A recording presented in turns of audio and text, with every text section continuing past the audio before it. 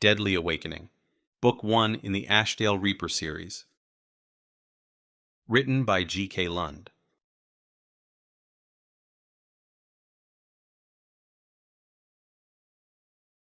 Chapter 1. I am always in the back of your mind. Do not ever doubt that I exist. You know you exist. And considering the inevitable outcome of it all, so do I. It is the natural way of things. Yes?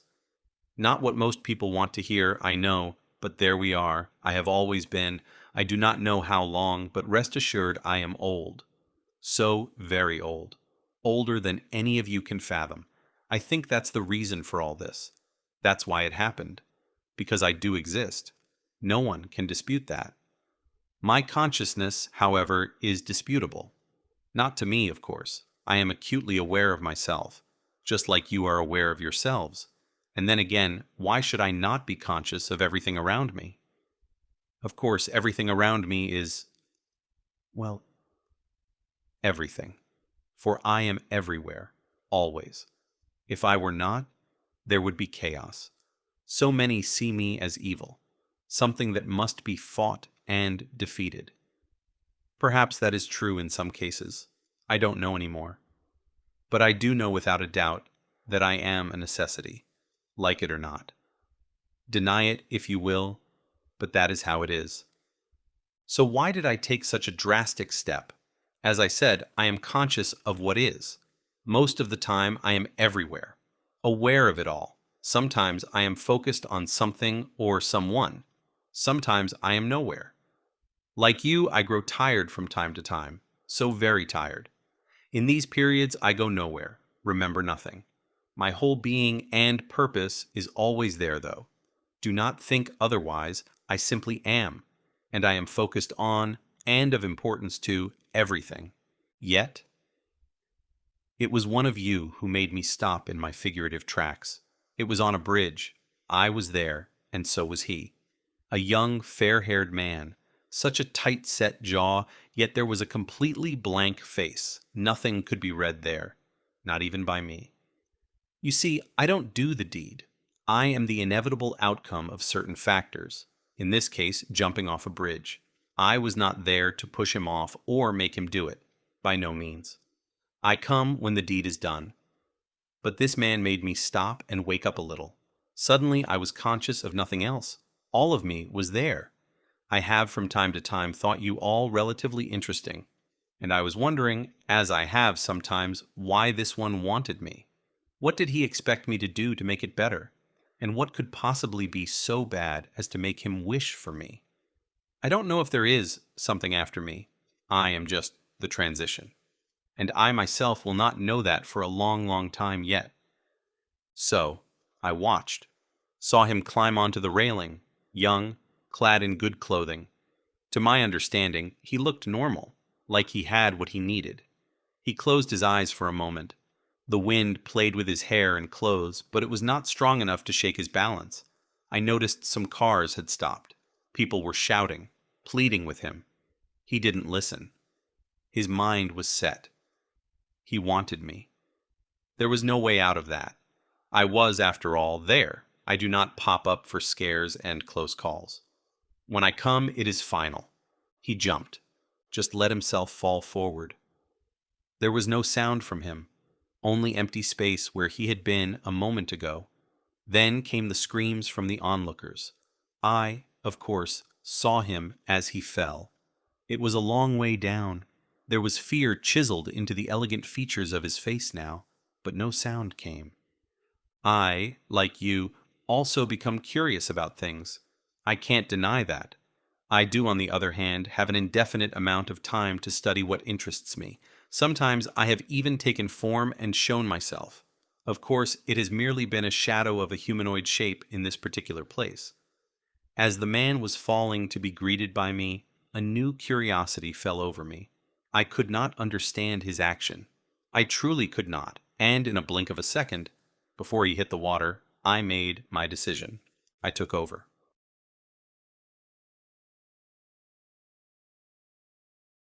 Chapter 2. The eyes opened. Air was drawn into the lungs. It burned. Not as much as everything else, though.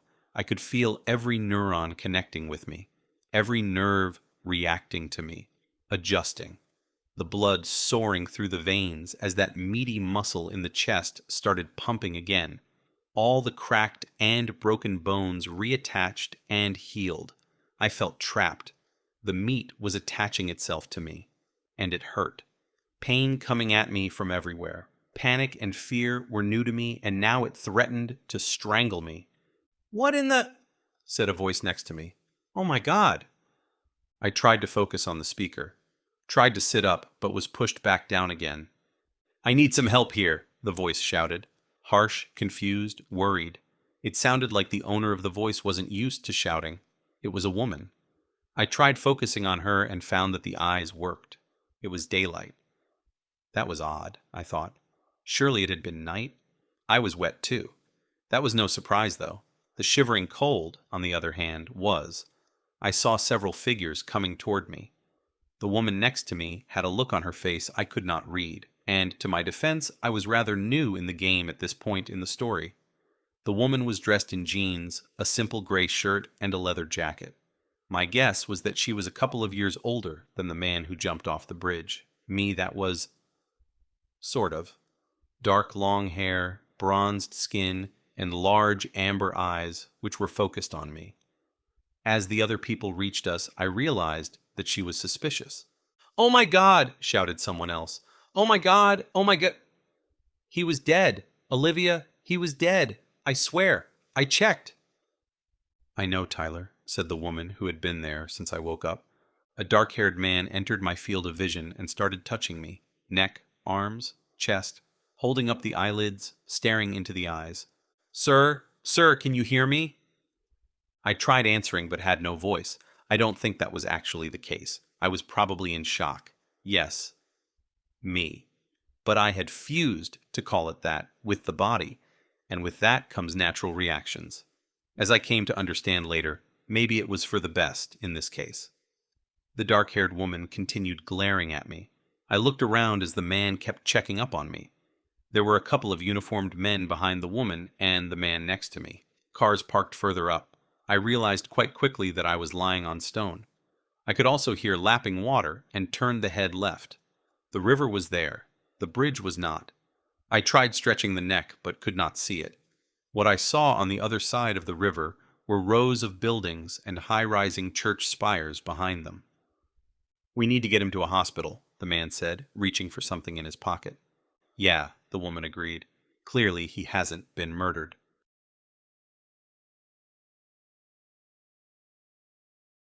Chapter 3. At some point between my first awakening and the hospital, I must have passed out again. That made me understand for the first time how fragile I was. Falling off a bridge and being shattered against the surface of a cold river does apparently take its toll on a body, even though it has healed. This time I woke up to find a woman, dressed in pink and comfortable clothes, crying at my bedside. I had no idea who she was, obviously, but found the gesture oddly comforting. As for myself, I was now dressed in something white and put in a bed. There was no pain caused by injuries, only the numbness I felt from interlocking with the body. It was truly a shock. I didn't realize this at the time, but as I had never been corporeal before, it was inevitable. The woman looked at me with such relief when she realized I had woken up. "Ben, oh Ben," she said, taking the left hand, holding it with a light grip as if afraid to hurt me. "I could hardly believe it when they brought you in. How do you feel?" At this point, I realized I actually had to say something. It was clear this woman knew this person. "Confused," I said, with an unused and hoarse voice, strained from not speaking for a while, which was apparently mine. "What happened?" I added. They did, of course, not know the truth, but I wanted to know why I was brought there. "You were found in the river, not far from Central Bridge," the woman answered, choking back tears. "Why? What did you do? What happened?"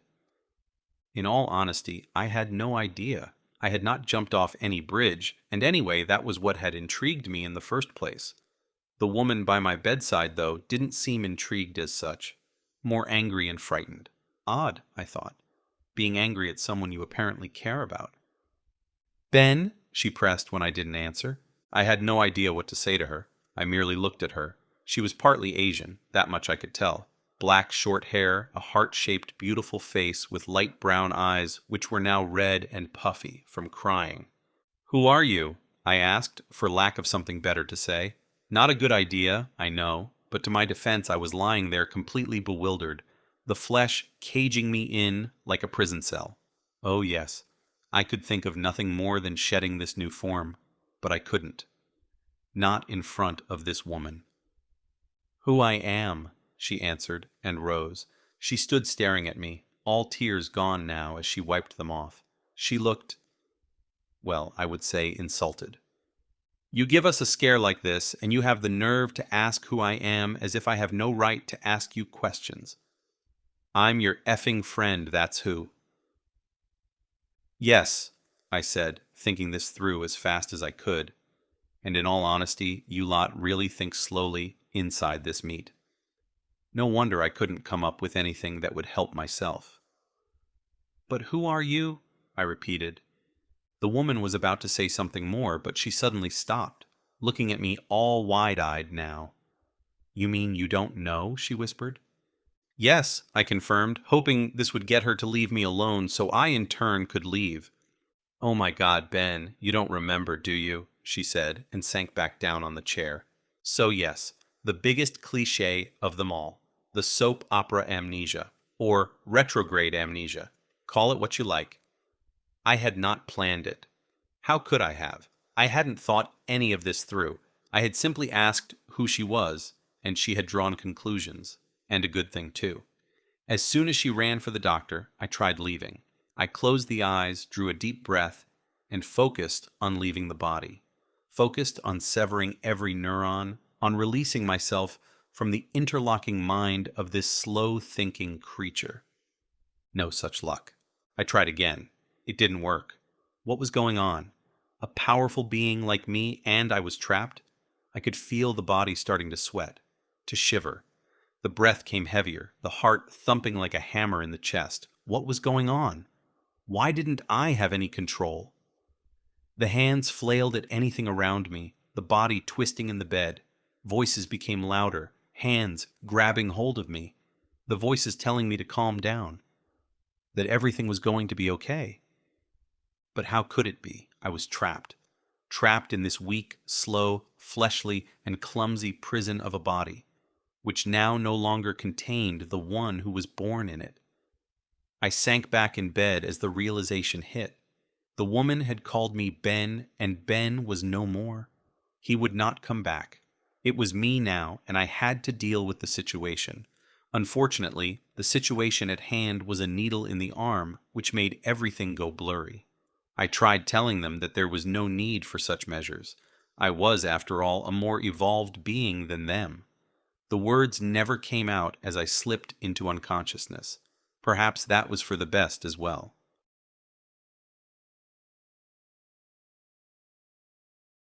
Chapter 4. Rose. Rose was the name of the woman dressed in pink who gave me a way to live as Ben without knowing anything about him. She was a nurse at the hospital, the only reason anyone there knew who I was. She had seen me by chance when I was brought in. Apparently, she had nothing more to do at work that day, though, because she didn't leave the room. At all. I am quite familiar with hospitals, in truth, and my impression is that there is always something to do for the people working there. But not for Nurse Rose. Oh no. She would not leave, and so I was stuck with her, at my bedside. I didn't know what to say. I did not know the woman, and clearly that was the problem. She had stopped crying, but seemed on the verge of tears all the time, fighting to keep them back. I closed the eyes and tried to leave again, focusing completely, slowing the breath and letting go of the fragile shell around me. But it was no use. I had the feeling of a veil covering the body, hindering me with an amazing weight that was keeping me inside. I sighed and opened the eyes. That seemed to worry her too. She sat up a little, but relaxed when she realized that I hadn't actually... What was it, she thought? I looked closer at her, but became none the wiser. Her eyes were red from crying. her lips pressed tight. She kept her eyes either on me or on the bed right in front of her. She seemed to be thinking hard, but of what I couldn't say. I did not get to ask either, since a different nurse came into the room. She had the same type of clothes on, only they were blue pants and a flower-patterned top. She exchanged some words with Rose, but it was the tray she was carrying that interested me. There was a smell coming from it, and it was appealing to the nose. The nurse pulled a small table that was attached to the bed in front of me and put the tray down on top of it. She then lifted the lid off, and I became so entranced by the contents that I never heard her leave. It was food, warm food. Now, it's not like I didn't know what the stuff was. I know so many things, far beyond what any of you will ever know, not to be offensive, but I had never ever tasted food.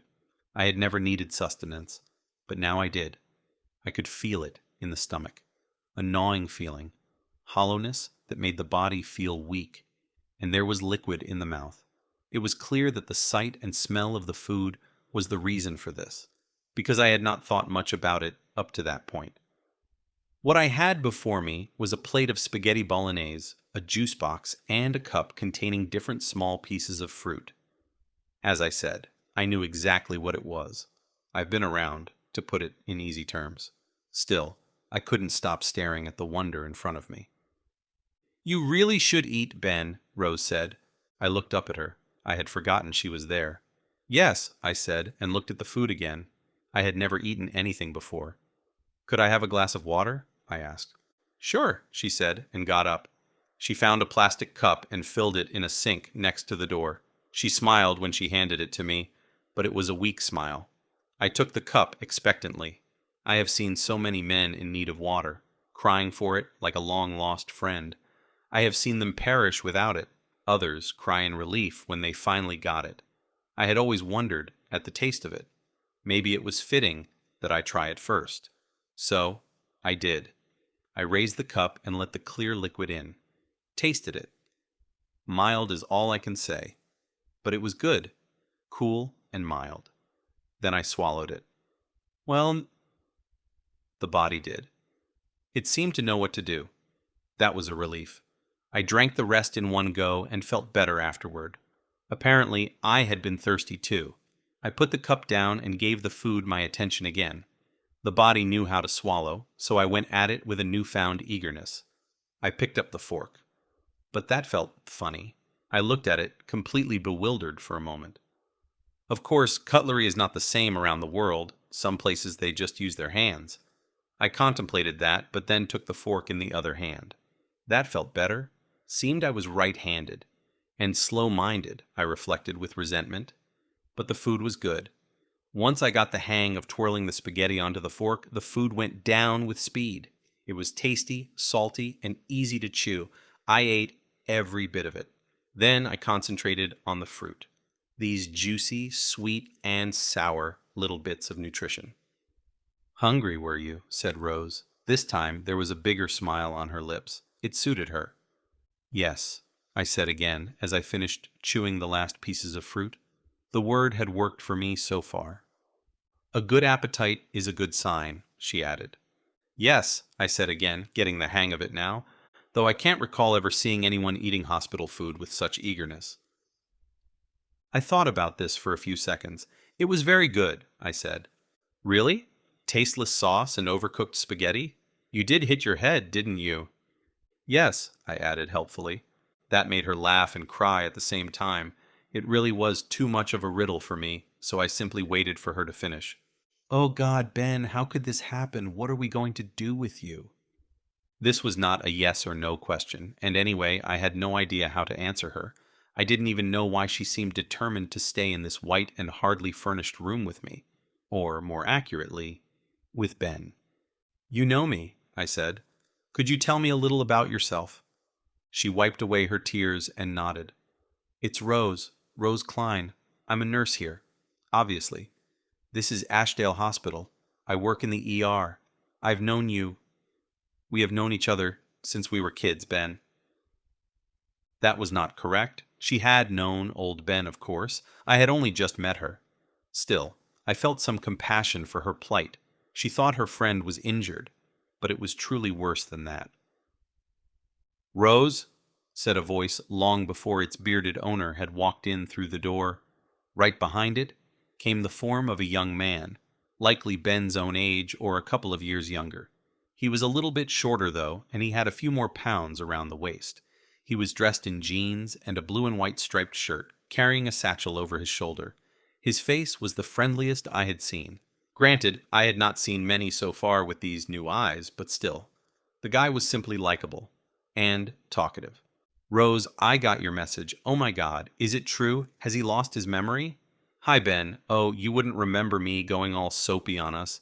Seriously, can something like this really happen? I mean, amnesia? For real?" I blinked. "Is that my name then, Soapy?" "No," Rose sighed. "Don't listen to him. This is Peter, my brother." "Hi," Peter ventured, and gave a half-hearted wave in case I would confuse him with the other and invisible man in the room.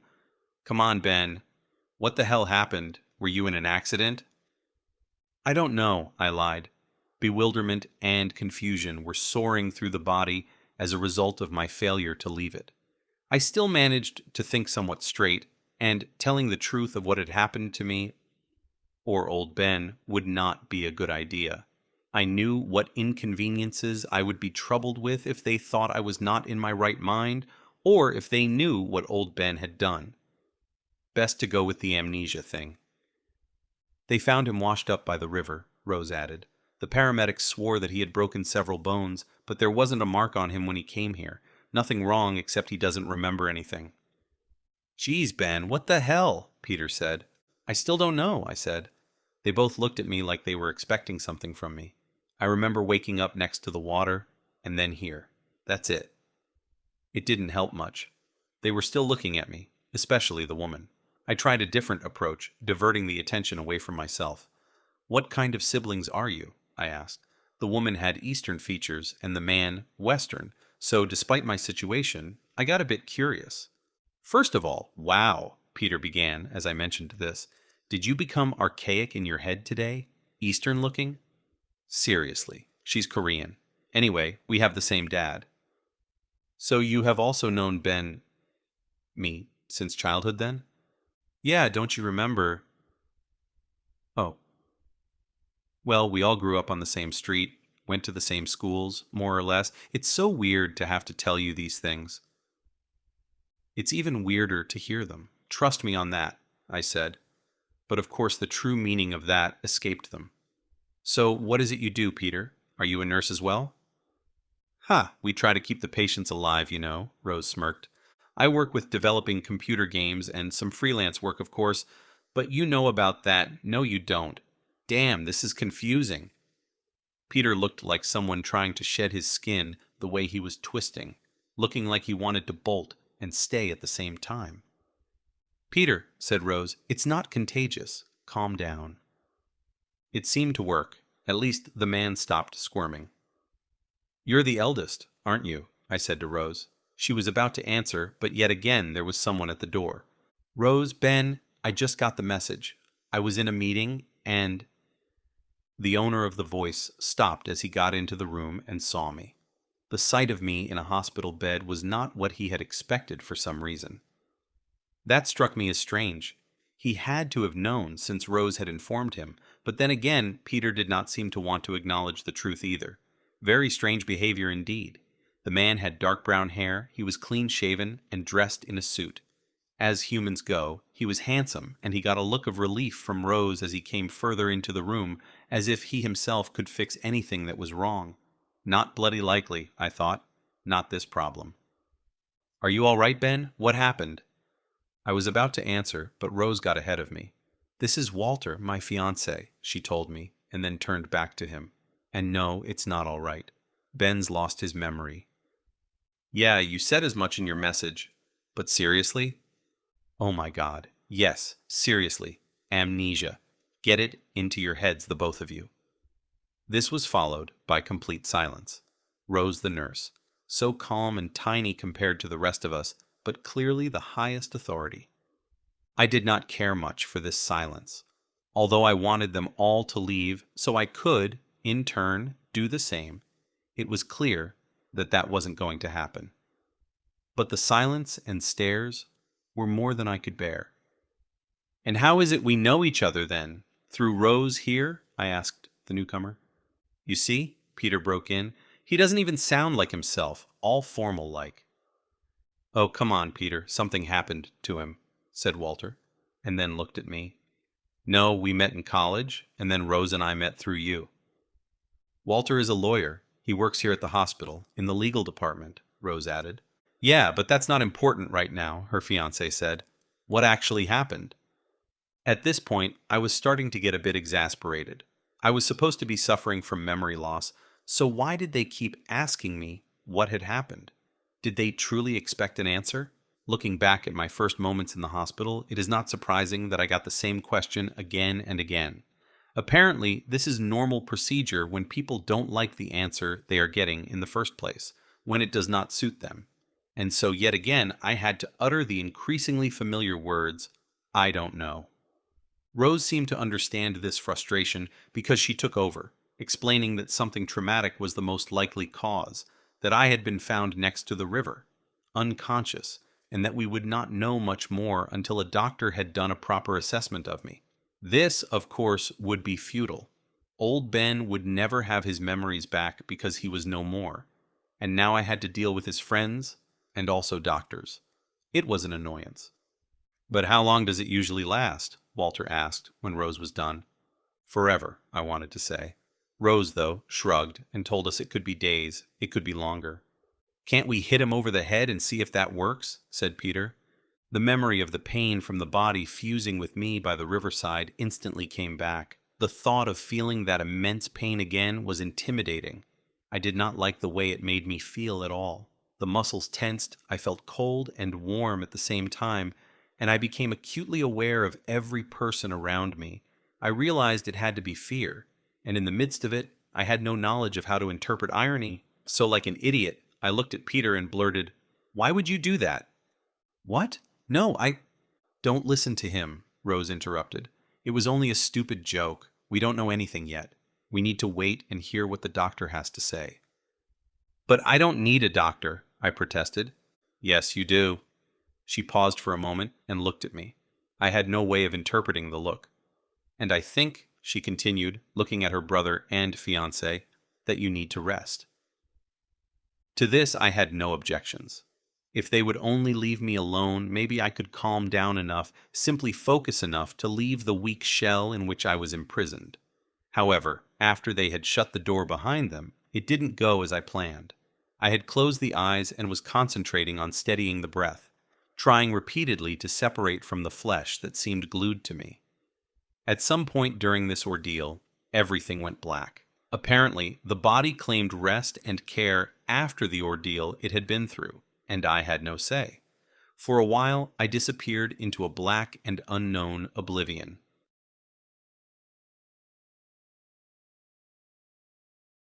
Chapter 5. It turned out to be sleep, of course. So far, I had only passed out or been drugged. Normal sleep took me by surprise. It was a strange sensation waking up. It happened slow, with a lingering drowsiness that I had to blink away. I knew what sleep was, but the experience was startling. How could it be that it didn't throw people into a panic? Disappearing for so long, having no control over the body. It was disturbing. I was, however, not given too much time to think about it. There were voices in the room. I looked around and saw Rose and Walter standing by the door, talking in low voices so as not to wake me. "Have happened?" I heard Walter saying. "That's not what worries me most right now." He seems so completely, I don't know, irregular. "Yeah, but isn't that normal?" "He lost his memory. It's only natural that he acts differently." "Listen, Walter, I have seen a couple of cases like this before, and something's amiss. He didn't panic. He didn't even seem worried. He hasn't asked anything about himself. That's what they do, you know. When they don't know who they are, there's nothing they want more than to find out." "But haven't you and Peter Pan Been force-feeding him information about himself? Besides, we don't know what happened to him. Even if he doesn't remember the trauma, it doesn't mean he's not traumatized, does it? Maybe he's still in shock. I guess you're right, but... Oh God, Walter, he didn't even remember that he's right-handed. She started crying again, but this time she was pulled into her fiancé's embrace for comfort. This should probably have touched me, but I must admit that I didn't really care. I was more interested in where her brother had gone since he was the one suggesting hitting me in the head. I didn't get to ask them, however, as there came a knock at the door. Walter let go of Rose and opened it. A familiar voice said, "I'm looking for a..." And then there was some rustling of papers. A Benjamin Reed. I sat up a little at this, drawing the attention of both Rose and Walter. "He's here," said Walter, "but he's not well. Who are you?" "Detective Jones," said the voice. "I need to ask him some questions." "Surely you can do that later. As I told you, he's not well.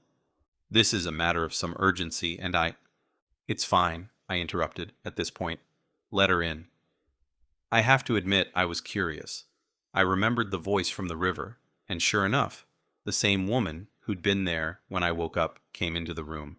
I still had no idea how to interpret her look, but it made me uncomfortable for some reason, like I had done something I shouldn't. When she didn't say anything, I decided to break the silence.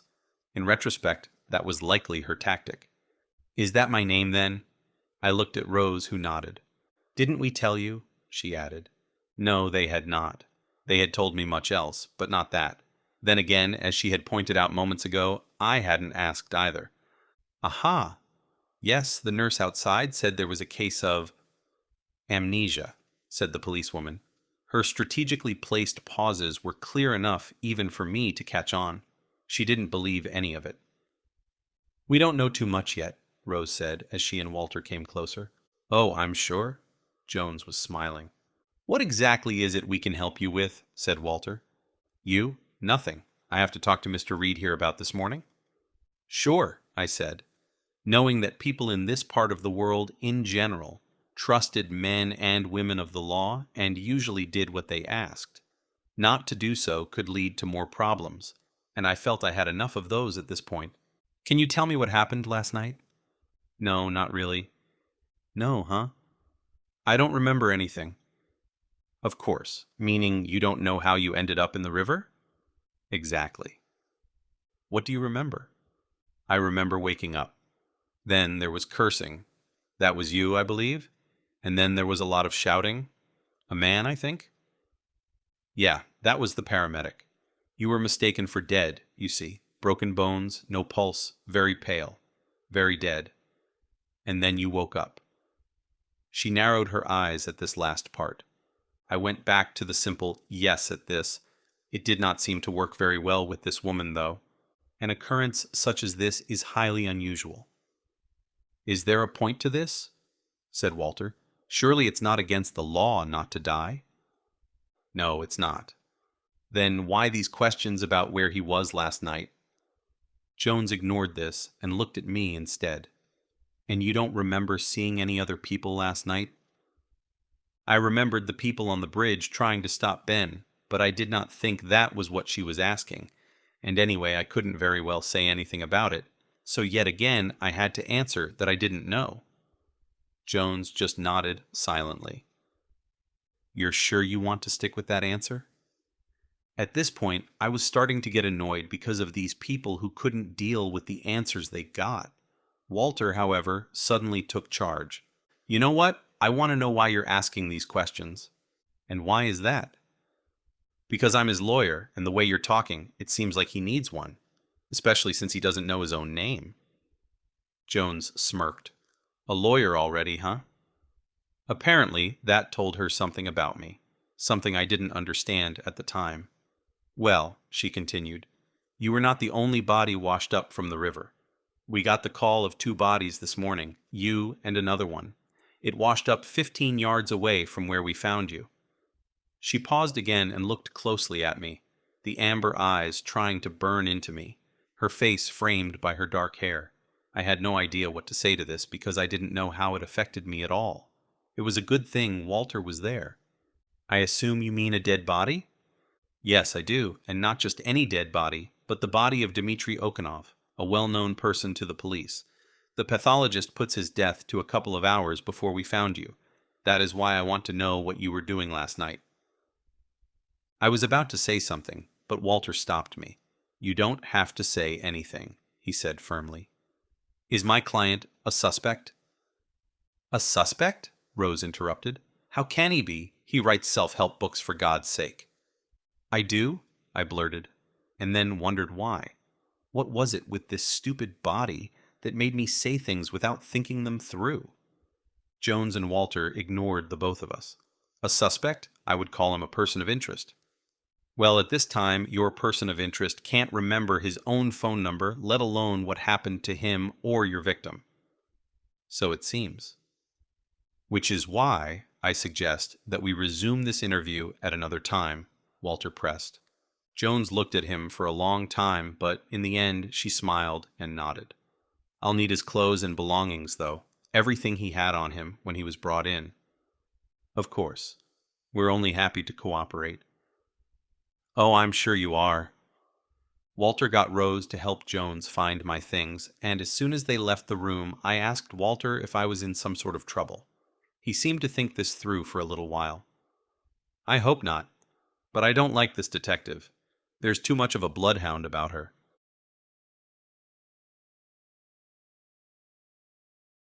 Chapter 6. The next 2 days went by.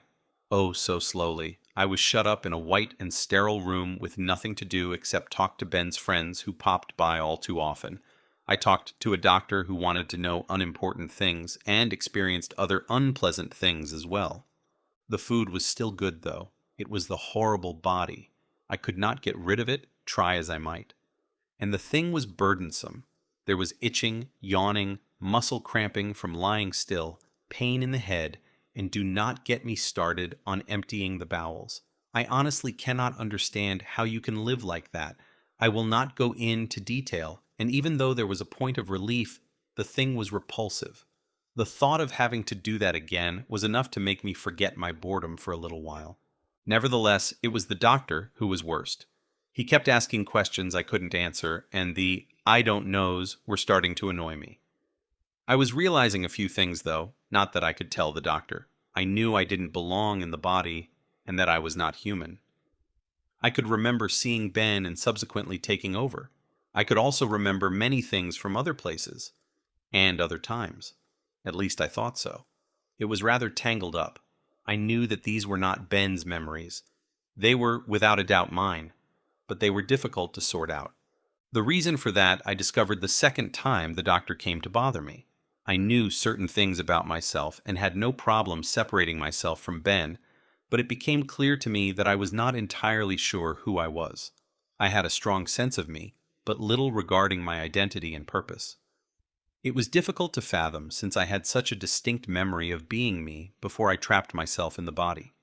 I was something different from the people around me, older as well. I was in no doubt about that. When realizing this, it also dawned on me that I did actually have some form of memory loss. It was not a complete lie. Was that what had been hindering my escape from the body? It seemed like as good an explanation as any other. It was therefore that I decided that I had to get my memory back. I also informed the doctor of this. Not the actual reason, of course, but at least he became a bit more bearable afterward. Apparently, I had said something he wanted me to. It did not matter much to me. I was stuck there with little to do. There were always people watching over me. The need to leave was strong, and so on the second evening of my stay at the hospital, I got out of bed and left the room. Peter had brought me some clothes so I could wear something other than the hospital gown, and so it was that I took a stroll in the hospital corridors wearing a t-shirt and pajama bottoms. It didn't seem to matter that the sun was going down outside. The corridors were bustling with life. I could see other patients, but for the most part, there were hospital employees dressed in their uniform scrubs, roaming around on different errands. No one seemed to pay me any attention. With no visible disease or injury, I didn't look like anyone who needed any either. As I kept moving between people and past different rooms, it occurred to me that I didn't know where exactly in the hospital I was. I hadn't asked. It was this lack of interest in myself, that is to say, Ben, that the doctor and Rose didn't like. What did strike me on a positive note was how familiar my surroundings seemed. I knew I was accustomed to hospitals, like I had entered them more times than anyone could count. Why? I knew I had not been a doctor. I was not human, after all. But why was I needed in hospitals? I knew I had to remember something. It was important. But to remember, I had to know who I was. How else could I know what I wanted?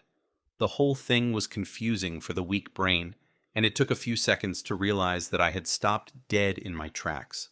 I was standing right outside a patient room, and I knew, like I knew I didn't belong in the body I was wearing, that I had to go in there. It was a strange sensation. I had been experiencing so many of those since I woke up by the river, but this was very different. It had nothing to do with the body and everything to do with me. I had to go into the room because I was supposed to be there. It manifested as this prickling sensation on the back of the neck and in the already hurting head, steering me in the right direction. I even had a hand on the doorknob before coming to this realization. No need to knock. I opened the door slowly and with no sound and entered. It was a room much like the one they had put me in. I turned the eyes toward the bed where a little old lady lay staring back at me. She didn't seem particularly surprised by the fact that a stranger had entered her room. She had such a wrinkly face, lined by experiences of a long life. She was terribly thin as well. I could see the bones under her pale skin. It was her eyes that drew attention, though. They were striking and gave a hint of beauty during youth. She just kept staring. For a moment, it made me uncomfortable. It was the silence again. Then she blinked and smiled at me. "There you are," she said with such relief. "I've been waiting so long." I had no idea who she thought I was. A grandson? Before I could ask, though, her frail body suddenly convulsed, her eyes rolling back in her head, before she slumped down on the bed. I stood there, slack-jawed, and staring at the old thing that was suddenly empty. I barely registered the alarm and people running in a few moments afterward. They were milling around the bed, trying to help the woman. It didn't take long before one of the nurses started leading me to the door, telling me to get out. Through all the noise from the room, I could hear the body's voice asking what was going on. "She's had a stroke," the nurse said, before she went back into the room and shut the door. I remained on the outside, the body struggling to draw breath with ease for some reason. "Scaring old ladies as well?" asked a now familiar voice behind me.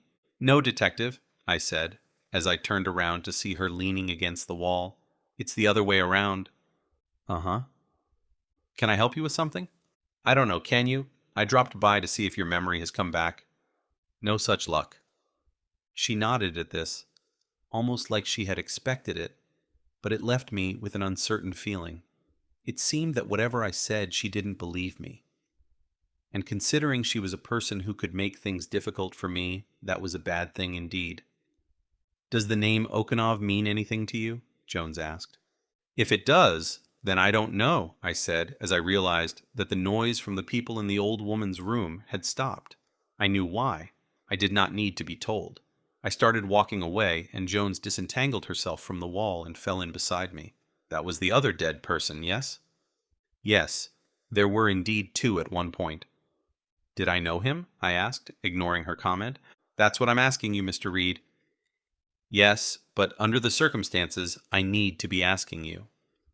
Through the corner of the left eye, I could see her watching me. "I'm trying to find out," she finally said, as a nurse whirled around us on her own secret errand. "When you do, please let me know," I said, and turned right around a corner and sped up so much that there was no misunderstanding the conversation was over. If she had more to say, she had to follow me, which she surely had done to the old woman's room. That fact was, as so many other things, troubling. She didn't come running, though, and so I could at least return to my room alone and be in peace for a little while.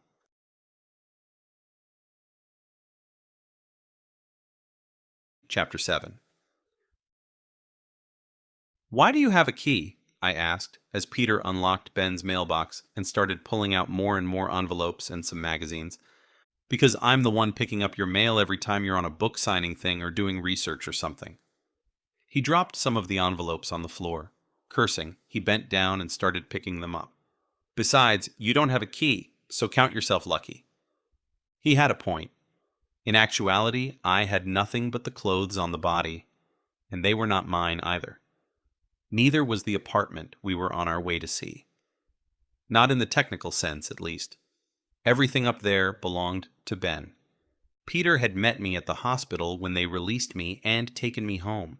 He and his sister had wanted me to stay with either him or her, but I had kindly yet decisively refused this. It was better I stayed alone in order to figure this mess out. So I had followed Peter to Harrow, one of the 5 major districts in Ashdale, where old Ben lived in one of the apartment buildings. For God's sake, why do all these loonies write to you? Don't they know about email? Loonies? I said, looking down at him as he picked up the last letter. Yeah, people who want you to... Ben! Oh, Ben! A shrill voice interrupted. Thank God you're safe. I was so very sure you were not. I barely had time to register Peter rolling his eyes before turning around and seeing the most astonishing woman I had met so far. She was a little shorter than the body I was in, 10, 15 years older, and with a high-strung energy. She had a mop of raven-black hair with a few dark red stripes in it. The makeup around her eyes was thick and pitch black. Her garments, what other word could there be, were billowing around her in bright red colors. Her glasses were the only serious-looking thing on her. I was staring at this apparition as she seemed to float toward me. I have not seen you in a while, she announced, and grabbed the hands. Were you traveling? Because you always tell me when you are. I do? Of course, silly. I looked back at Peter, who had now risen with all the mail in his hands. Why is she calling me silly? I asked. Peter shook his head. Never mind. He cleared his throat. Ben, this is Sophie, also known as Elena Kiselev, the seer of Saka. The... what? What? She echoed, also looking at Peter now. She's a psychic, Peter explained. Oh, I said, then added a yes for good measure. What is going on? The woman's voice was softer at this confusion. Ben was in some sort of an accident and lost his memory. Her eyes widened a bit at this, and she squeezed the hands. I knew something was wrong. I simply knew it. Considering she had not known anything 2 seconds ago, I doubted this. You must come for a reading. You simply must. Perhaps the spirits will tell us what happened. Who? That will have to be later, Peter interrupted.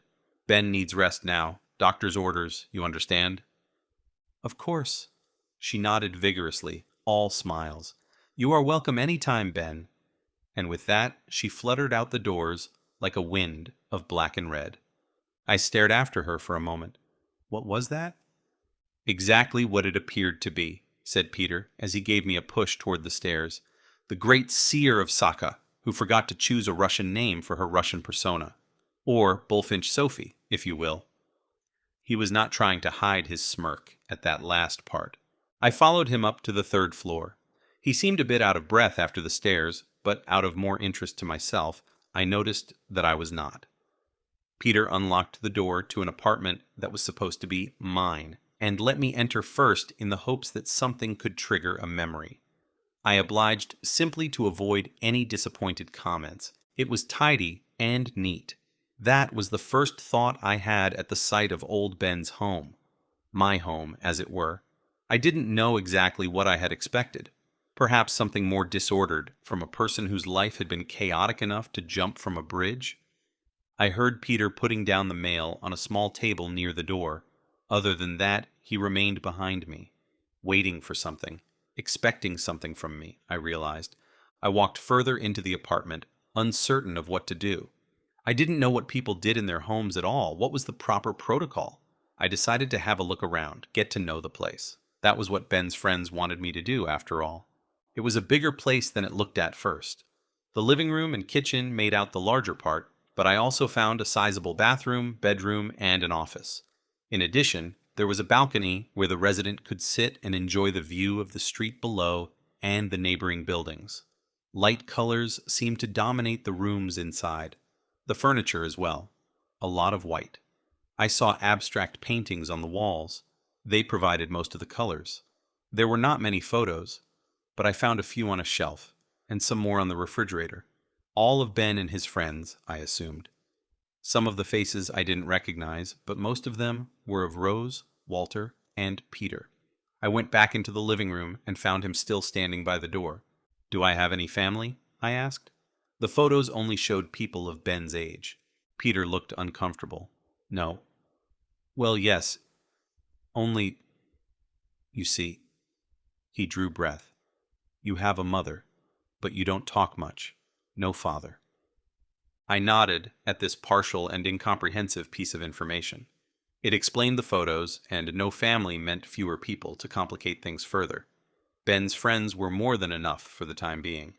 "This is a nice place, isn't it?" I said, and headed for the couch. Yeah." Peter seemed confused by the sudden change of topic. He asked if I wanted a drink and headed for the kitchen. I barely heard myself say yes, because at this point I had noticed some interesting things on the living room table. Ben's wallet, cell phone, a list of words I did not understand, and a letter addressed to whom it may concern.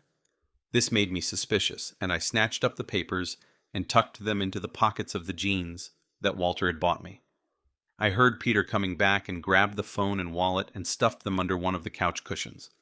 "Water or soda?" he asked, and tossed me a water bottle when I replied. The head was still hurting, and I hoped it would help. I had thought it a bit odd that though the rest of the body had healed, the head would not give in. A lot had happened, and I hoped it would work itself out. "So, how could I afford this?" I asked Peter, who was gulping down some black fluid. "Didn't we tell you?" he said. "The books? The loonies? Like the one we met downstairs?" That made him snort soda back into the can. "No, not her," he said, placing the can on the table. Then he got up and went over to a bookcase where he found several books that he brought back to me. I looked at them. Recognized Ben's name, of course, but that was all I understood. 10 Simple Rules to Improve Your Life. The Amazing Power of Our Brain. Life, a Riddle. Really? I wrote these? Uh-huh. Very popular, too. At least your last 4 books. I started, thinking of how not to seem uninterested in old Ben's life. Do I believe in this myself? That got a smile from him. About 60%, I'd say. The rest is business. "So this is what Ben does," I said, looking with calmness at the books strewn over the table. There were 8 of them. "What does the J stand for?" "The books were written by Ben J. Reed." Peter shook his head. "Nothing. Just, you freelance for Current magazine from time to time," he added instead. I had no idea what that was, and therefore only nodded. Old Ben was some sort of reporter. That didn't help me at all.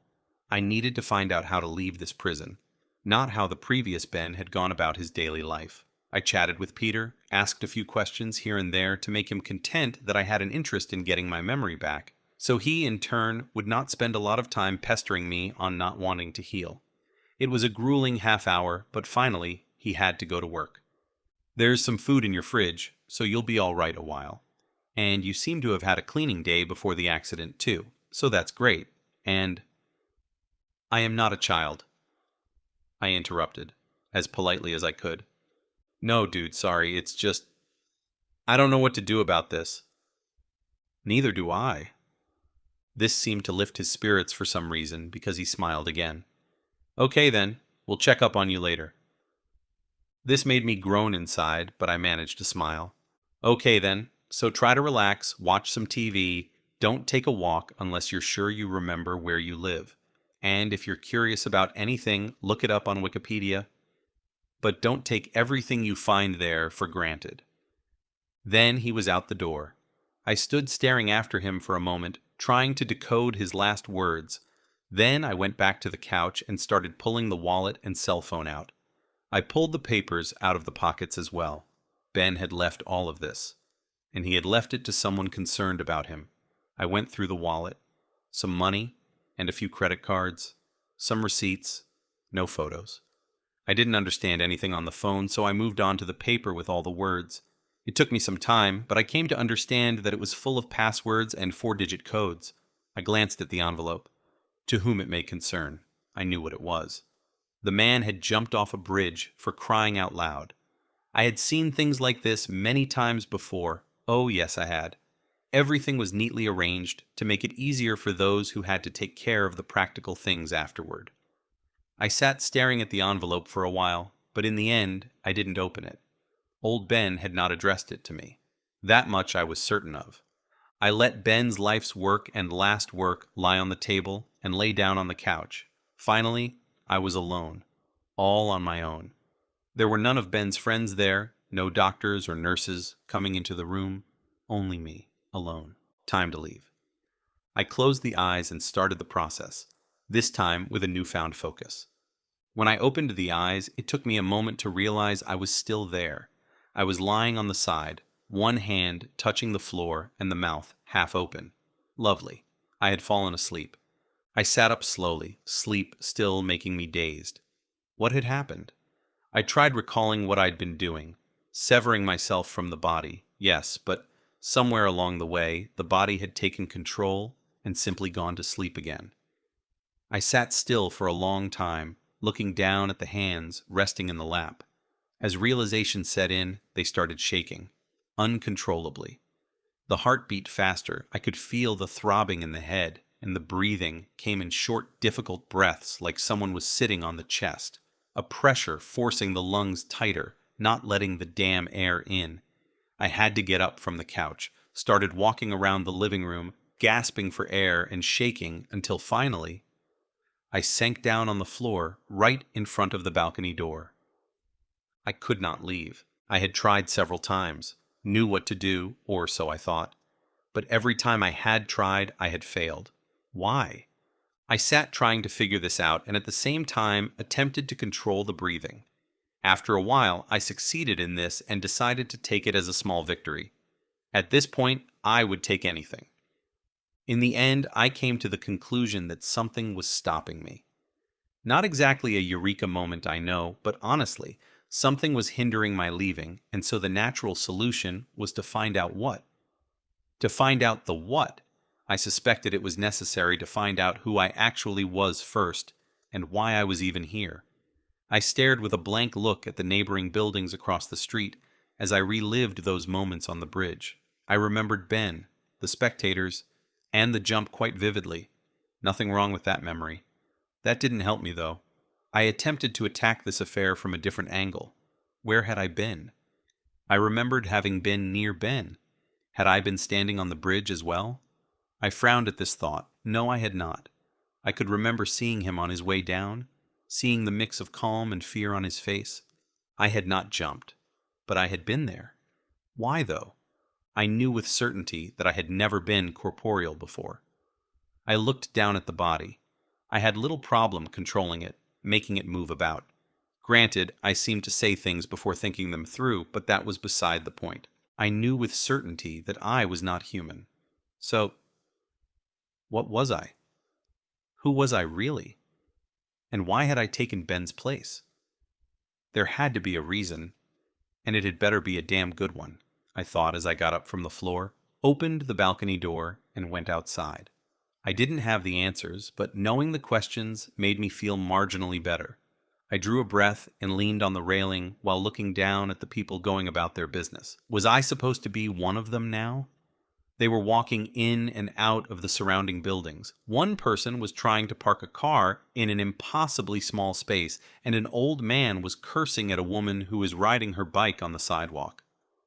By the bus stop further down the street, a woman with a child in tow was running toward and missing a bus that drove off with no regard for her yelling. Most of the people, though, seemed focused on entering a small shop of some kind on the corner of the street. The ones who came out carried cups. I straightened up at the sight and decided to do as them. I had to, if I was going to be one of them.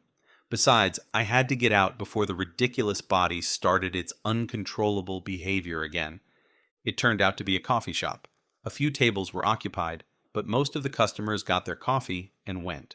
Since eating and drinking was the only thing I liked about the body, I wanted to try some. "What can I get you?" a stressed barista asked as she finally got around to me. Coffee?" "You're going to have to be more specific. Regular, decaf, espresso, cappuccino, latte," she said, looking expectantly at me. I blinked. I said, eloquent as ever. "Regular? Would that be the normal kind?" This time she blinked. "Are you, unfamiliar with coffee?" she asked, with a strange look on her face. "Pretty much, yes." She blinked again. "I lost my memory," I volunteered, hoping this would speed things up. "I don't know what I like, including coffee."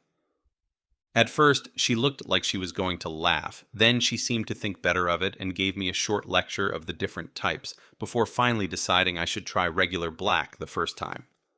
I gratefully accepted the cup I now felt I had been waiting ages for. Ah, the smell. The rich aroma. I knew instantly that this was something I liked, and the first taste confirmed it. Even before I had finished the cup, I ordered another one, and with the barista's best wishes for a healthy recovery following me outside, I walked back to the apartment feeling a little better. It was not until half an hour after I got back in that I realized the pounding headache I'd had since waking up in the hospital was gone.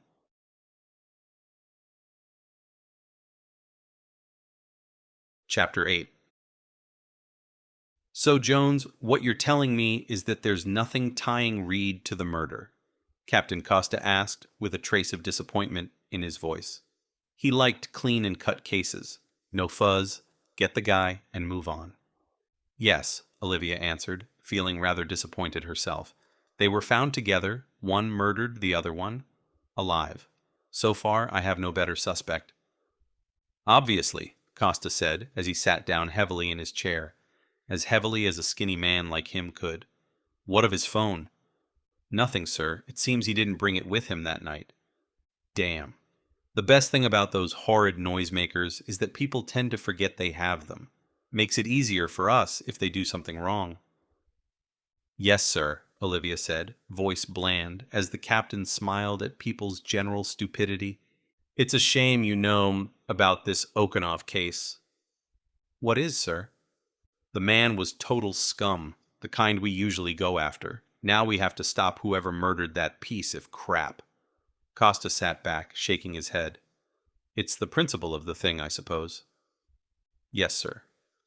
Principles were what had made them both end up in Ashdale. Costa, because he knew the mayor and the head of WGI. Always a good thing in this city. And she had Costa on her side. That had helped a little. "Might be that the guy who killed Okanov needs stopping." Costa nodded. "Very well, Jones. Keep me posted." And with that, the briefing was over. Olivia left her boss's office and found her own desk, where she sank down into the chair. She started looking through the files of her other cases, but found her thoughts tracking back to the Okanov murder. Of all her open cases, this one simply irked her. Something didn't add up. She had seen Reed before he woke up, and the man had looked anything but alive. All broken bones, scrapes, and skin pale as death. What had happened between those two? An argument? A fight? For Okanov to die, it had to have been bad. But how bad could it get with a self-help book writer? The man had no priors, nothing, a model citizen, on paper at least. But Olivia knew from experience that that didn't have to mean anything, particularly when a man like Dmitry Okanov was involved. She grabbed the report from the techs again. The fourth time that day. No electronic traces. Why hadn't Reed brought his cell phone with him? He had not worn exercise clothes when they found him by the river, so he had not left the phone to take a run. There hadn't been any valuables among his things either.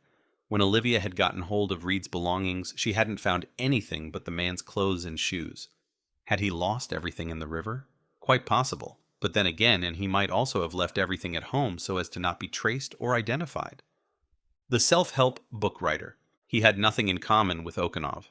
Reed lived in Harrow, which he could afford with his various incomes. Central Bridge connected Harrow with North Water, and the two bodies had been found in Harrow, almost washed down to Fairview.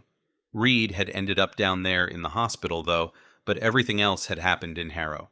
Okanov didn't live there.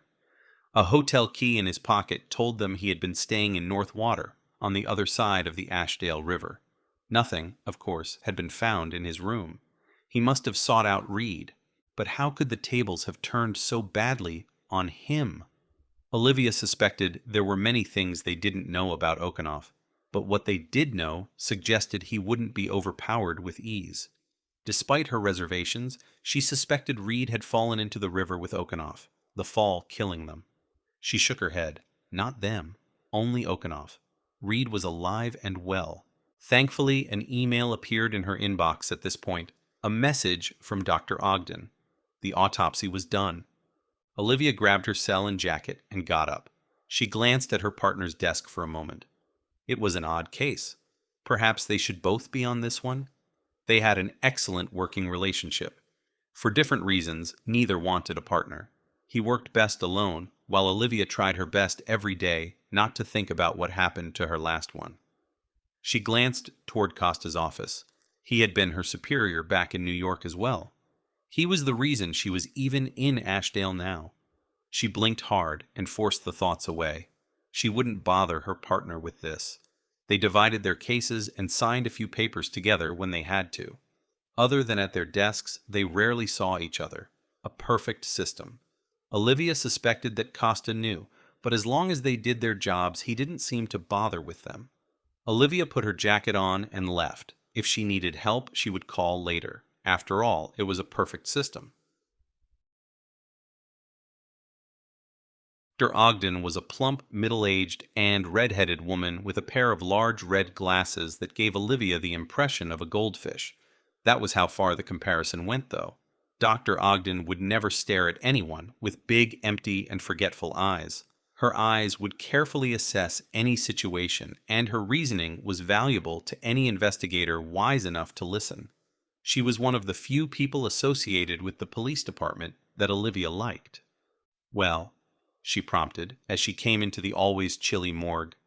The body of Dmitri Okanoff lay on the nearest slab, pale and sunken. Drier than the last time Olivia had seen him, though.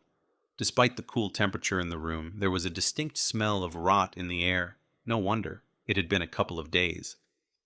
"Is that any way to greet your favorite pathologist?" Dr. Ogden answered her. "My favorite pathologist who keeps me waiting too long?" "What can I say?" she said as she shrugged her round shoulders. "Many people have died. That makes me very popular, but sadly the deceased forgot to clear their passing with you and your schedule." "Don't make me dream of an impossible world that would make my job easier," Olivia replied as she walked closer to the slab with Okanoff's body. "In your preliminary report, you put the time of death to a couple of hours before we found him, and you suspected he didn't drown." "Yes, and I was halfway right, too." "Halfway?" Dr. Ogden put on a pair of latex gloves and came over to the body. "I put the time of death between midnight and 6 a.m., and he did drown. There was water in his lungs.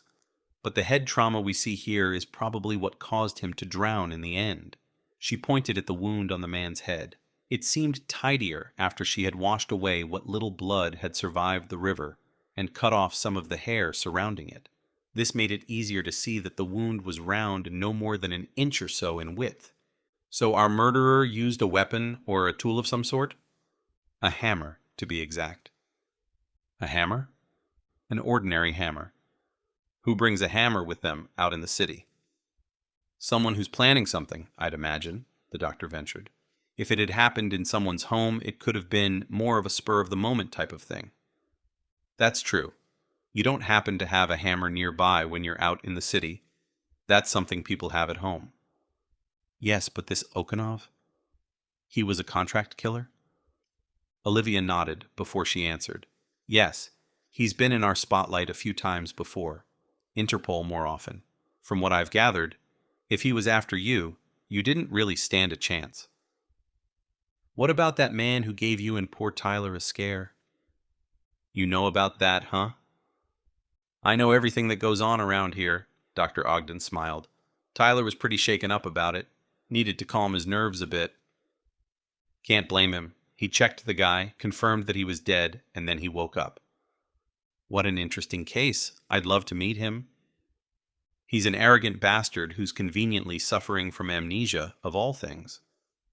You think everyone's an idiot, dear, but how interesting. More like annoying. Dr. Ogden sighed. I wonder if the cold water might explain something. I don't know, but I saw him, and he looked anything but alive. Bones twisted, pallid skin. He wasn't breathing. It doesn't really matter, though. He's the only witness I have. And possibly guilty of the crime. The fact that he's alive either simplifies or complicates everything. Perhaps, but you might get a more elaborate tale from the living, says the doctor who deals in fatalities. I do, and what this fatality tells me isn't much. She lifted Okanoff's left arm. As you can see, there are defensive wounds on his arms, as the hammer hit him here as well, but the abrasions on his knuckles show that he was not a passive participant in this attack.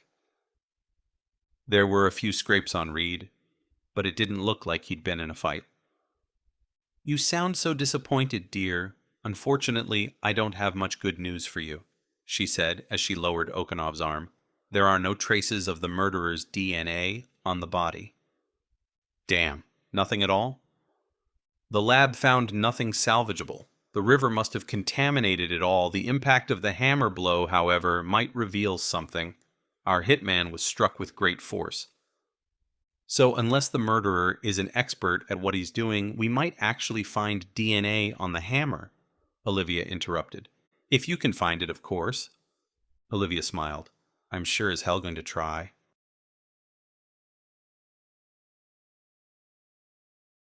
Chapter 9. The infernal knocking on the door was so determined that it pulled me out of the body's sleep state. I staggered into the living room where the legs seemed to wake up and work better. I glanced over at the couch where Walter lay twisting, trying to sleep despite the noise. Apparently, old Ben's friends thought I shouldn't be alone for too long, so they were now functioning as babysitters, taking shifts. Unfortunately, I seemed to be the baby. I reached the door, unlocked it, and wrenched it open. What anger I had felt at this obtrusive awakening was eviscerated when I found myself face to face with that overly suspicious detective again. The woman was smiling as well. That could not be a good thing.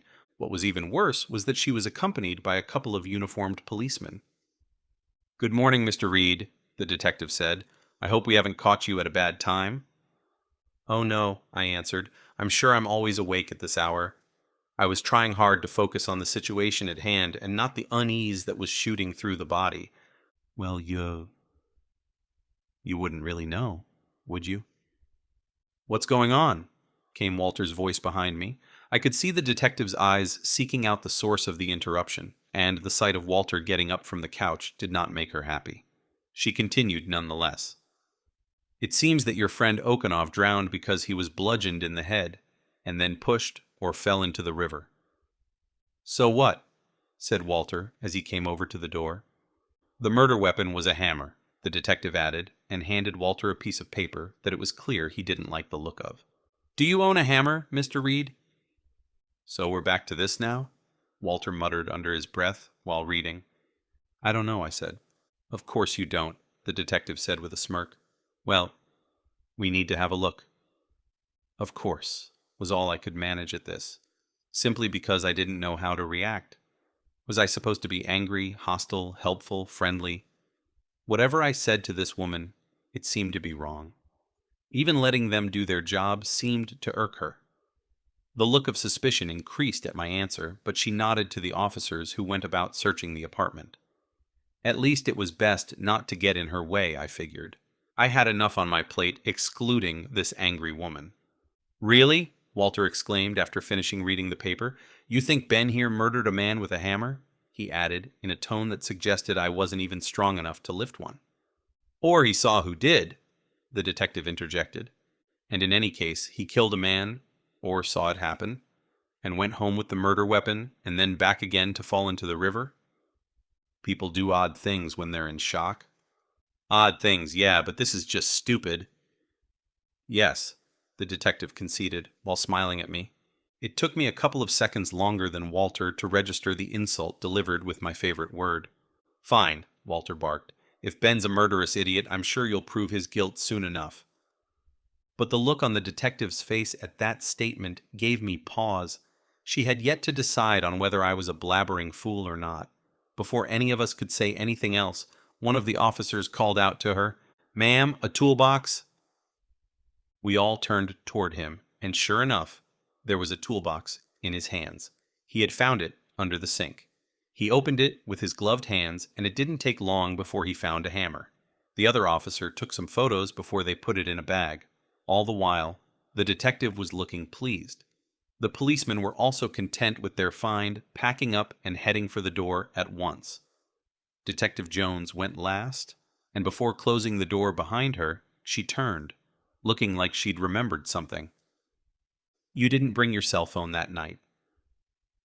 At this point, I realized that any comments and questions regarding my doings in this world from that particular woman were not in my best interest. Still, I didn't understand the underlying peril in her words, so I answered honestly, "No, I found it here when I came back from the hospital." She nodded. "Yeah, that's convenient." And then she left. "Why is that convenient?" I asked Walter as we both stared at the closed door. "Because they can't trace your movements electronically." I sighed inside the body. Electronic traces. My existence had certainly changed. Very well. So why does it seem like this is bad news? Because to her it looks like the phone was left behind on purpose, and while they can't prove any guilt on your part, you can't prove your innocence either. Do you think there is a possibility that I did this? I asked. I was certain that my washing up next to a dead body was a coincidence, but there was, of course, a chance that old Ben had been involved. Perhaps that was why he jumped? In that case, it had all been planned. Why else would he have left his things at home? "God, no," Walter exclaimed. "You wouldn't hurt a fly, Ben. Whatever happened to you, you didn't take a hammer with you to kill a man none of us have ever heard of." He smiled, reassuringly, I assumed, and headed for the kitchen. "Coffee?" "Yes." I smiled with an uplifted mood and followed.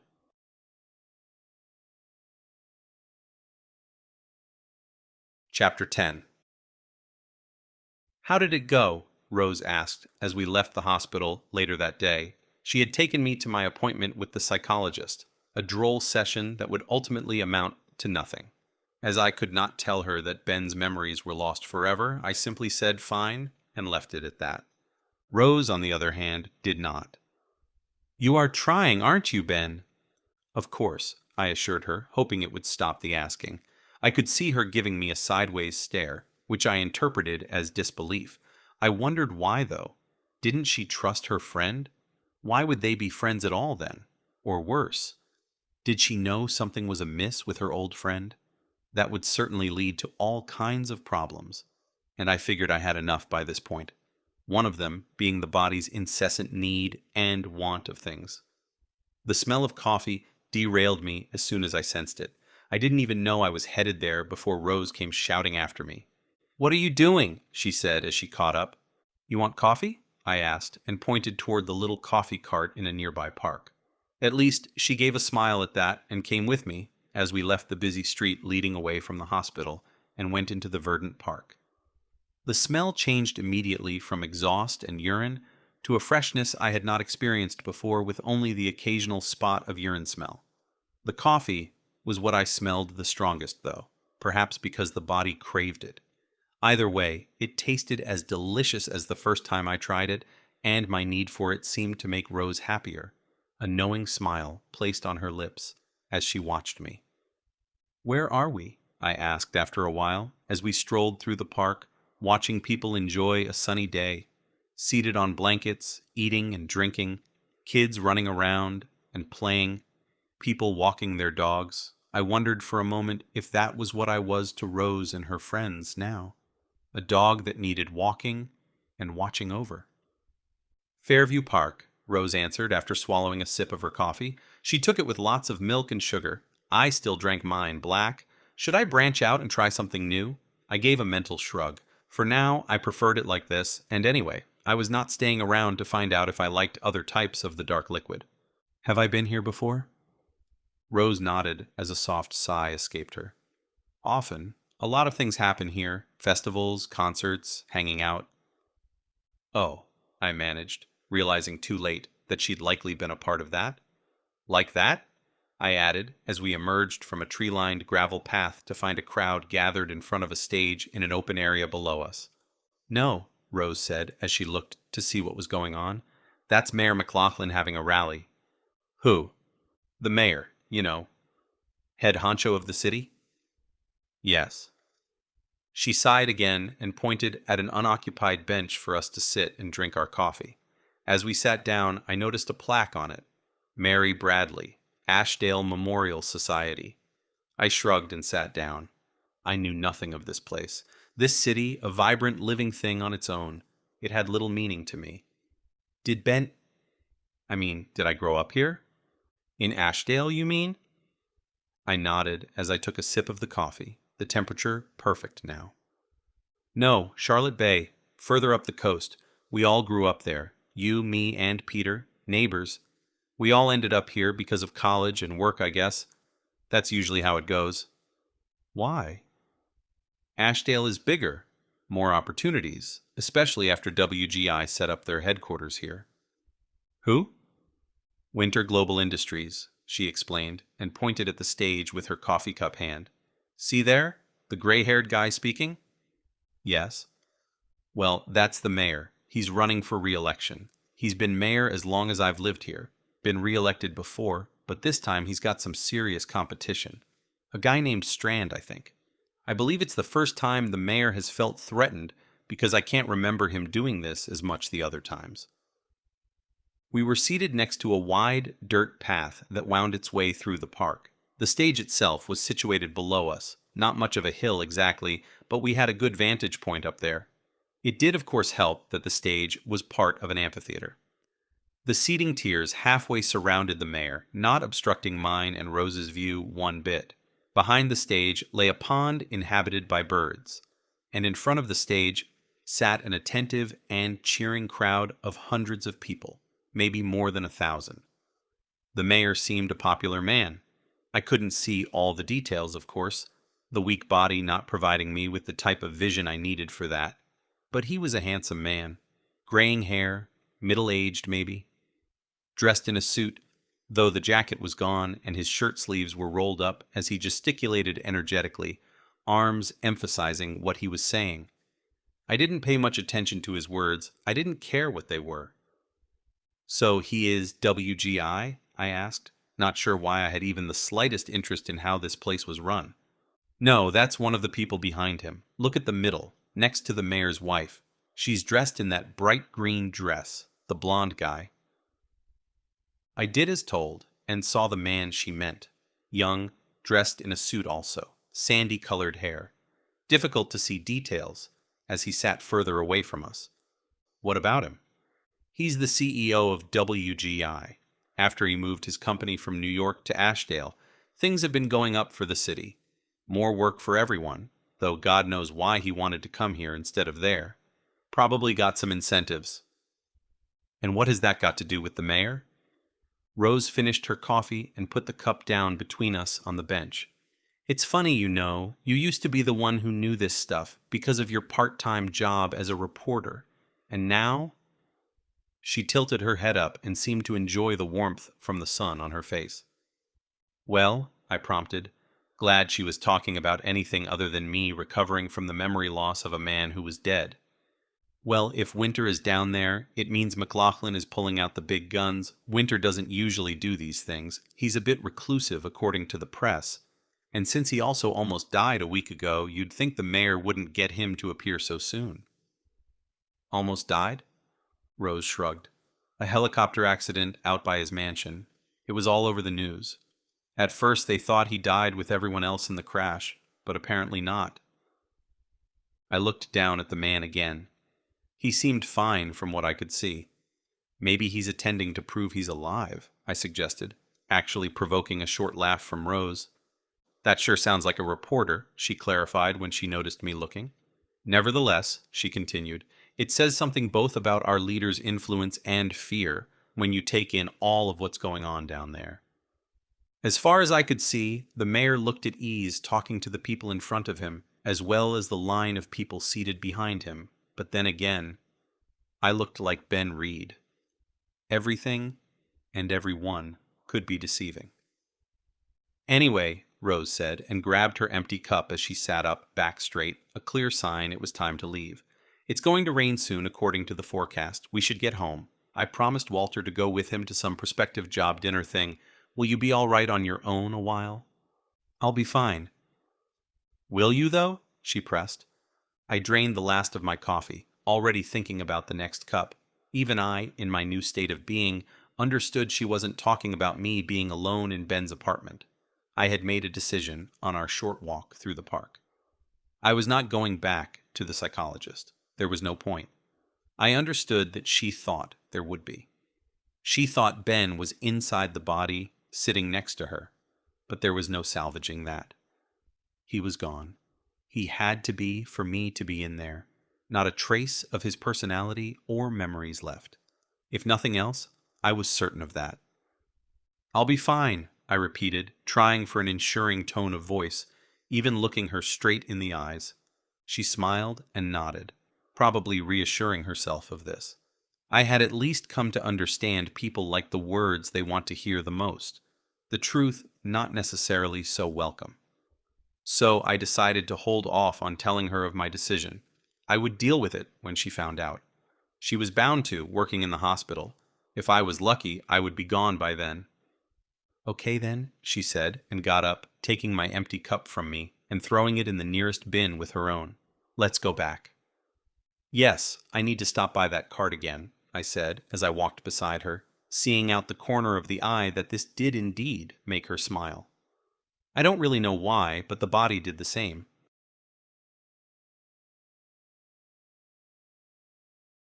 Chapter 11. Back in the apartment, it quickly dawned on me that without anyone else present, I didn't know what to do. The phone still confused me. The TV was easier, but the programs on it meant nothing to me. I left it on a local news channel, but paid it no attention. Rose had told me more than I wanted to know about the mayor anyway. The only thing I knew how to operate was the coffee maker, as I had paid close attention when Walter used it, making sure to learn it myself. It was easier than running down to the coffee shop all the time. Still, coffee could not keep me entertained for long, and I realized after a couple of hours that I was experiencing boredom. What I didn't realize at the time was that I had no interests, no likes or dislikes. All I wanted was to find out who I was and then leave this place, leave this chromosome-ridden vessel. I have seen people lose their minds because of isolation and boredom over prolonged time periods. As I sat on the couch, feet on the table, I sat up and looked around. How did I know that? When had I experienced that? And why? Hard as I tried grabbing for memories, I needed to put the puzzle together. They were out of my reach. I heard growling from the throat and sank back on the couch. Outside, raindrops began falling. Why were these things eluding me? Surely I was more advanced than the thing that I occupied. Was that the problem? What if the brain was unable to cope with whatever it was? The mere thought was disconcerting. I attempted to think realistically on the matter. The psychologist had said that I had been through a trauma, that I needed time to heal to be able to deal with it. He didn't know what he was talking about. His field of study didn't include beings like me, but I was trapped in a human body. Maybe what he said pertained to it? A surge went through the chest, making me draw breath and even smile a little. I sat up again, surprised at this. Then I realized this must be what relief and hope feel like. I only needed to rely on it being justified. Feeling a little better, I got up to make some more coffee when a shout stopped me short. I looked around in confusion, but was alone in the light and clean apartment. The sound on the TV was low, and I discounted it as the source. Then it came again, louder and lasting longer this time. Not used to ears and pinpointing sound, it took me another moment to realize the noise came from outside the apartment, from out in the hallway. With nothing better to do, and, in retrospect, probably the common sense of a teenage boy instead of a grown man, I went to the door to see what was going on. The usually billowing robes of Bullfinch Sophie were hanging heavily, as she clung to her door frame further down the hall. A man kept shouting at her. "You're a fraud! You hear me?" he bellowed at the terrified woman. He was holding her door open as well as placing his foot between it and the threshold, effectively stopping her from shutting it. "My wife would never say such a thing. Have you no shame?" "Mr. Barnes," Sophie tried weakly, but he didn't hear her. "I'm not paying for this. No one should. You horrible woman." "Is everything okay?" I asked, raising the voice to be heard. Stupid question, I know. Obviously, things were not okay. For some reason, I especially didn't like the frightened stance of Sophie. Maybe she was a bit all over the place, but despite that, she had been nice to me the day I came back from the hospital. I don't know why, but that seemed to matter to me. The man, on the other hand, did not seem to think it should matter to me at all. "What the hell do you want?" he shouted in my direction. "Can't you see we're busy?" I did see that, knew it wasn't my business either, and yet the body walked a little closer without me thinking about it. Just like when it spoke before I thought things through. "Stay out of this, you moron!" the man shouted, spittle spraying from his mouth. "No," the voice came out. "Look at her. She's afraid. I don't like it." "Who gives a crap about what you like?" he said, and let go of the door, turning toward me. I was about 10 feet away from them now, and as he turned, he stopped and looked closer. I was not sure what was happening, but he seemed to assess the body, considering his options. His chances, it has to be said, were very good. I had never, in my few days as a human, been in any violent situation, excepting old Ben's death, of course. Somehow I feel that doesn't count. Anyway, the man in front of me looked to be in his 60s, if I were to guess. Steel gray hair and beard, a fair beer belly, and about 4 or 5 inches shorter than the body. The body was also more than 3 decades younger. I probably looked like I could be a threat. It was also a good thing I didn't quite grasp the situation. The thought of physical pain still repulsed me after waking up from it by the river. Luckily, the size and youth of the body spared me that. "I don't need this," the man said. He almost sounded like he hissed the words, before shooting Sophie a poisonous look. As he left, he made a point of bumping his shoulder into the arm for some reason, unbalancing me a little. Sophie and I stared after him in silence until we couldn't hear his footsteps down the stairs anymore. "Thank you, Ben," she said, and I turned back to her. She looked relieved, but still small, still clutching at the door frame. "You didn't have to do that." "No, I didn't," I agreed. "You looked scared, though. Why was he so angry with you?" She sighed, forcing fear at bay, I thought. "You want some coffee?" she asked. "Yes," I said, and smiled at her. It seemed contagious. Her lips went from a short, tight line to a small, warm smile. I was led into an apartment that was different to Ben's, to say the least. The layout was about the same, though it looked mirrored. Thick curtains prevented the sun from lighting up the place. The color scheme seemed to be different shades of red and purple, both on the walls and the furniture. Paintings of wood nymphs and sprites decorated the walls and on every shelf and surface. There were knickknacks following the same fashion. I could see no TV in the living room. It would have clashed with everything else. If she had one, she kept it in another room. The lighting came from a chandelier, though there had to be few watts in the bulbs, as it gave off an eerie, weak golden light.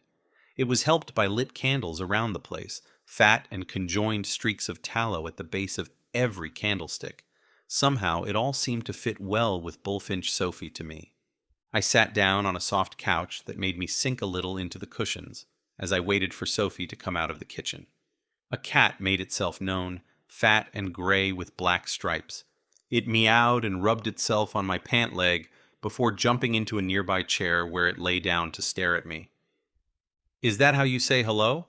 I asked it, but 2 yellow and slit eyes just kept on looking at me. "Pay no heed to Mishka," Sophie said as she came into the living room, her long red garments now flowing around her again. She had visibly pulled herself together in the kitchen. Something clicked together in the brain. "You named your cat Bear?" She looked at me with surprise and then smiled, wider than earlier. That was good, I assumed. "The cat is like Bear, strong and stubborn. The name suits him." I nodded as she set down a tray with some cookies, sugar cubes, and a tiny mug of milk. She didn't have the paper cups from the coffee vendors, nor the large mugs Ben had in his apartment either. No, this was a proper china set, saucers and all, red, of course. She went back to the kitchen, and I realized she had also gotten her accent back now. I thought Peter was onto something about her. Like so much else, though, it didn't matter much to me. Mishka began purring, the sound oddly soothing, but he did not take his eyes off me. I wondered if he did this to all his owner's visitors. Sophie returned with a coffee pot, her movements controlled and calm now. No more shaking. Her face, which I assumed to be on the north side of 40, a mask of hospitality. Like everything was all right. I didn't understand that. "Why was that man so angry?" I asked, as she poured coffee into a cup for me. The comforting smell wafted toward me before I could taste it. "It was nothing," she began, offering me sugar, which I declined with a quick wave of the hand. Seems to me that is what people say when they want to downplay or draw attention away from unpleasant or embarrassing things. She stopped in the middle of lifting the coffee pot again, just staring at me. "Something is different about you, Ben, that is certain." She poured herself some coffee, added some milk, and then sat back in a soft red and purple chair. "Yes," I agreed, instead of deflecting like she did. "I am. Don't ask me what, because I honestly don't know. You know why that man was yelling at you, though." "Oh, very well." She puffed up her cheeks a moment and blew air out before lowering the cup and saucer in her hands. "He came for a reading. He is a widower, misses his wife." "And?" She shrugged with one shoulder. "So I told him. His wife is in a good place. She misses him and watches over him. The dead do, you know. Anyway, he did not like this. It seems his wife would not do that. He might miss her, but they hated each other." "Ah," I said, and took a deep drag of the coffee. Her accent was thick and almost theatrical now, but her voice serious. She had told the man what he wanted to hear, what people always wanted to hear. Only this man wanted something else. If he hated her so much, why care about her afterlife? "Your guess is as good as mine, Ben. Perhaps he wanted to make sure she is not all right?" "Huh." "Yes, then he started yelling, wanting his money back. I do not do refunds." She said the last thing with such emphasis there was no doubt she meant it. That had not pleased the man. "It does not matter now, though. Mr. Barnes is not welcome back here." "So the readings?" I hinted, raising an eyebrow for some reason at the implied scam. She smiled and looked down before putting her unfinished coffee on the table. What a waste. "Are you asking if I cheat people?" "Yes," I said, going for the safest word of them all. She might get mad, but I didn't really care, and besides, that didn't happen. "I am not. Sometimes the spirits are not cooperative. I seldom hear them. And people only want to be sure their loved ones are safe and happy anyway." "Uh-huh." "You do not believe me. And after you being in a life-and-death accident, too." She clicked her tongue with obvious criticism. Not really an accident, I thought, as she left her chair and came to sit beside me on the couch. She took the coffee cup from me without asking and put it on the table, making me stare after it with longing. "Let us see if we can find out what happened to you," she said, and grabbed the nearest hand in both of hers. She closed her eyes and began taking deep breaths, focused and slow. I sat there, experiencing what had to be embarrassment for the first time. I had no idea what to do, where to look, or what to say. Mishka was still staring, though his owner was not. Her closed eyelids revealed thick, dark eyeshadow that had even darker lines where the lids naturally folded. I finally uttered, trying to pull the hand free. "Patience," Sophie commanded, hardening her grip. So there I sat, holding my neighbor's hands, wondering if I could reach the coffee cup if I leaned forward for it. "I have trouble seeing you," she said after a while. No kidding, I thought. Given who I was willing to believe many things, but her being a psychic? Not so much, no. Mishka stopped purring and gave a soft meow instead. At the same time, I began feeling a warmth around the right hand, which was clasped between hers. No wonder, I thought at first. She was holding on tight to make sure I didn't reclaim it. But the heat kept rising, moving a little up the forearm, not quite up to the elbow. I looked at Sophie in surprise, but she didn't notice, just kept on doing her breathing thing. Yes, very difficult. Are you sure you were in an accident? Yes, I began as the heat shot up the arm, past the neck, and to the head. It filled it with a pressure distinctly different from the headaches I had experienced in the hospital. I was then pushed back into the couch. I could feel pressure against the chest and across the stomach, like an arm connecting and then forcing the body back. It was not Sophie, as her hands were still holding the right hand. A fog filled my vision, white and thick, as I struggled to sit up again. The fog covered everything. I heard Mishka meow again, the sound coming off as nonchalant. Like this didn't matter much to the animal. The fog had blinded me by this point, and I couldn't see the living room anymore, couldn't feel the pressure between the body and the couch either. All I could sense was the feel of Sophie's sweltering hands and the pressure across the torso. I couldn't talk or cry out for help. I couldn't see anything but swirling smoke in front of me and around me, couldn't smell the coffee anymore. Nothing. The body's senses pretty much useless, except the hearing. A voice sounded, a clickety noise as well. I listened hard, trying to turn an ear toward the sound. What was it? Click, clack, click, clack. And I knew. Shoes with wooden soles walking on cobblestones. The footfalls sounded loud through the fog. Click, clack. And the voice again. Father? The words were repeated. More clicks and clacks. One of them stopped, then the one I had heard at first as well. Father Clement Moreau? And then I heard a strained and hoarse voice by the left ear, a voice fighting to be heard. He is the one who remembers. What? I exclaimed and sat up. Then I realized I could see Sophie's dimly lit living room again, as well as move and talk. You all right, Ben? She asked and let go of the hand. It felt like it was back to a normal temperature now. What? Yes? I turned toward her. Did you not see that? See what? She gave me a puzzled look. I'm afraid the spirits were not helpful. But they were, I said, and got up, realizing the left arm was positioned across the torso. Had I held the body back? Or someone else? No time to wonder, though. You are amazing, I added to Sophie, for good measure. I am? Yes. I headed for the front door. And forgive me, I have some remembering to do.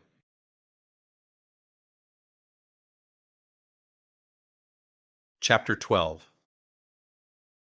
The joy I felt after leaving Sophie's was physical, as well as manifested in happy thoughts flying around inside the head. I kept pacing back and forth in Ben's living room, moving the hands as if I were talking to someone. Only on the inside, though.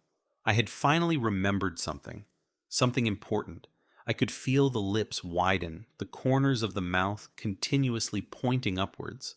A name. That was wonderful. It meant there was some hope for me, didn't it? Didn't it? I stopped in the middle of the room as something dawned on me. What was I supposed to do with a name? I had to find this Father Moreau. But how? I was basically helpless. I knew many things of the world and knew them from previous knowledge, like hospitals, for an example, or nursing homes.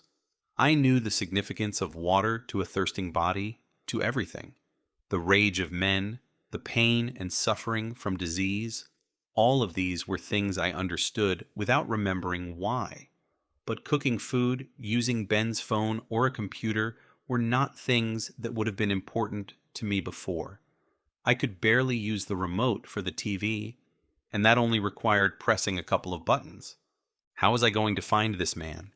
The mouth suddenly felt different as the lips now formed a straight line.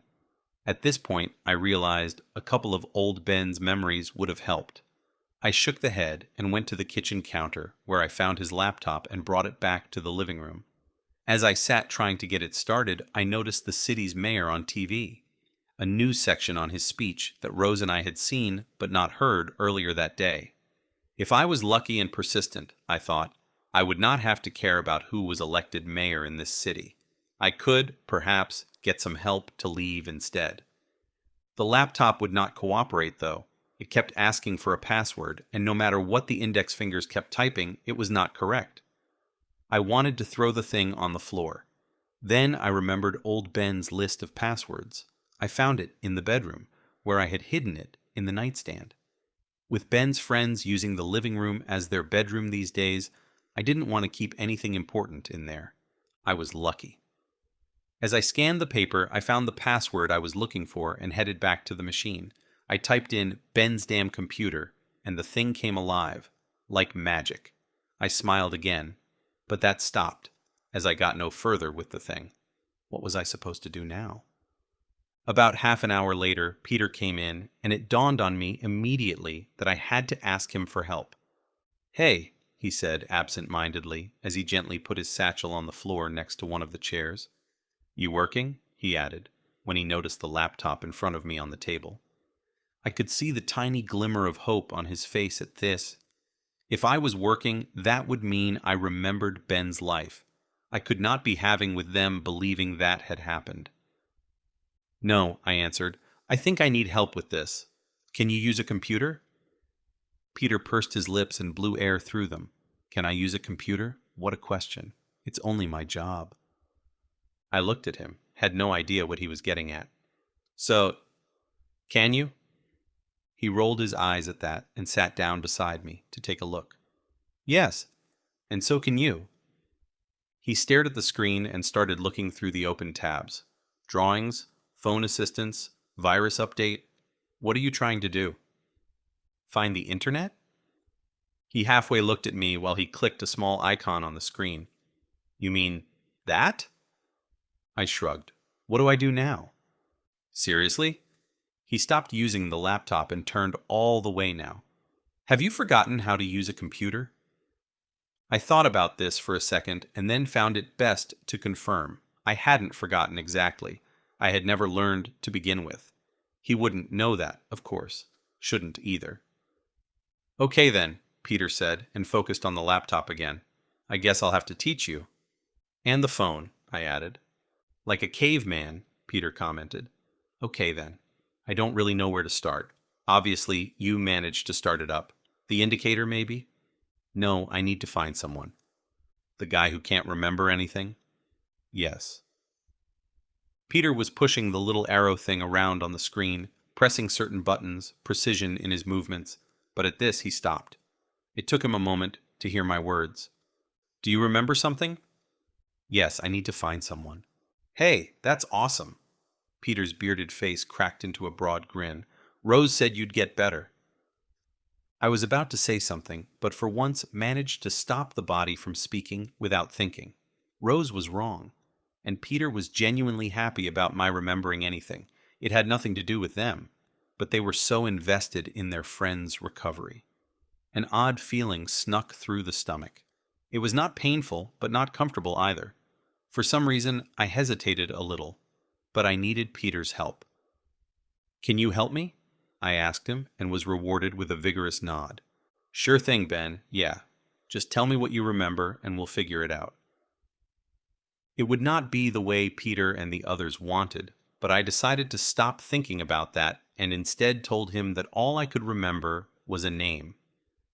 "A priest?" he asked when I told him. "Yes."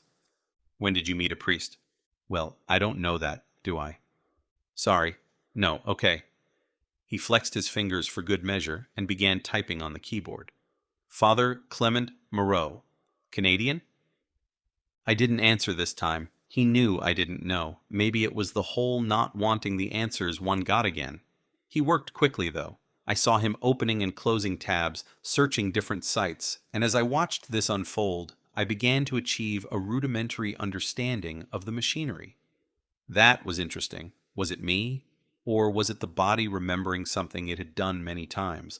Either way, it was easier to let Peter do his thing.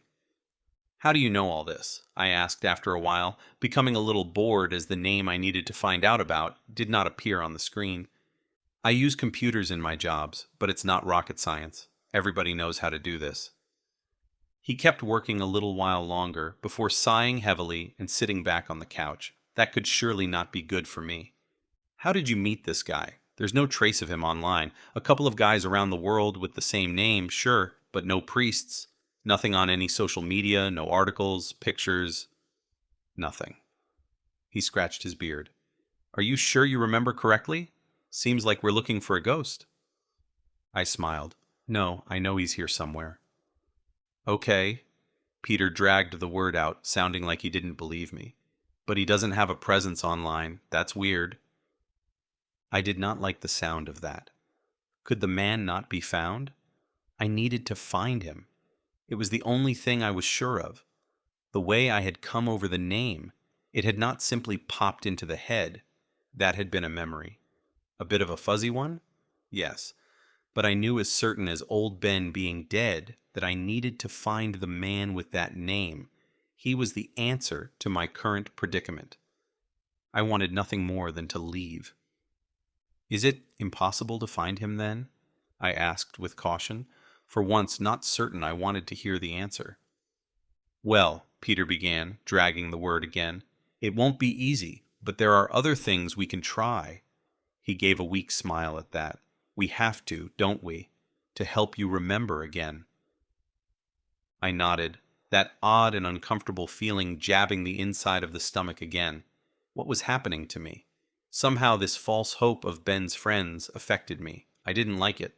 Not at all. But that could not distract me. I needed to find Father Moreau. That was what mattered the most now.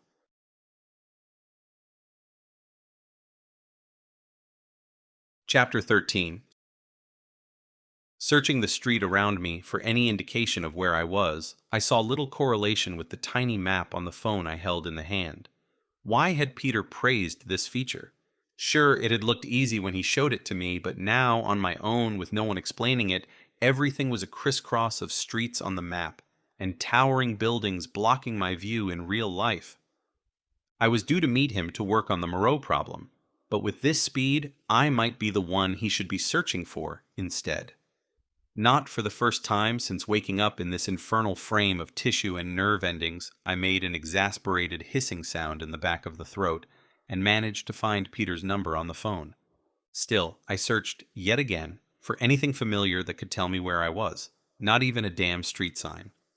I looked at the screen again. Sometimes you swiped, and sometimes you tapped. No pressing, everyone kept saying. What did they think the stupid finger were for besides gripping? The focus of the eyes went past the phone toward the ground as it suddenly sank under me. The layers of the city melted away and leveled out, the smell of fresh grass almost smashing into me. No more exhaust fumes, shadows from buildings, or the ever-present chatter from people who were everywhere. No more mixed scents of urine, garbage, food, and smoke. The crisp smell around me almost stung the nose in its abruptness. No. Now there was only the heat on the skin from the sun. The tweets of birds, more of them than in the city, yet less noisy somehow.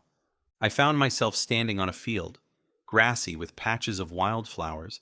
Its uncultivated status was seen on the uneven surface. Forests surrounded the field, but the open landscape dominated the area around a wide river in front of me. The water passed slow and unhurried, much like it had done when old Ben had been broken on its surface. I didn't doubt where I was, but the landscape had been altered completely. There was no sight of the city that had surrounded me mere moments ago. I looked around in bewilderment, Ben's cell phone still in the hand. What was going on? I might be new to everything human, but this was not normal. The soft scraping of feet dragging along the ground caught my attention. Nothing else seemed out of place. Except me, that is. I turned to see a man walking along the water. He came toward me, but didn't notice me. By his appearance, he should have found me interesting at the least. The clothes I wore didn't fit with his at all. He wore loose and baggy trousers made from wool, a long shirt that might once have been white, but was now varying shades of brown and gray. A belt held it together at his waist. A single-shot pistol placed there as well. Long and steel-gray hair fell around an old and weathered face. The ochre skin wrinkled to the point where there were more lines than smooth skin. Deep-set and dark eyes squinted as he watched the ground where he walked. though whether it was from tired old eyes or the sun was impossible to know. A narrow-brimmed and dusty hat did little to shade his eyes and face. He walked with slow steps, like he had chosen to walk together with the river on that day.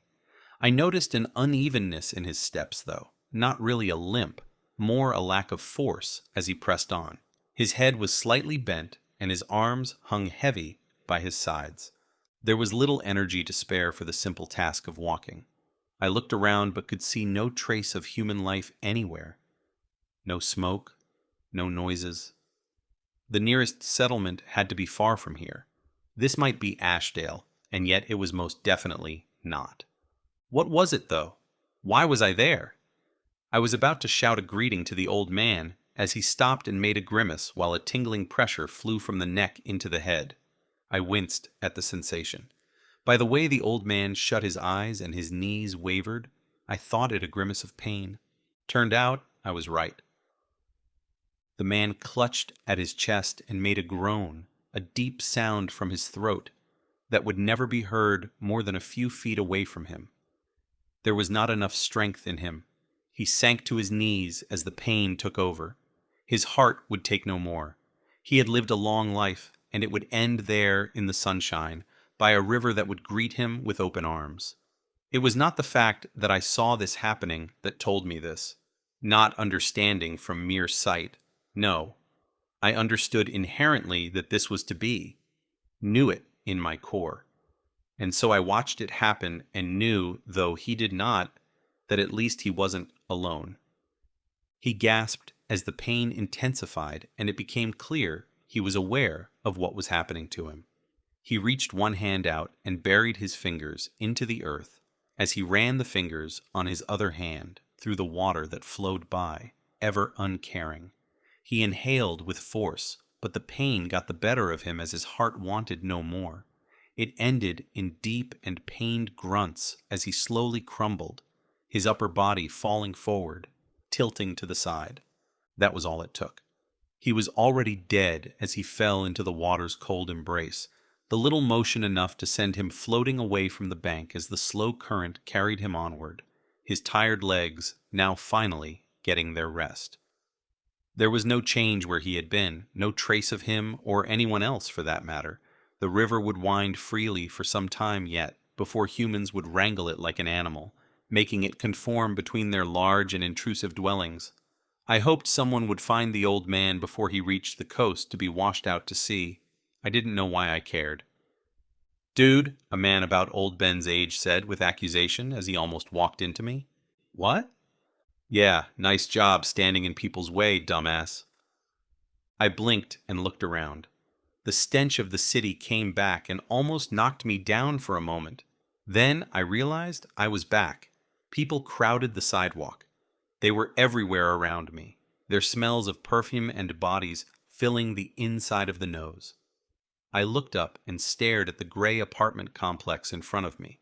It barred my sight of the river now, but I recognized that I was too close to the body of water to find Peter. I glanced down at the phone in the hand. Peter's name showed on the screen still. I hadn't been watching the old man for long. Why had I been watching him at all? I knew what had happened there, but not why. And why was it important to me? Was it even important to me?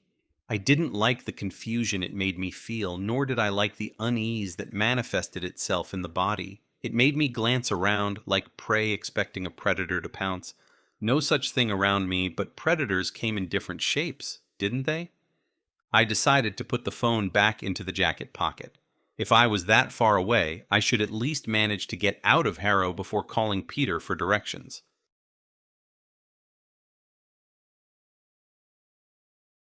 Chapter 14. "How difficult can it be to find a priest in this city?" Peter asked, as he ran both hands back and forth through his hair in frustration. It made strands of it stand on end, making a child seated at the table next to ours burst out laughing. His mother looked apologetically at Peter, who patted the hair down again. We were in a coffee shop in a part of town named Charlottetown, but according to Peter, no one called it that. Instead, it was known as Charton. People are lazy, I guess. Charton constituted the main area for commerce. interspersed with shops, cafes, and restaurants, as well as clubs and bars for the nightlife. As I looked out the large window, I could see streets buzzing with life. The roads were heavy with traffic, and the sidewalks with people walking to and from on their incessant errands. Above the tall buildings surrounding us, I could see Ashdale's only skyscraper, which Peter informed me was City Hall and the mayor's office. It looked somewhat like a gigantic factory chimney, though with more concave sides. The coffee shop itself was a little dark and brown, though with a clean style. They all seemed the same to me, not that it mattered. I was there for the dark liquid of calm and alertness. That particular day was the day I had decided to try a new version despite my former reservations. The smell was good, the color light with foam on top, the texture and taste though. I grimaced and forced the body to swallow.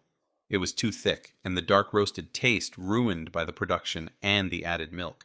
Spitting it back into the cup would for certain make the child squeal with glee. This swill was not the sweet and earthy taste I'd gotten used to so far. Did I like this before? I asked Peter, who had gone back to hammering away on the keyboard. He'd been looking for the priest for 2 days now, not finding a trace of the man. I had been doing nothing. And time passes so slowly when you have nothing to do, nowhere to go. Like what? Peter asked, while barely glancing up. Oh, no, you drink it black. I frowned while looking at the cup. It had to be the body then.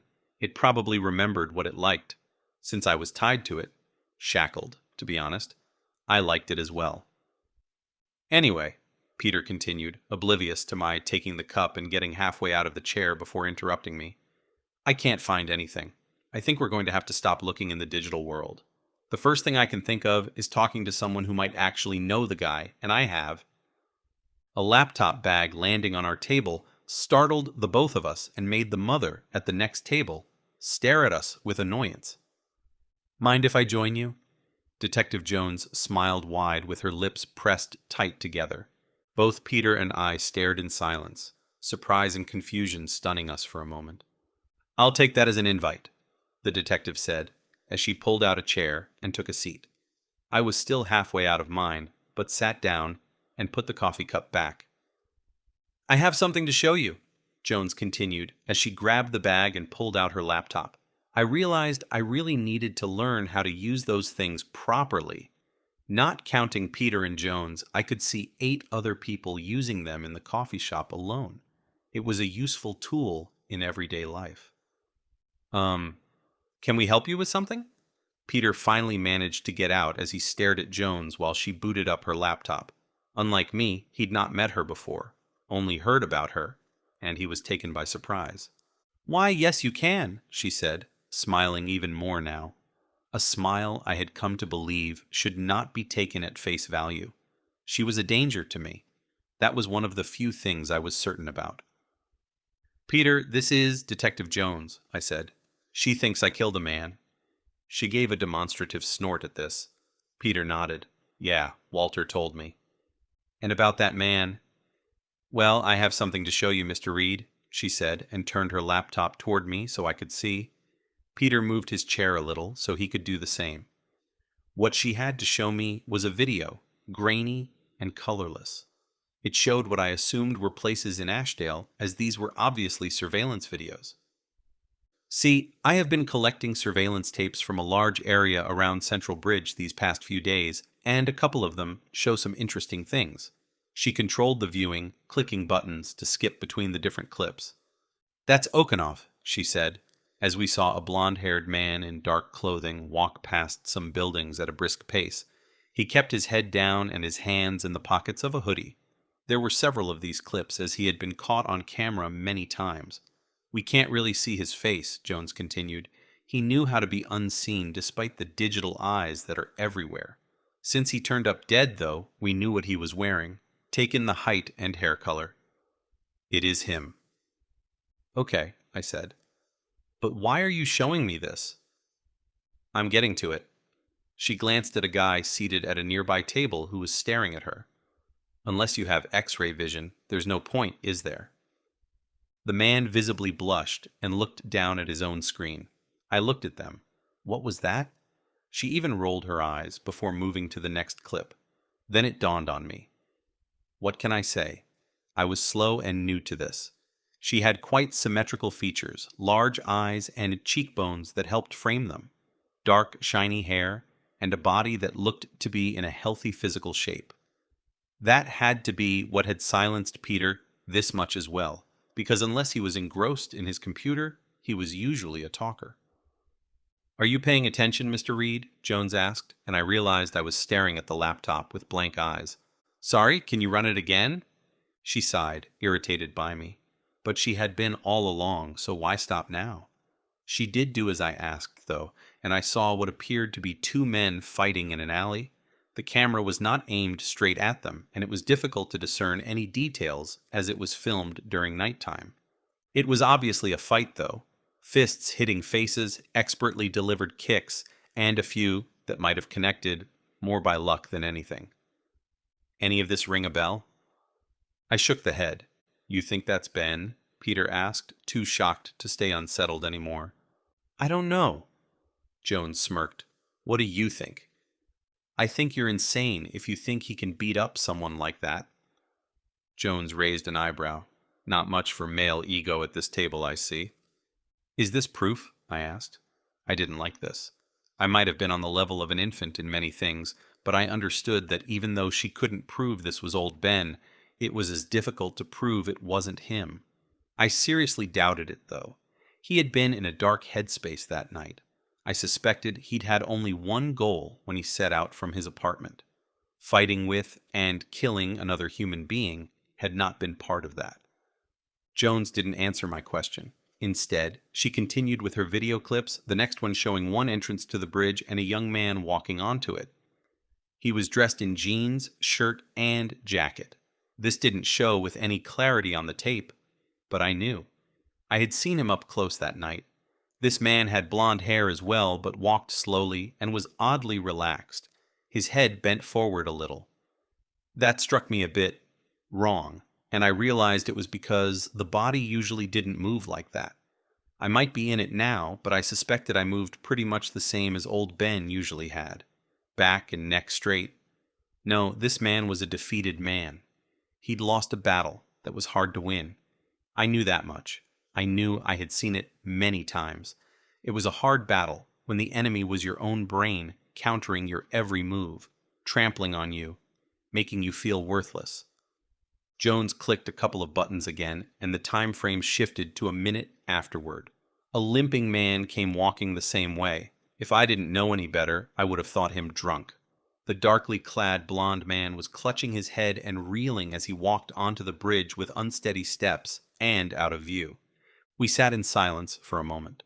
Only the hum of multiple voices around us could be heard. Then Jones closed the lid of her laptop. I knew she was watching me intently, but I was engrossed with the sight of Ben walking onto that bridge. How could she not see it? "What is this supposed to prove?" Peter finally asked. He looked uncomfortable now, and not because of Jones.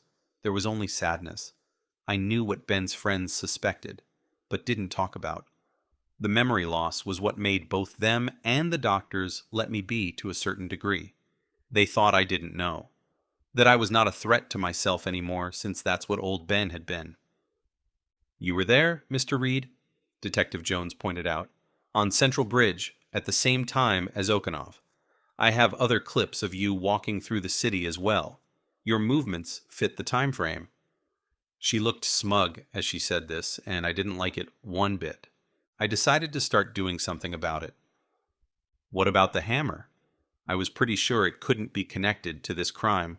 Old Ben did not have it in him. "What?" she said, and gave me an unhappy look. She didn't want or like this question. "The hammer that you collected from the apartment. Is it the murder weapon?" "Are you worried it might be?" she countered. "Nuh-uh," Peter broke in. "She wouldn't be sitting here showing us these clips if she had found the murder weapon at your place. She would have arrested you."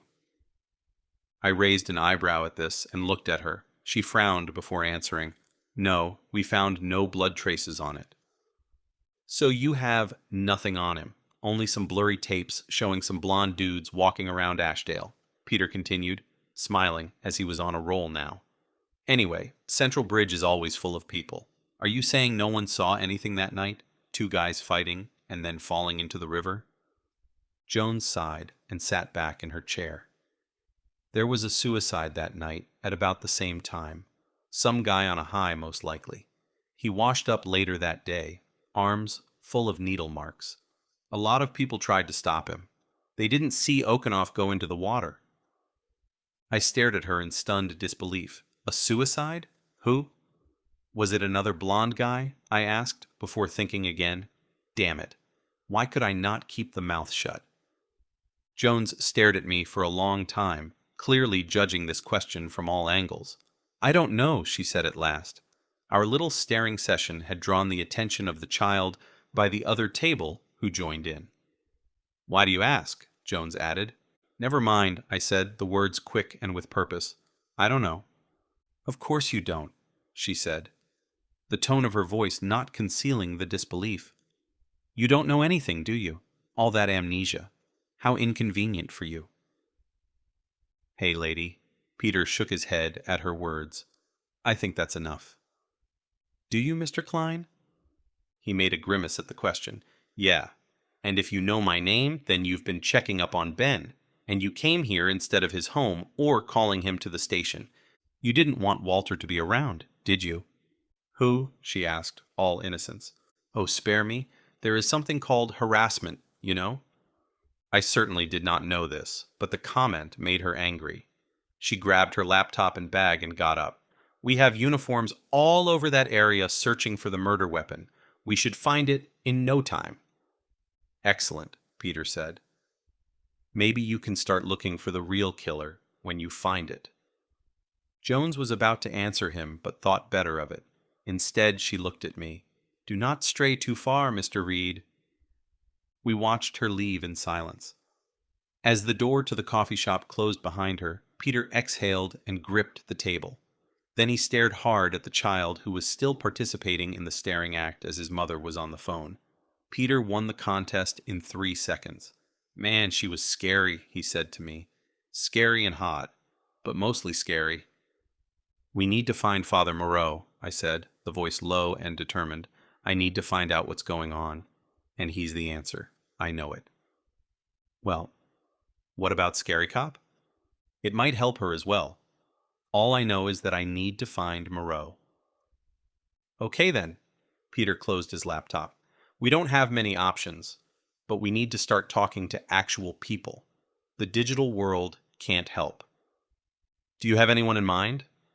Yeah, I figure we start with his own kind.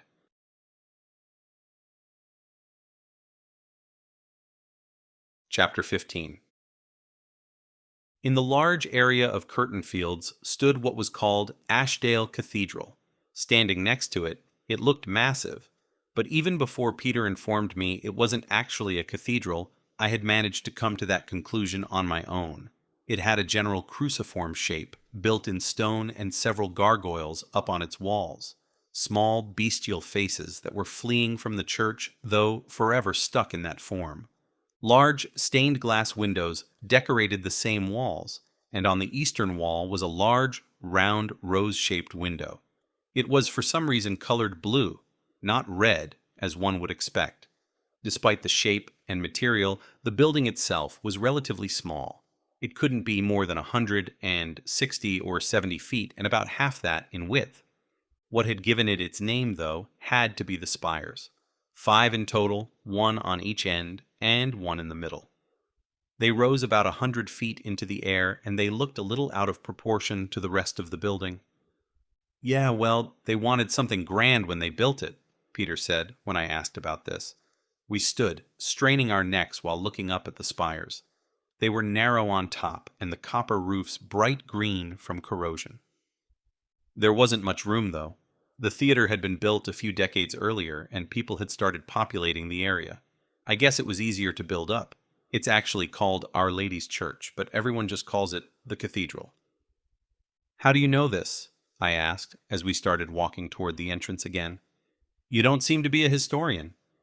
Nah, but I live here in Curtin Fields, and anyway, we had to come on a guided tour in college. Why is it called Curtin Fields? Because, an unfamiliar voice broke in behind us, the church was built after the theater, and what was known as Farmer Fields got its name after that old and famed institution. We turned to see a black-clad man approaching us. He looked to be in his 40s, a little gray by the temples, a few lines by the eyes and on the forehead. He was dressed in a black suit, with a black shirt to match and a white collar that did its job in identifying his employer. He stopped in front of us with a friendly smile, and shifted his grip on a couple of binders he was carrying. He looked like he had come straight from some meeting. "Father Chester?" Peter asked as he shook the man's proffered hand. The priest nodded before we introduced ourselves. "And to add to your question," he continued after this, looking at me, "I'm sure the church leaders of the time wanted to change it to Cathedral Fields, but it never stuck. We got the Eastern Bridge, though." I kept staring up at the spires as we followed the priest around the church. It was a beautiful day, and he suggested we talk outside instead of inside in the gloomy light. We walked on the outskirts of the cemetery as he led us to a bench. As he and Peter were chatting about pleasantries, I suddenly realized why I was so curious about the steeples. I had seen them before. When I woke up on the riverbank, over on the Harrow side of town, these narrow and tall towers could be seen far away. No wonder the name then. The cemetery itself seemed old, and I wondered, as we walked by, if it was still in use. There were many iron crosses and plates about, not the modern gravestones that were preferred now. The observation made me halt a little. How did I know that? I had not been to a cemetery after waking up as Ben. I glanced at names, but nothing stuck out at me until a grave with a simple iron cross and a small iron wrought fence around it stopped me completely. It read, William Stockton, 1821 to 1858. Except for his age at death, there was nothing informative there, but I knew with certainty that he was connected to the spires. I looked up again, seeing that I was now standing under the northern one. I could see him doing repairs up there, the blow of his hammer reverberating above and around the church. It was happening to me again, just like with the old man by the river. I saw the workman as clear as if I was floating beside him. A gush of wind took hold as he reached for a nail on a small windowsill beside the narrow scaffolding he was kneeling on. After a moment's flailing to regain balance, he fell, but not far. His vest caught on to some twisted and jagged metal. For a second, he hung there, hoping against hope. Then came the ripping sound as the fabric tore, a true nightmare to his ears. And the inevitable fall, his scream of pure terror. He landed close to where he now lay. I was so certain of this. I could remember it almost as clearly as I remembered seeing old Ben on the bridge. It made the body shiver, and I felt like sitting down. They must have buried the man there out of respect for his sacrifice. Then again, he was buried on the north side. Ben! The head whipped around to find Peter and Father Chester waiting for me. I hurried to catch up as they sat down on a bench that stood by the church wall. The sun warmed all of us now that we were out of the shades of large yew trees that were planted around the cemetery and by the church. "I hear you lost your memory," Father Chester said to me as he got a better hold of the binders that threatened to fall off his lap. I nodded in response. "I'm grateful you could see us in such short time." "Not a worry." Father Chester waved it off. "He's having difficulties remembering," Peter began.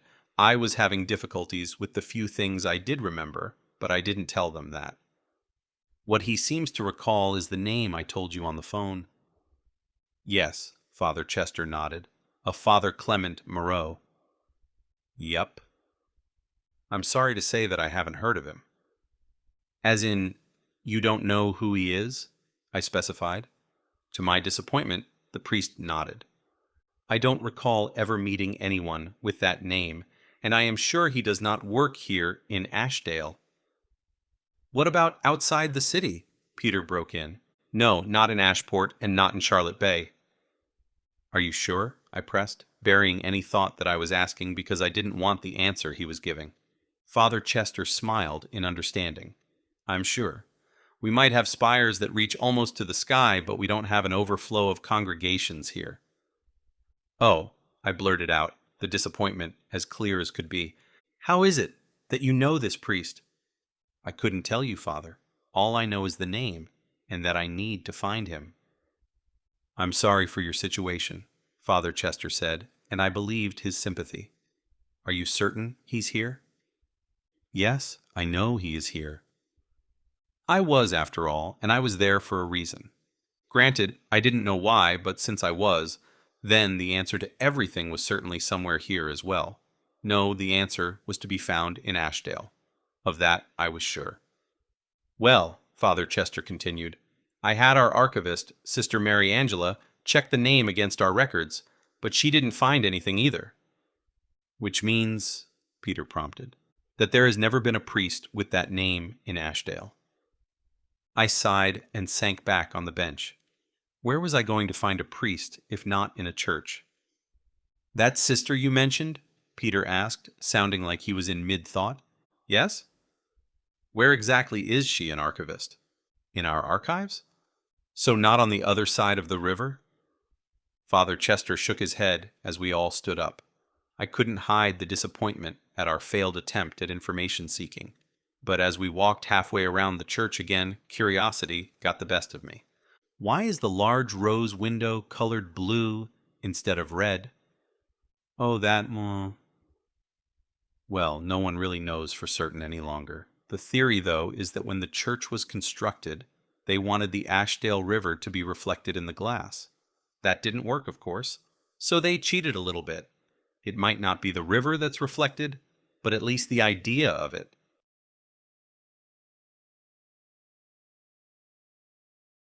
Chapter 16.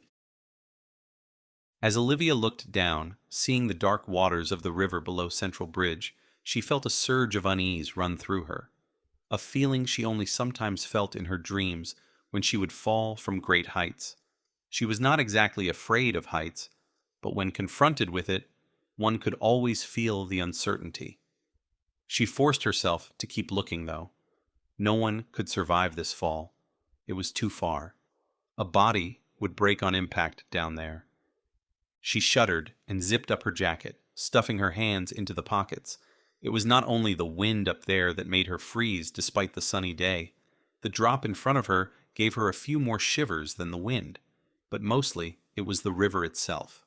She didn't know why, but she didn't like it. Never had. Not in New York either. An irrational dislike, she knew that.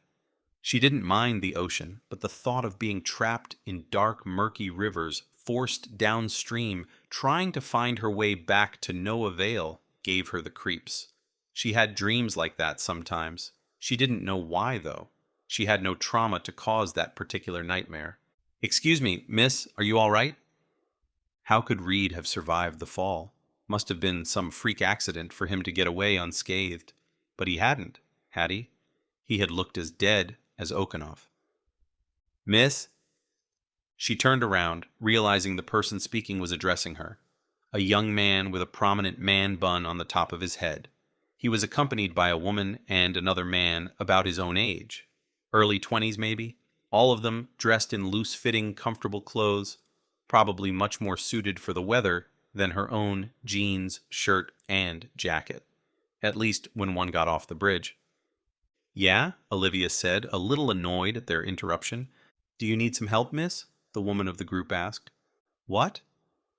Olivia looked at them in confusion. Then she realized she herself had been staring down into the water for a long time. She knew who they were. They patrolled the bridge on their own initiative, volunteers giving their time when they could. They might actually help her, she realized. "I do need help, but not the kind you're offering," Olivia said, and showed them her badge. "I'm Detective Jones, and I am investigating a murder." "There usually aren't any murders here," the first man said. "No, I know," Olivia said. "How often do you come here?" "Couple of times a week." "See much? Now and then?" Neither of them seemed happy about it. Likely they weren't there for the drama. There were those who were. There were also calls about them sometimes, especially from women who felt chased when they crossed the bridge. Walking home at night and having a couple of strange men keeping close to you was not something that inspired trust, despite the well-meaning incentive behind it. In your experience, has anyone ever survived the fall? All three of them instinctively glanced over the railing before shaking their heads. "Oh, wait," the woman said. "There was this one guy last year, but he ended up paralyzed, I think." Olivia nodded in understanding. If nothing else, you didn't walk away unscathed after a fall from Central Bridge.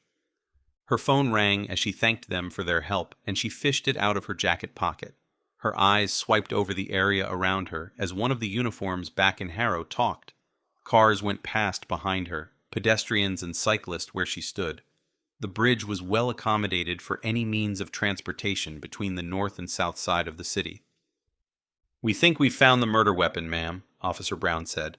Olivia's eyes scanned every part of the bridge overhead as she smiled. No cameras to be seen, but she'd known that already. Officer Brown's news might be what she needed, though. "I'll be right there." It was in an alley a block away from the alley behind the bar, where the two figures could be seen fighting on the surveillance tape. "This is on the way toward the bridge," she said as she glanced back the way she'd come. "Yeah, he must have dumped it here after the fight with the victim," Officer Brown said. They stood watching the crime techs as they retrieved a bloody hammer from a filthy and smelly dumpster in a back alley. The dumpster had almost made Olivia gag, the smell of putrid meat and rotten food too strong. It was odd, she thought. Dead bodies did not make her react that way anymore. Maybe it was the fact that she needed food to live, and her body, like anyone else's, was constructed to stay away from rotten things that could be a danger for survival. It was likely the heat causing the smell, as well as the garbage truck not having passed through in a while. They must have forgotten it. It wouldn't have mattered much to them, though. She had checked the schedules. It was still less than a week since the last pickup, but there had been a slip-up in this area. "Kind of sloppy, don't you think?" she commented. Brown was a level-headed man. She did not know him well, but didn't mind him. For her, that was a compliment. Might not have been an expert at this kind of thing. No, he wasn't.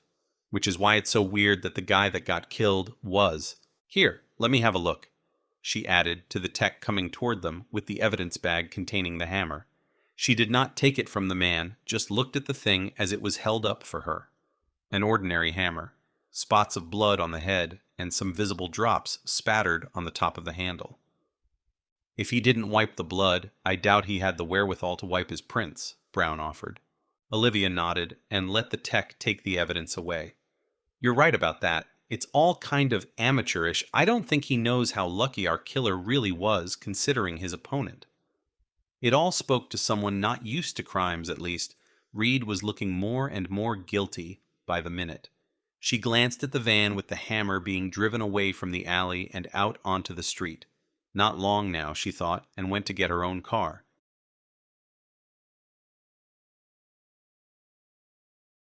Chapter 17. The incessant noise of people was almost matched by the roar and rumble from the cars passing by on the street.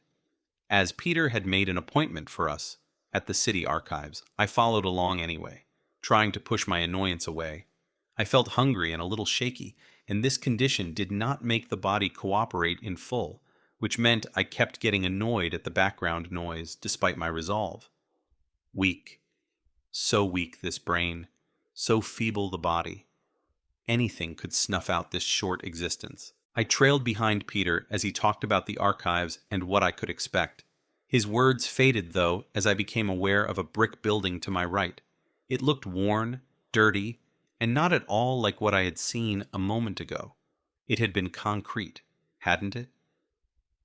I turned the head to see properly and found myself in a small apartment on the street level, just inside the outer wall. It was where I had been standing, but the street was now more narrow than when Peter and I walked by. The room I was in was dimly lit by a kerosene lamp placed on a rickety table where someone had left their dinner, a meager meal of dark bread and canned soup. It was a small apartment that consisted of the main room I stood in and an adjacent bedroom. The door leading into it stood ajar, and I could hear whispered voices that were kept low with a desperate control. It lasted until a young woman appeared in the doorway. She glanced toward a small alcove behind me before turning to whoever she had been whispering with. "He's sleeping now. Be quiet," she whispered, and entered the room. She was dressed in a dark one-piece dress with the waistline around her hips and a skirt that reached just below her knees. The fabric looked to be somewhat coarse, but of good quality. Her marcelled hair had been neatly put together some time ago, but now she paused to attempt at tidying the many loose strands by running her hands over it. After this, she began to clear the table with decisive and brisk yet quiet movements. I walked toward the small alcove to find a narrow bed with a pale and skinny boy in it. He had 3 gray woolen blankets with him, but had kicked them all off. He had to be warm, but the pallid complexion of his skin gave no sign of this. His breathing was shallow and rasping. I had no idea why this kept happening to me, but if the other visions were any indication, I knew what was about to happen here.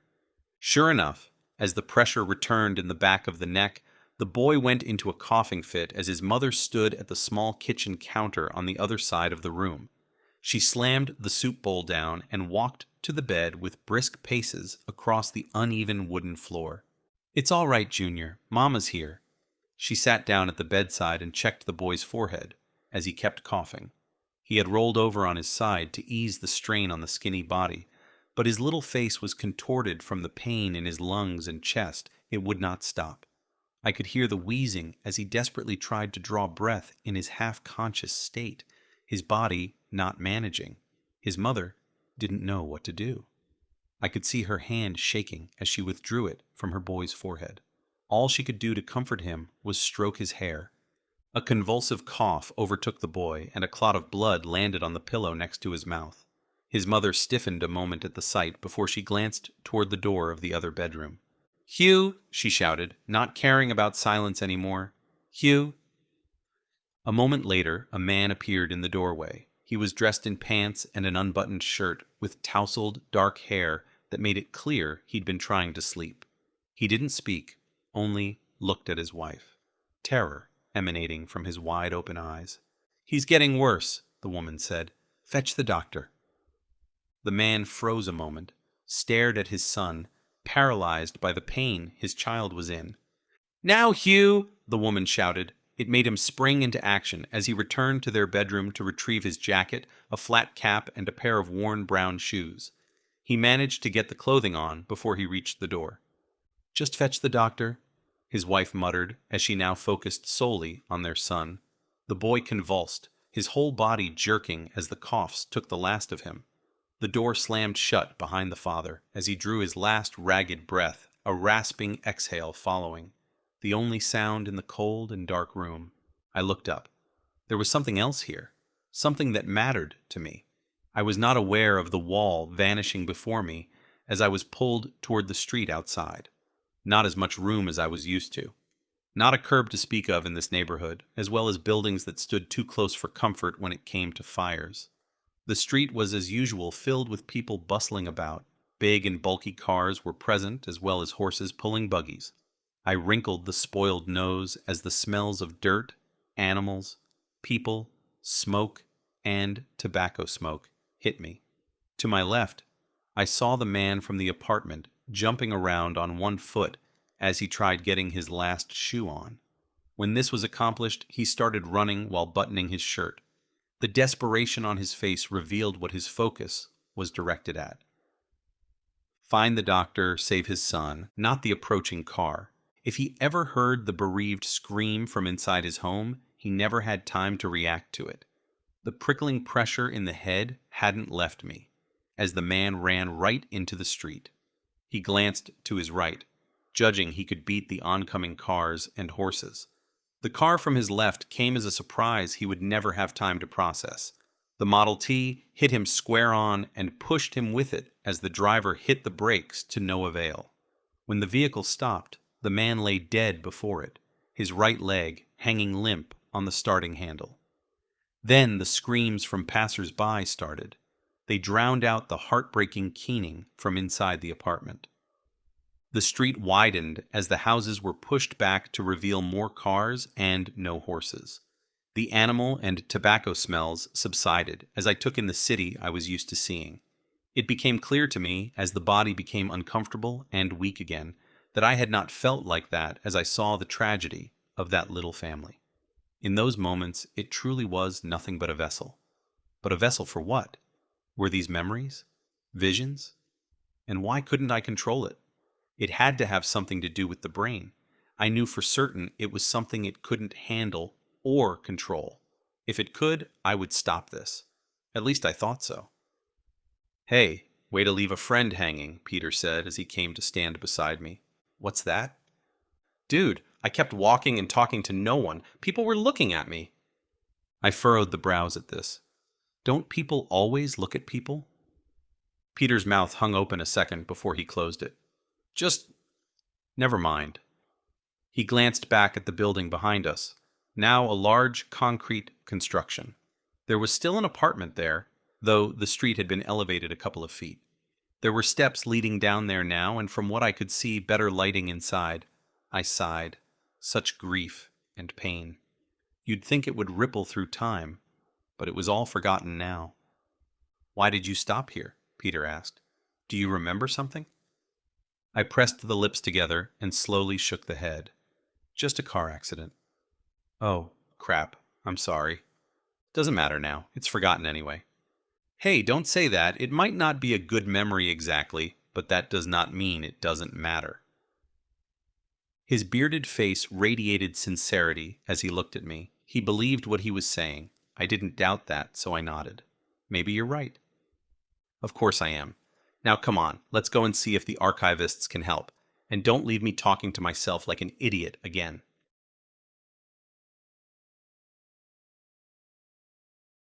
Chapter 18. "Oh, for sure," the young woman called Annie told Peter as she smiled up at him. "Really?" Peter looked like he didn't quite believe her. We, or maybe mostly him, I had to concede that had been looking and looking for Father Moreau, and now it seemed we should have come here all along. "Mm-hmm," Annie confirmed, eyes on her computer screen now. "I just need to finish this first. You can wait if you have the time." "Yes," I confirmed, before Peter could excuse us. This was too important to me. I didn't want to go back to the apartment and wait for an email. In any case, she was less likely to forget us if we stuck around. "Okay then," Annie smiled, her eyes as well. I guess she was genuinely polite. I glanced around the spacious building we were in. Large parts of the facade were glass, as was the interior. The Ashdale Archives and Library was in fact quite impressive. The two institutions were separated by a glass wall that seemed to go straight through the domed building. It was a mix of old and new. Paintings in the ceilings, the glass letting the sun in to light up the place. Still, I could see an immense number of bookshelves in the other half of the building, somewhat shaded from direct sunlight. The sight was still impressive, though. There were also a lot of people in there, reading, searching, working, or playing games and listening to music. A new thing, I knew, but they seemed immersed.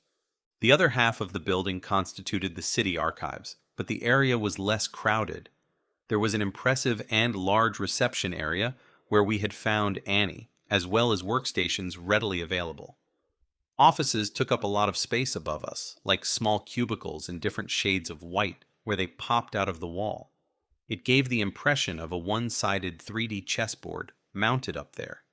The whole thing was new, but had been built on the site of the old library. It was also, despite every other sizable cultural institution situated in Curtin Fields, placed in Harrow on the south side of the river. No one knew why, according to Peter. Seemed to me like the city was built by people with specific plans and dreams that had subsequently forgotten what they were doing and why. As I wandered around aimlessly, I felt the body shake a little. I stopped and looked at the left hand. Yes, definitely shaking. What were all these signs? I glanced at the reflection the body gave off in the large glass wall and thought the human vessel had gotten a little thinner than when I first woke up by the river. It didn't matter, though. Hopefully, the archivist could help us, so I could leave. What did all these little tremors and weird sensations matter if I were not occupying the thing. As I glanced into the library again, I noticed a man and a woman arguing at the front desk near the entrance to that half of the building. I couldn't hear anything through the glass wall, of course, but the way they kept flailing their arms to emphasize their words was quite the indicator. For some reason, the sun had vanished and given way to rain outside. That had happened quick, I thought, as I noticed people around the two backing away. Whatever the man was saying, he was saying it loud. The woman he was arguing with was about to do the same, but he made a movement that made her freeze. She stared at him with true fear now, not the annoyance she had begun with. As he was standing with his back to me, I couldn't see what he did to cause this reaction, but it didn't take long before it was revealed to me. Someone must have called the police the moment the man had started to cause a scene, because the sirens startled him and made him turn toward the entrance, revealing a knife in his hand. The blue lights flashing and reflecting against the glass sent him into a tirade of words shouted at the poor librarian, who continued to stand still at the sight of the knife. She, naturally, became the recipient of his anger at the presence of the police. They soon ascended the stairs outside the library, a sight that made the man grab the librarian to use her as a shield. At the sight of the knife so near her, they wisely withdrew back down the steps. But the knife man followed them, forcing the now crying librarian in front of him. She looked to be about 30 years his senior. Early 50s was my guess. But she was smaller than the young man who was having such a bad reaction to whatever they had been arguing about in the first place. I walked along the glass wall as he moved toward the exit. Why was he going outside? What was wrong with him? Was it drugs? Was it something inside his head? Whatever it was not a reasonable reaction. I watched as he ordered the shaking woman to open the door in front of them. Watched as they walked outside, where he remained on top of the stairs, shouting more words that I could not hear. They were not meant for me anyway. He shouted toward the officers who had taken up their positions behind their cars. As they realized he didn't have a gun, a couple of them came a few steps forward to try and reason with him. Raised hands, palms out, trying to calm him down. It only seemed to agitate him. His whole body language screamed his annoyance at them. He was standing on his toes, an unyielding arm around the librarian. His eyes were wild, and his lips pursed into a sneer as he waved the knife, though never far from the woman. More police cars approached outside, one of them a plain gray one, except for the blue lights. An all too familiar face belonged to the cop that exited that vehicle. I felt unease at the sight of the dark-haired detective as she moved over to the other cops already there. They left the talking to the officer who had already begun communicating with the knife man. Likely, none of the others would have any luck. The knife man was beyond reasoning. I understood how this would end. Then I looked at Jones and uncertainty hit. Her? Here? I glanced around and noticed that no one in the archives was reacting. How were they not noticing the spectacle right outside their own door? Not now. The eyes sought back to Jones again. It was a subtle difference, but her hair was a couple of inches longer than when I last saw her in the coffee shop. This wasn't now, which meant I was right. This would end for someone, and the eyes sought out the knife man this time as the pressure raced from the neck to the head. The officer at the bottom of the steps said something that became the final straw for the deranged man. Quick as a snake, he moved his hand and stabbed the woman, her scream of terror sounding even from where I stood. The pain and shock made her knees buckle, and as she fell, a shot sounded. My eyes had been on the man the whole time. I saw the impact of the bullet in his chest, saw him staggering backward a few steps as his angry face contorted into shock. He stared at the officer like he couldn't believe he'd actually pulled his weapon, like he could not understand why. As he fell down, blood pouring down his shirt, the librarian got to her feet as she touched her side, still in shock at being stabbed. The man had hit one of her ribs. It would hurt, but it would not kill her. And then the stairs swarmed with cops as they ran up, some tending to the librarian, others to the dead man. Checking that was indeed the case, others ran into the building. And back at the stairs, behind all this, stood the officer, gun in his lowered hand as he stared ahead, with blank eyes, the rain soaking him as he didn't care. You didn't need to be an expert on human behavior to see that he had never shot anyone before. Behind him, Detective Jones approached as she holstered her gun under her jacket. I saw her put a hand on the officer's shoulder as she said something to him. An oddly kind gesture from her, I thought. She came off as distant and guarded, not one to showcase her sympathies, but not in this moment. The officer nodded without looking at her and holstered his own weapon before everything faded in front of me, and the shivers and cravings of the body made themselves known. I wasn't sure I wanted to see such a side of the woman who wanted me behind bars, and I needed to sit down. I walked over to Peter, who had retreated to a couch by a table filled with newspapers, and sat down there as well. I noticed that helped with the shaking, and there were no more sights of people dying in front of me. Did I need a break? I sure got a long one as we remained there for the better part of an hour. Peter and his newspapers made the time tick by, but I had no interest in that. I only stared around me, taking in people and their doings in a half-blind stare, seeing all and nothing. When Annie finally showed up, I jerked upright and realized I had almost fallen asleep. "Hey guys," she said, waving a piece of paper at us. "This wasn't easy." "You found him?" I asked, standing up, looking at the paper like it was a delicious cup of coffee. "Well, kind of." She looked uncertain. The sight made me feel uneasy. It construed the face into a grimace of half-squinted eyes and a mouth that lifted into a weak sneer.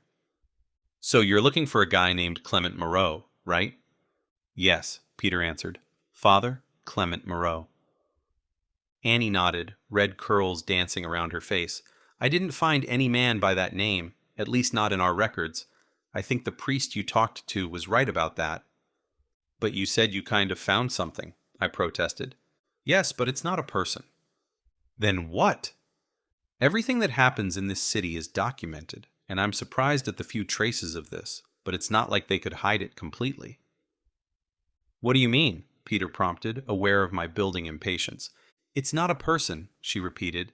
"It's a foundation. See?"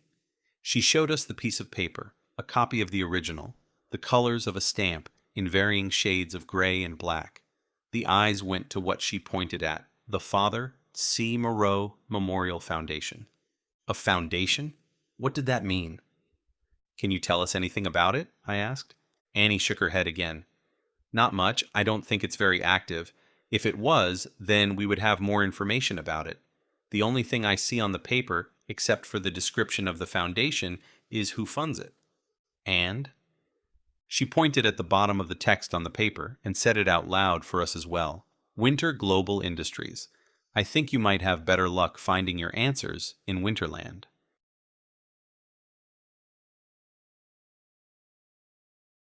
Chapter 19. As we got off the tram, I immediately laid eyes on the 4 buildings that constituted what people called the Winter Fortress. 4 almost blocky buildings stood close together around a park-like courtyard. The buildings were covered with smaller windows on the walls, and they were not the same height either. Likely, the designer did not care much for symmetry. As with Charton, the citizens of Ashdale had also given this area a name, Winterland, after the fortress and all the businesses that had grown up around it and in connection with it. Neither Charton nor Winterland would show up on any map, though. "Are you sure about this?" Peter asked. He had been unusually silent on our way up there. "Yes? You're not?" "Well, you were looking for a person, not a foundation." "I didn't know that, did I? It must have gotten mixed up in the head." "Huh? Anyway, what's your deal with the WGI Foundation anyway?" I couldn't answer that, of course, and he knew it. Still, there was something wrong about this. I knew with certainty that I was looking for a person, not a foundation. I had heard someone addressing Moreau. That had been a memory of him. I was sure of it. This was not the same as the odd visions that had pressed themselves upon me. I had barely thought that, though, when the white buildings vanished before me. Not like I had blinked them away. It happened fast, but there was a brief moment where I could barely see them as they faded away to see-through constructions, that then simply wasn't there. Winterland had not been the first area in Ashdale to be settled, and I could see why, as the lush fields spread out before me. Grain and vegetables were being grown there, and except for a small shack, there was nothing else. Not until the forests further off, where the land grew uneven as it rose toward the low hills in the distance. I turned back and saw Ashdale, small and crowded around the river. There were for the most part small wooden houses with smoke rising from chimneys. People were no more than tiny dots as they milled around between the buildings. "Hold on, Mary. Gracie will be back with the doctor soon." The voice broke through the natural sounds of nature and made me turn back, seeing a man and a woman to my right. They were dressed in gray and brown and blended well with the barley growing behind them and the reddish cabbage in front of them. The woman half sat, her skirts pushed up around her hips as the man knelt between her legs. The sound that escaped her next broke through the quiet sounds of nature. She clenched her teeth as she tried suppressing her own cries of pain. Sweat beaded her face and neck, and her black hair lay plastered to her forehead. As the contractions gave way, her breathing intensified, and she leaned back a little. "The doctor won't make it, and you know it," she managed to say, between sharp inhales and exhales. She turned out to be right as the cries of the baby made itself known after her next bout of contractions. The man, who was shaking from fear, lifted the new life to the woman's breast and looked to be relieved despite their circumstances. "She's beautiful, Tom," the woman said through tears of joy. Then she stretched her neck and tried to look down herself above the infant. "How's the bleeding now?" she asked. "No worse than before. Just hold on." The woman looked at her baby and smiled. The child didn't cry, but the small movements left no doubt it was alive.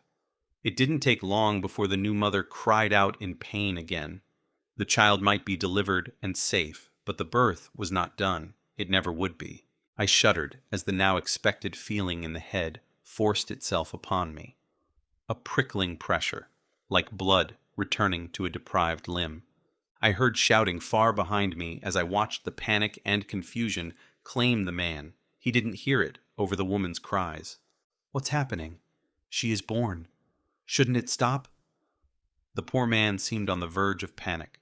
Only the lives in front of him kept him where he was, despite his fear. "It's the afterbirth," the woman managed as she lay back and screamed as something tore inside her. It would be her last words, as the hemorrhaging caused too much blood to leave her body.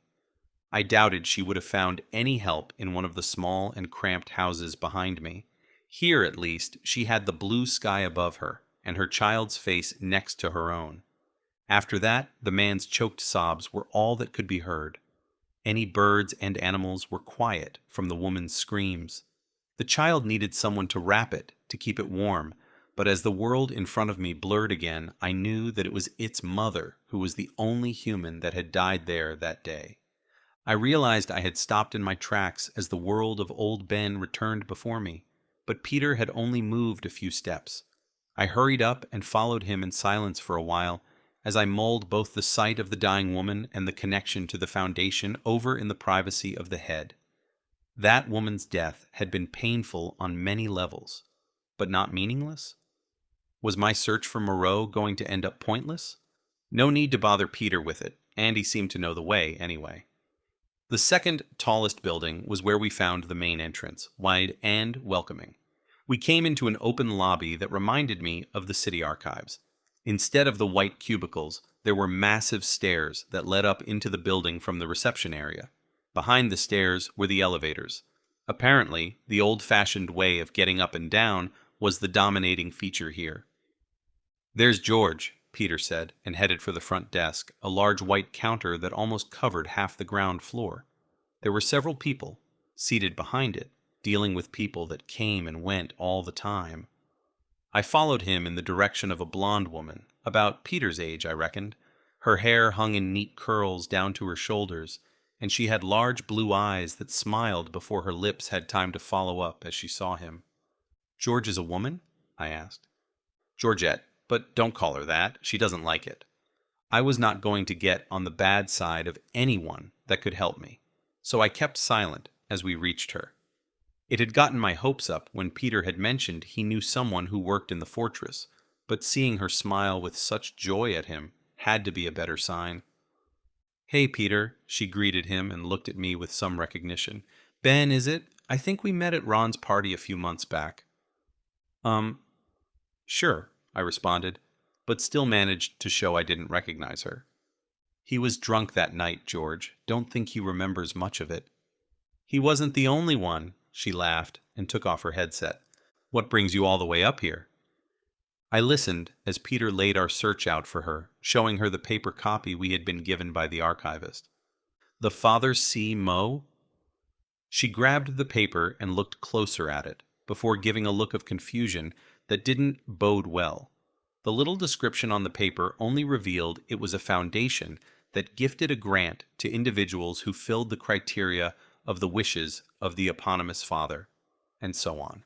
All in all, it was a barely informative text that only told me the criteria were up to whoever ran the foundation at any given time. "Okay, let me check," George said when she got the name right. She typed on her keyboard, fingers dancing over the keys, the weight starting to get to me now. For a moment, I wanted to shout to stop the buzzing noise created by all the people around us. That would probably not make George particularly helpful, nor Peter.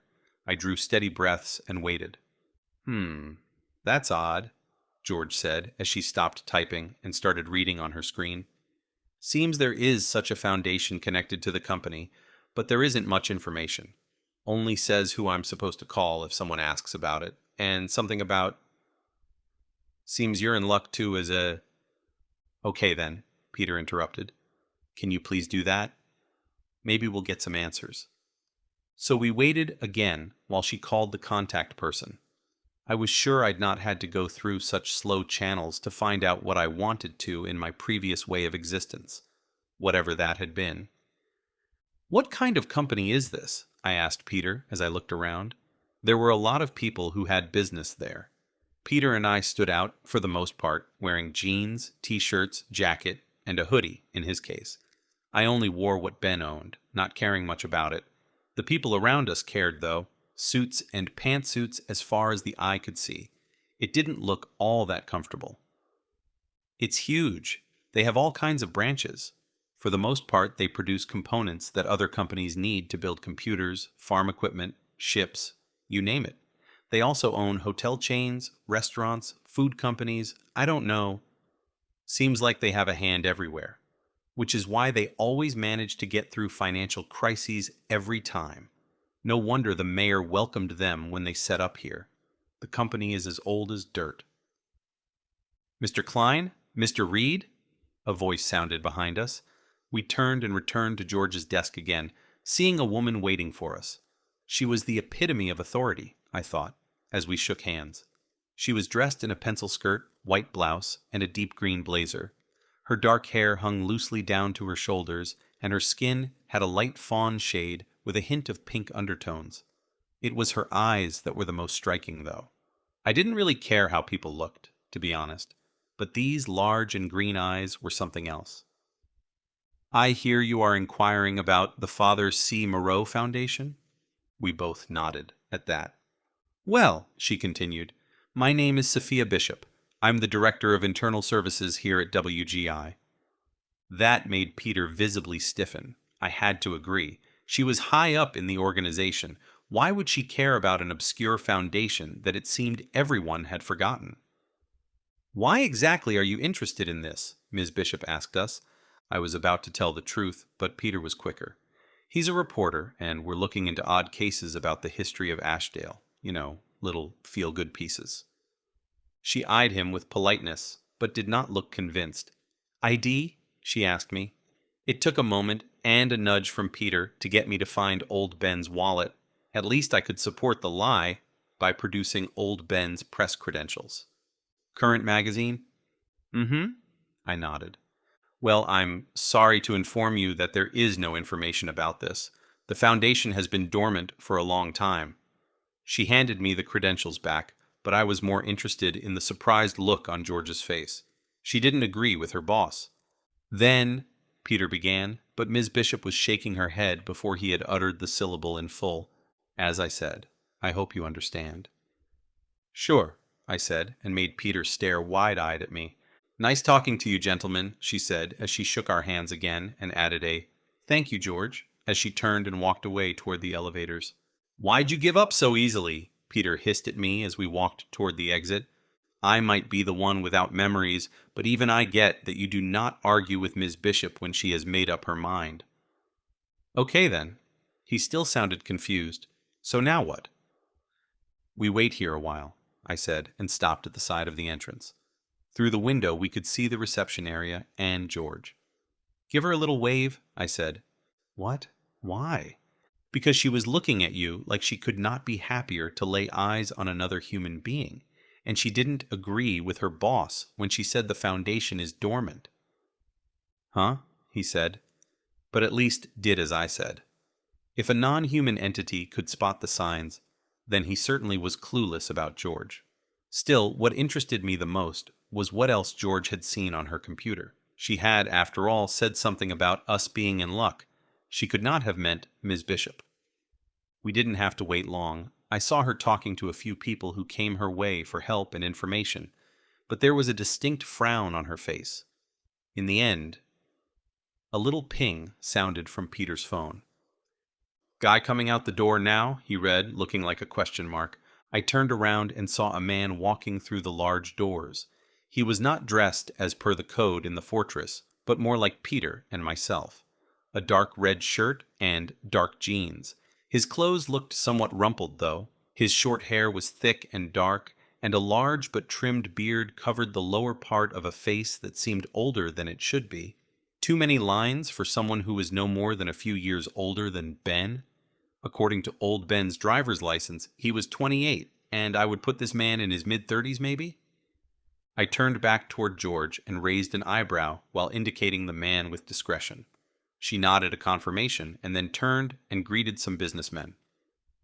That's the guy we need to talk to, I said, and turned back, only to find the man had already walked far into the parking lot.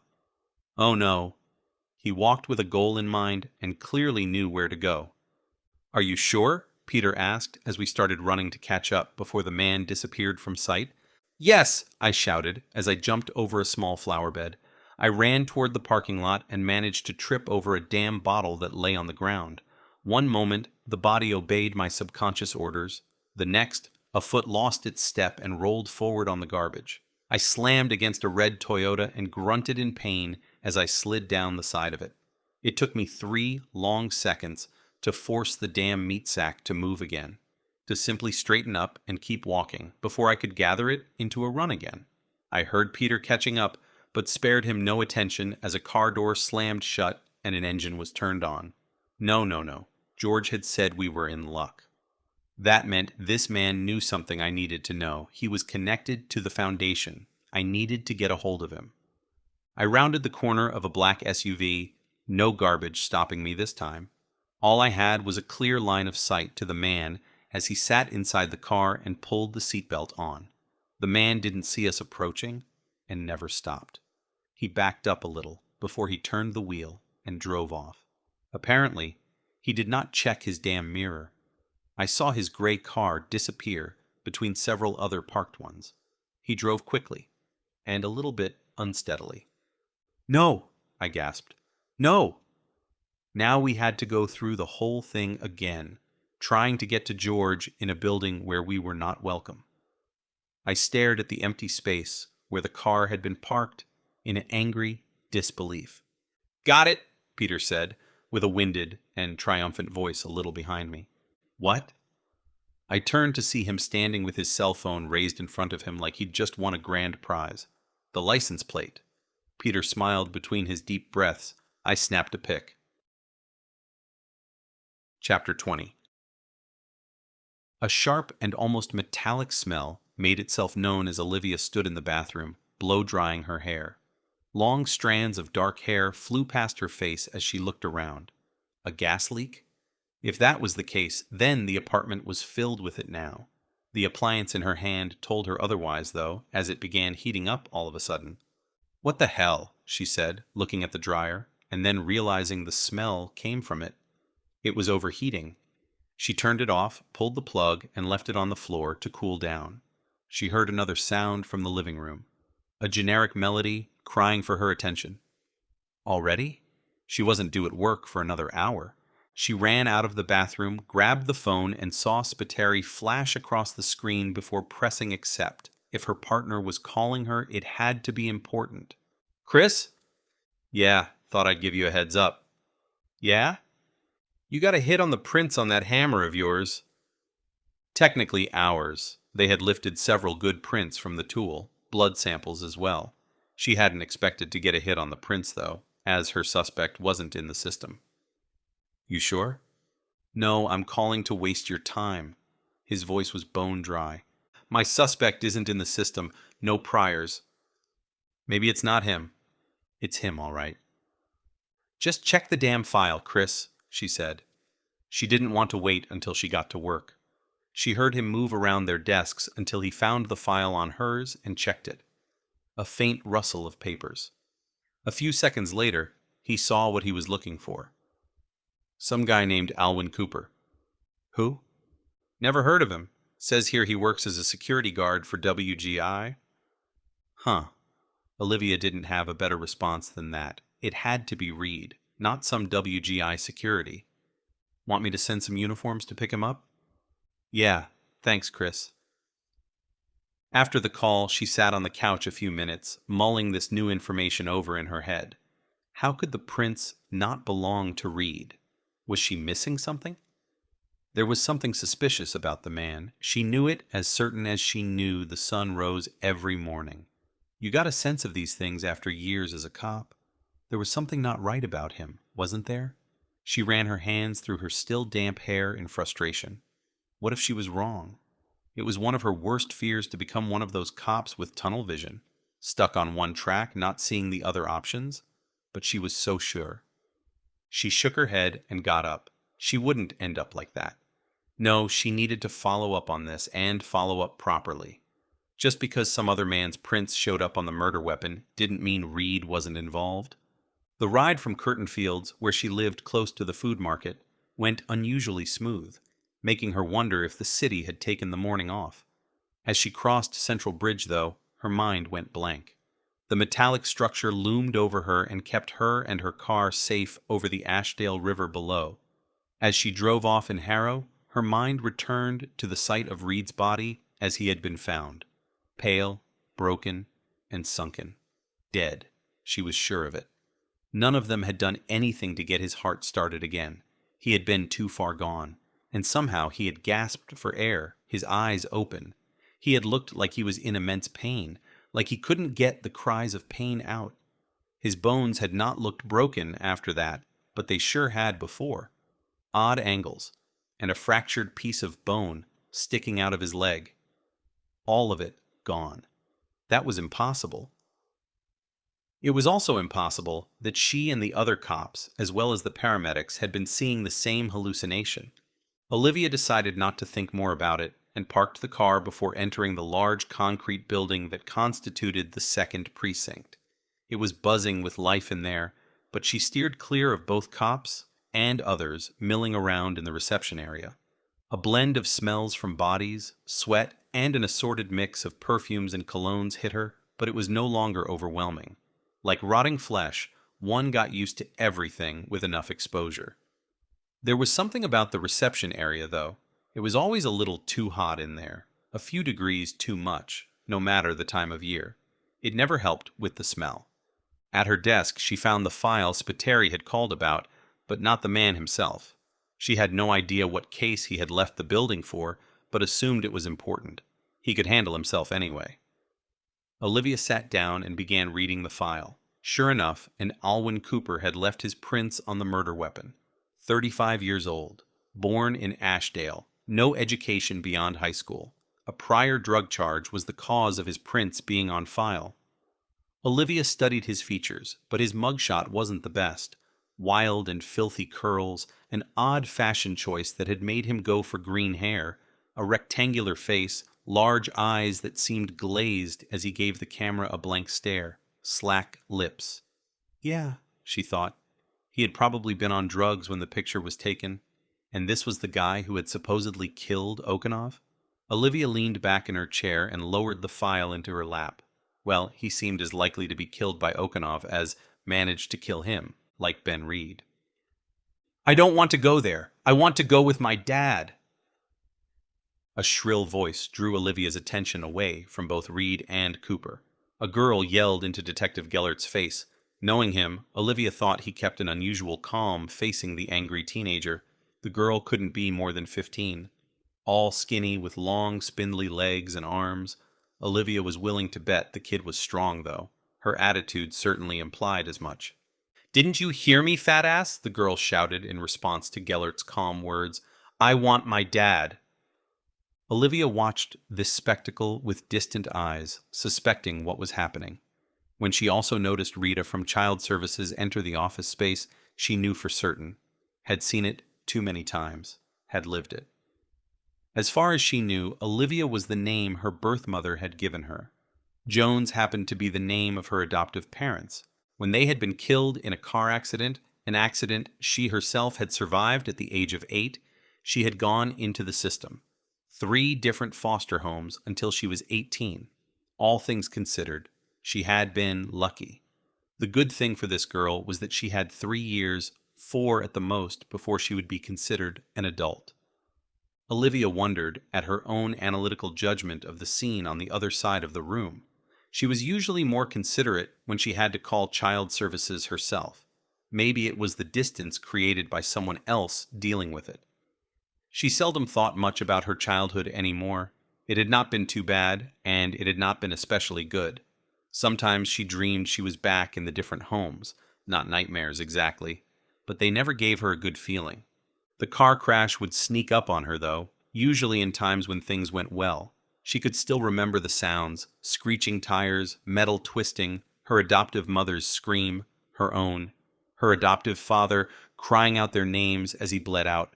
Olivia focused on Rita, who talked to the girl with a stern look on her face, her voice low and friendly, though. She always managed to calm them down. As expected, the girl sat down with a huff, arms crossed in a silent demonstration. She had been shouting for her father. Olivia could only guess what had happened to her mother. At least the girl knew where she came from. That was more than Olivia had. She strongly suspected, as had other people over the years, that she was at least part Native American, but as to what tribe she had no idea. Sometimes she thought about DNA tests, but she had always discarded the idea. It would only tell her what group of people might have given her a home. It was too late now anyway. She had been given up for a reason. She hoped it was because her birth parents, or maybe only her mother, had wanted to give her a good chance in life. Even if it hadn't turned out quite like that. Jones! Costa's familiar voice broke through the crowd of police in the open office space. Olivia turned her attention toward his office, the only one with doors and walls. A word, he added, and waved her over. Olivia wished the girl luck and put the file in her lap back on the desk before she did as her boss wanted and headed over to his office. I hear you got a match on the prince? He nodded toward the door and she closed it behind her. Yeah, some guy named Cooper, not on my radar at all. Costa didn't sit down behind his desk but hovered uncertainly behind it. That was unusual, she thought. And he's connected to WGI? Olivia opened her mouth to speak but stopped herself a moment. She knew her boss was friendly with the company, but was he going to ask her to do something unsavory? I think he's just a security guard there, sir. To her amazement, her boss looked relieved. Anything I should know, sir? Costa shook his head. No, but I think you're smart enough to understand. It's not easy to go after people like that even at the best of times. When one had ample evidence, she thought. Yeah, she understood. She didn't think his aversion was only rooted in difficulties with the rich and powerful, though. They both knew that firsthand. The reason she'd left New York was dealing with people with enough money to try and circumvent the law. You don't need to remind me of that, sir. He nodded and dismissed her. Still, as she walked back to her desk, she couldn't shake the feeling that this was all bigger than a drug addict's possible involvement in killing a skilled hitman. She glanced toward Gellert's desk again, catching a glimpse of the girl as she now followed Rita out. The girl's head was bent as she walked toward this new stage of her life, but Olivia noticed her clenched fists as well. Hopefully, she'd make it through the next few years. She did look strong enough.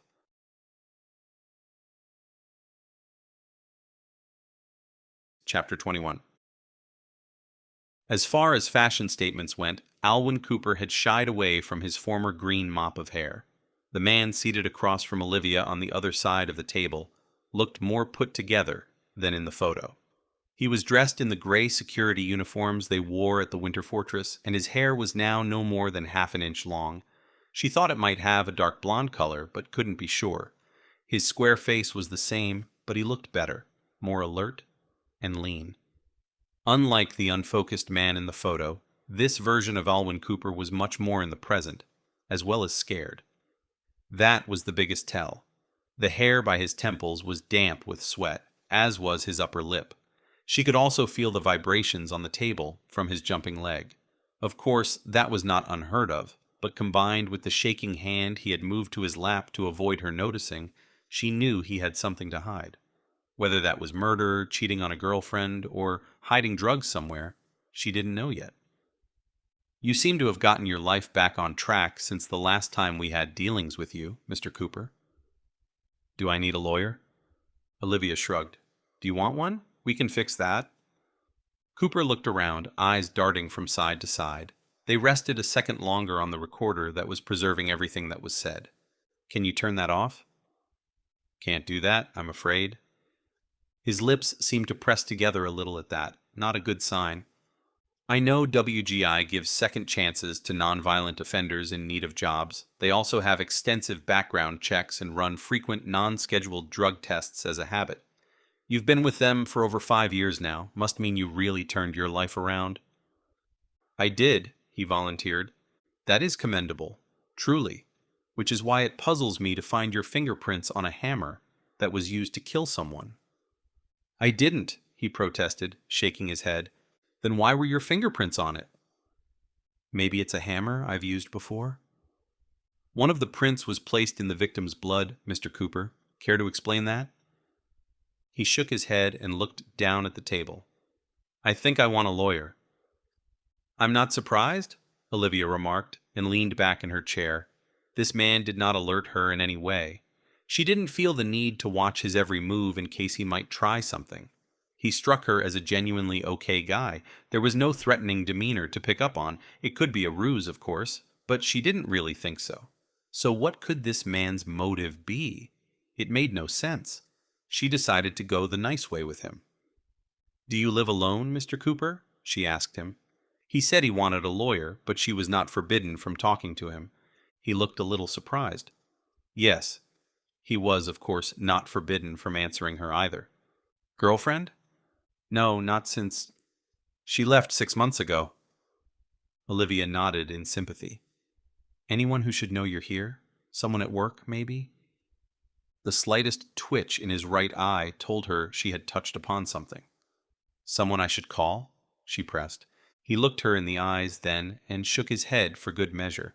What struck her was that he didn't look ashamed. He looked afraid. "All right then," she said, and rose. As she gathered her papers and photos, she got an idea. She got the photo she was looking for and placed it in front of Cooper. A photo she'd found on Reed's author webpage. "Do you know this man?" Cooper glanced at it but didn't give any indication he knew Reed, like he was looking at a stranger, and then his brows furrowed as he looked closer. "No, I don't think so." Olivia put the photo back into the folder and stopped the interview. He might not know Reed, but he sure had seen him before. A couple of hours later, Olivia's thoughts kept coming back to Cooper's hesitations and fear. It was only a hunch, of course, but it seemed to her that if he was involved in Okanov's murder, it was connected to someone at his job. Olivia glanced toward Costa's office door. Of course, that had to be the case, she thought gloomily. She didn't want to be at odds with her boss, especially since he'd stood by her in a difficult time. Still, she had to do her job. And Cooper had recognized Reed. That had not been her imagination. She was so sure of his involvement that she had made certain she was not seeing what she wanted. Cooper had recognized him after a while. which meant they probably didn't know each other. Her fingers drummed on the desk as she rested her head on her other hand. "Okay then," she mumbled, and sat up straight. There was nothing connecting Reed to WGI, but Cooper was afraid of someone there. The best place to start? The internet. She searched through the local news online, looking for anything odd that might have happened at WGI since a few days before Okanov's murder. Excepting the CEO's helicopter accident and near death, there wasn't much. Only news stories on investments and hirings of high-level executives. Nothing that pertained to a security guard. Except for a little piece in the Ashdale Chronicles. Not much online, but there were a few lines in the digital version of the paper. Police had been called to a disturbance at Winter Fortress on the same night Okanov was killed. When police arrived, the suspect had left. No one was harmed. Olivia sat back as she stared at the screen. Not much information at all. Lucky for her, though, Winterland fell under the 2nd Precinct's jurisdiction. She wouldn't have to travel more than a flight of stairs to find the officers who had been on duty. As it turned out, only one of them was on duty, according to the desk sergeant. "Oh, a week ago?" Officer Dresner said, his eyes looking upwards, as he was thinking. Olivia had found him in the break room, a sandwich in his hand that was still wrapped. "Yup, at Winter Fortress." "Yeah, we don't get many calls there. They have a high level of security, but it turned out to be nothing if I remember correctly." "Who called the police?" Dresner shrugged and put his sandwich down before he got his notepad out of his pocket. Olivia waited with patience as he flipped through several sheaves of paper. "Yeah, here we go. Don't know who called the police. Dispatch sent me and Meyer. When we got there, we met one of the executives who told us there'd been a mistake.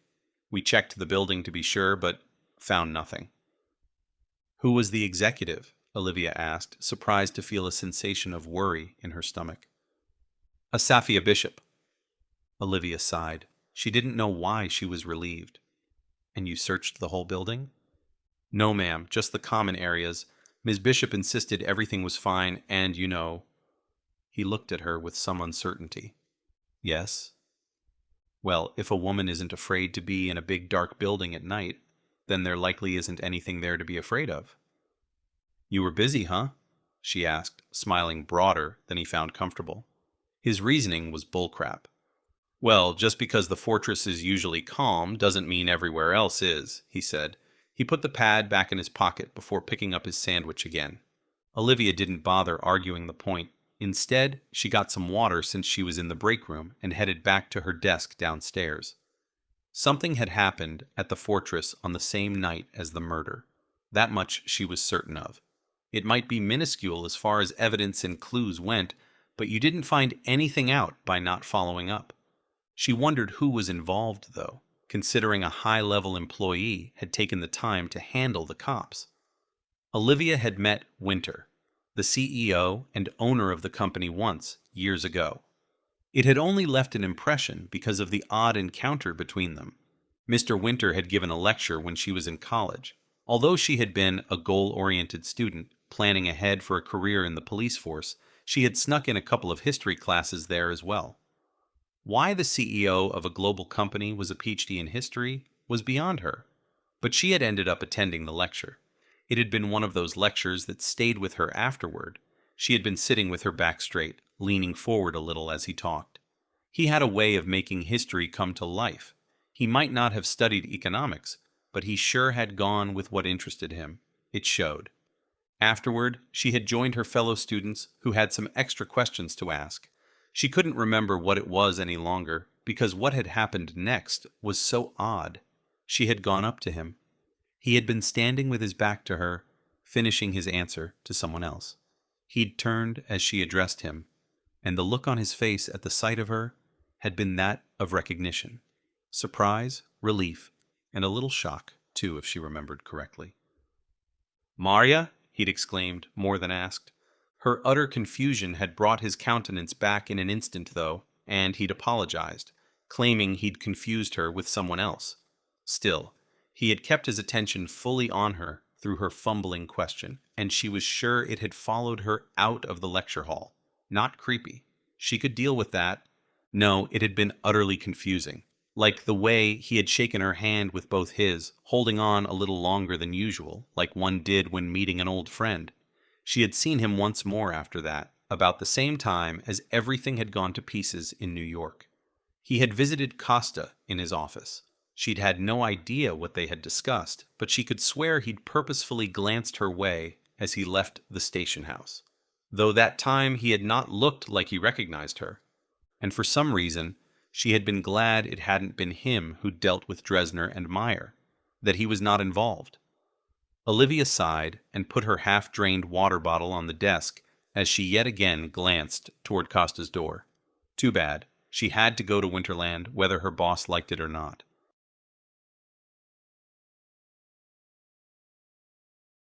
Chapter 22. Reflecting sunshine on the white walls of the main building at the fortress glared back at Olivia as she walked inside. The first thing that greeted her was a security checkpoint, visual checks of handbags and briefcases as well as a metal detector. As it would sound an alarm at her passing through, she showed her badge and gun to one of the security guards. She would not be leaving these things with civilians. Other than inquiring whether any of the security personnel had been there on the day of Okonov's murder, she didn't linger. None of them had anyway. She walked further into the large open space, noting huge stairs and a formidable front desk. If they'd had that at the second precinct, including the 9 receptionists she counted in front of her, they might have been more efficient themselves. Olivia headed for the receptionist with the shortest line in front of him and waited. She was only there to ask a couple of questions, after all. A 40-something man greeted her politely, asking what he could do for her. She showed him her badge. "Detective Jones, I'd like a word with your boss, please." The man blinked once, then started turning to look for his supervisor. "Not that boss," Olivia clarified. "Further up." She pointed in that direction for emphasis. "You mean Mr. Winter?" Olivia nodded, noting the man's continued confusion. She stared politely back. A few seconds, and he would come around. That was how it usually went when you asked for things not normally obtained by anyone. Badges were handy things sometimes. Sure enough, the man picked up a phone and called someone other than his supervisor. "I'm sorry, Detective," he said, as he hung up after a brief exchange of words. "Mr. Winter is not in at the moment, but our Director of Internal Services will see you, if you'll just follow me." Olivia gave a mental sigh and followed the man to the elevator. They got off on the 7th floor, and she was led through an office space that was not open, but divided with glass walls. Considering the cop's open office space and concrete walls interspersed with brown brick, she figured it might be best to stay away from perfectly designed and elegant spaces such as this. Everything was okay when you didn't know any better. Where exactly the receptionist was planning to lead her, she never found out. Instead, an impeccable woman came to meet them. They met in a hallway that led past a large conference room, dominated by a large, near-white metal table. It was oval in shape, surrounded by blue and padded chairs. The glass walls, of course, made all this visible. The woman turned out to be the Director of Internal Services.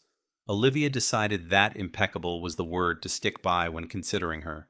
Everything was pristinely put together, from hair to toes.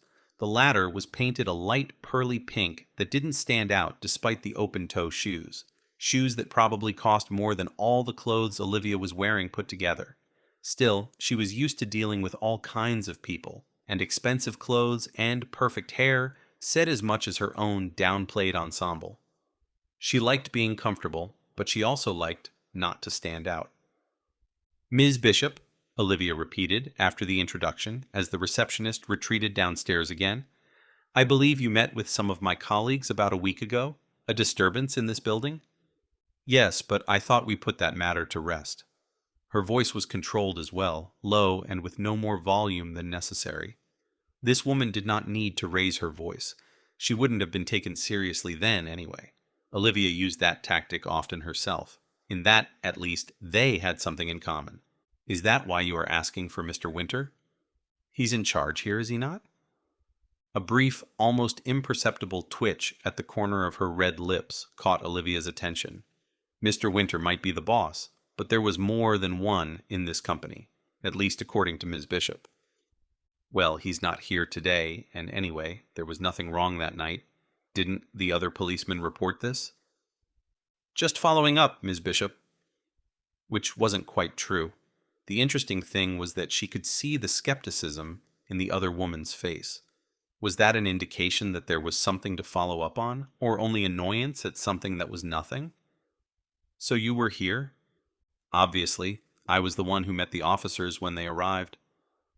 Did you call them? Ms. Bishop shook her head in denial. She could be telling the truth. Olivia had heard the 911 call, a distraught female voice calling for help. Panicking, it seemed, frantic and sobbing. The call had been cut off abruptly. All in all, it had lasted 29 seconds. Hard to tell if it had been the composed and self-assured woman standing in front of her. Why are you interested in this, detective? The call must have been a prank, surely? Because I am investigating a murder, and it's connected to this company. Ms. Bishop's green eyes widened a bit at this before she could control herself again. A murder? Here? No, down in Harrow. What does that have to do with WGI? One of your employees has been arrested under suspicion of committing it. No surprise, no movement. Olivia was almost a little impressed. Who? One of your security guards, Alwyn Cooper. Olivia watched Ms. Bishop for any sign of recognition, but there was none. As you might have surmised on your way up here, detective, we have quite a workforce. If you say he works for us, I'll have to take your word for it. Was there anyone but you here that night? No. Not one for elaborating. No security, even? Ms. Bishop drew breath as she shook her head. Out on the grounds? Certainly. They have rounds, of course, during the night, but after 9 p.m., the building is closed. No one at the front desk means no use for the security check. Is that all, detective? I do have a job to get back to. Not quite. Olivia opened the leather folder she used to carry documents with her, if need be. She showed Ms. Bishop photos of both Reed and Cooper, but could trace no apparent recognition at either. She put the photos back in the folder and asked again about Winter himself. She doubted he was involved, and from their brief encounter years earlier, he had seemed a reasonable man. She was under no illusion about Ms. Bishop, though. She would not help. As I said, he is not in the office today. I noticed, Olivia said, turning halfway to glance in the direction of his office, which had his name on the door.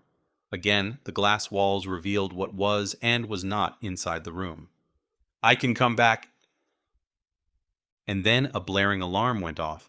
Olivia jumped as a jolt of confusion hit her momentarily and turned toward Ms. Bishop, a flash of green to Olivia's left.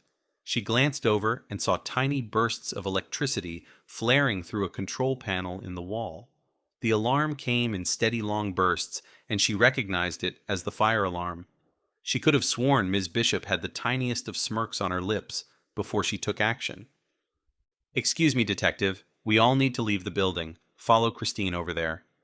She ushered Olivia toward a middle-aged woman who was gathering the employees on that floor to exit down the stairs. As Olivia followed them, she realized Ms. Bishop had barely raised her voice even with the alarm. Calm and composed. What the hell had happened? It had looked like tiny strikes of lightning had attacked the panel. Boy, did Ms. Bishop have the best timing and luck. She had to, didn't she? She hadn't pulled any wires, hit anything, or lit a match. There hadn't been time. The crowd surrounding Olivia walked with calm, probably thinking it was a drill. As she walked past the metal detector, she was fuming. She had no idea what had just happened, and the incessant blaring alarm did nothing to calm her. Outside, Olivia pushed through the crowd to find her car. She didn't work at the fortress and didn't see the need to be standing around. She fished her keys out of her pocket and stopped, 3 feet from her car. She might not need to stand around there, but the employees did. She turned around and saw the crowd of people filling the curb and nearest parking spaces. Olivia allowed herself a little smile. Ms. Bishop might not want her inside, but with her whole staff outside, most of them on public property even, well, she couldn't keep Olivia away from that. She made a round, asking questions and showing photos. People were impatient and bored, and therefore willing to take a look simply to get the time to pass. At least it was sunny, and no one was cold. The smell of sweat and perfumes made itself known, though, as she moved through the crowd. It turned out to be worth it, as she struck gold when she found the receptionist who had escorted her upstairs earlier. At the same time, the alarm was turned off. The buzz of the crowd immediately washed over her. "Yeah, that's Alwyn," the receptionist, whose name was Marcus, said. "You guys know each other?" Marcus gave a shrug and turned to one of his colleagues, a blonde woman in her mid-20s. "We all do, don't we?" She nodded. "I mean, we all work on the same floor? In the same room, really." "Do you know if he was working here a week ago?" She could ask Cooper, of course, but he'd lawyered up, and she needed witnesses if she could find them. It was always better when these things were corroborated. Marcus thought about it for a few seconds. "Well, I don't remember what I had for dinner a week ago, but—" "Alwyn's been working the late shift for days now," the woman chimed in. "I wouldn't be surprised if he had." "What's your name?" "Georgette Wilde?" "Okay, Georgette." "Just George, please." "Okay, George. The late shift. How late?" "They're always here after we leave." "Yeah," Marcus agreed.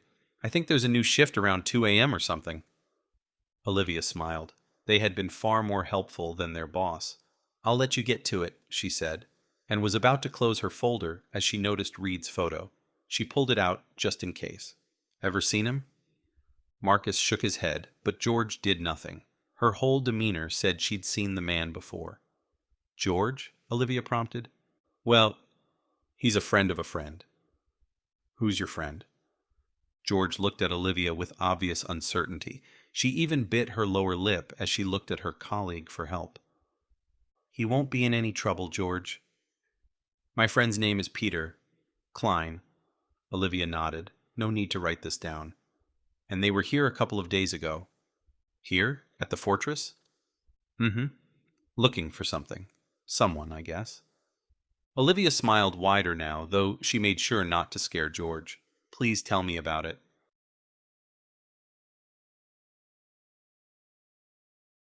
Chapter 23. The eyes opened and closed a few times before I realized I was waking up. When had I fallen asleep? I remembered sitting down on the couch for a few moments to wait out the shaking, and now I was slumped over, halfway sitting, halfway lying. Noises nearby broke into this confused state, and at least got me curious enough to sit up properly, shaking off the worst of the drowsiness. Why did the body keep doing this? I had not wanted to sleep. And why was I still shaking? I felt weak, a little hungry, even a little wired, despite being drowsy. "Hey!" I heard Rose's voice from the kitchen before her head popped out past the partition wall that separated it from the living room. "I let you sleep. Figured you were tired." She must have come in while I was sleeping, which meant I had to have been in a deep sleep. I rubbed the hands through the hair and got up, feeling immediately dizzy. I was a little hungry. Was that the problem? I headed into the kitchen to find Rose busy at work making something that smelled wonderful. "What's that?" I nodded toward the oven, which I had no idea how worked. "Lasagna," she said, moving containers, ladles, and a frying pan over to the sink. "Smells good," I said, as I found a coffee cup in the cupboard. I was already eyeing the coffee maker, walking toward it when a dizzy spell hit me again. The cup slid out of the hand as I gripped the counter. I only heard the crash on the floor as the eyes squinted shut. When I opened them, the floor was full of small shards. "Are you all right?" Rose spun around toward me. "Don't move," she added as she left the kitchen and came back quick with a vacuum cleaner. I saw her point as I stood there in socks while she was wearing shoes. She picked up the biggest pieces and removed the rest with the vacuum. As she turned the noisy vacuum cleaner off, I realized I was still clinging to the counter. "You look awful," she said as she came closer. "Here, have a seat." She led me toward the nearest counter stool by the narrow and high kitchen table. "What the hell is going on, Ben?" I slowly placed the elbows on the table for support, not entirely sure I wouldn't fall off if I didn't.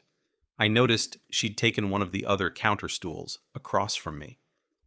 "I don't know," I said. It was the truth, after all. "Have you seen yourself?" "I don't think that's very nice."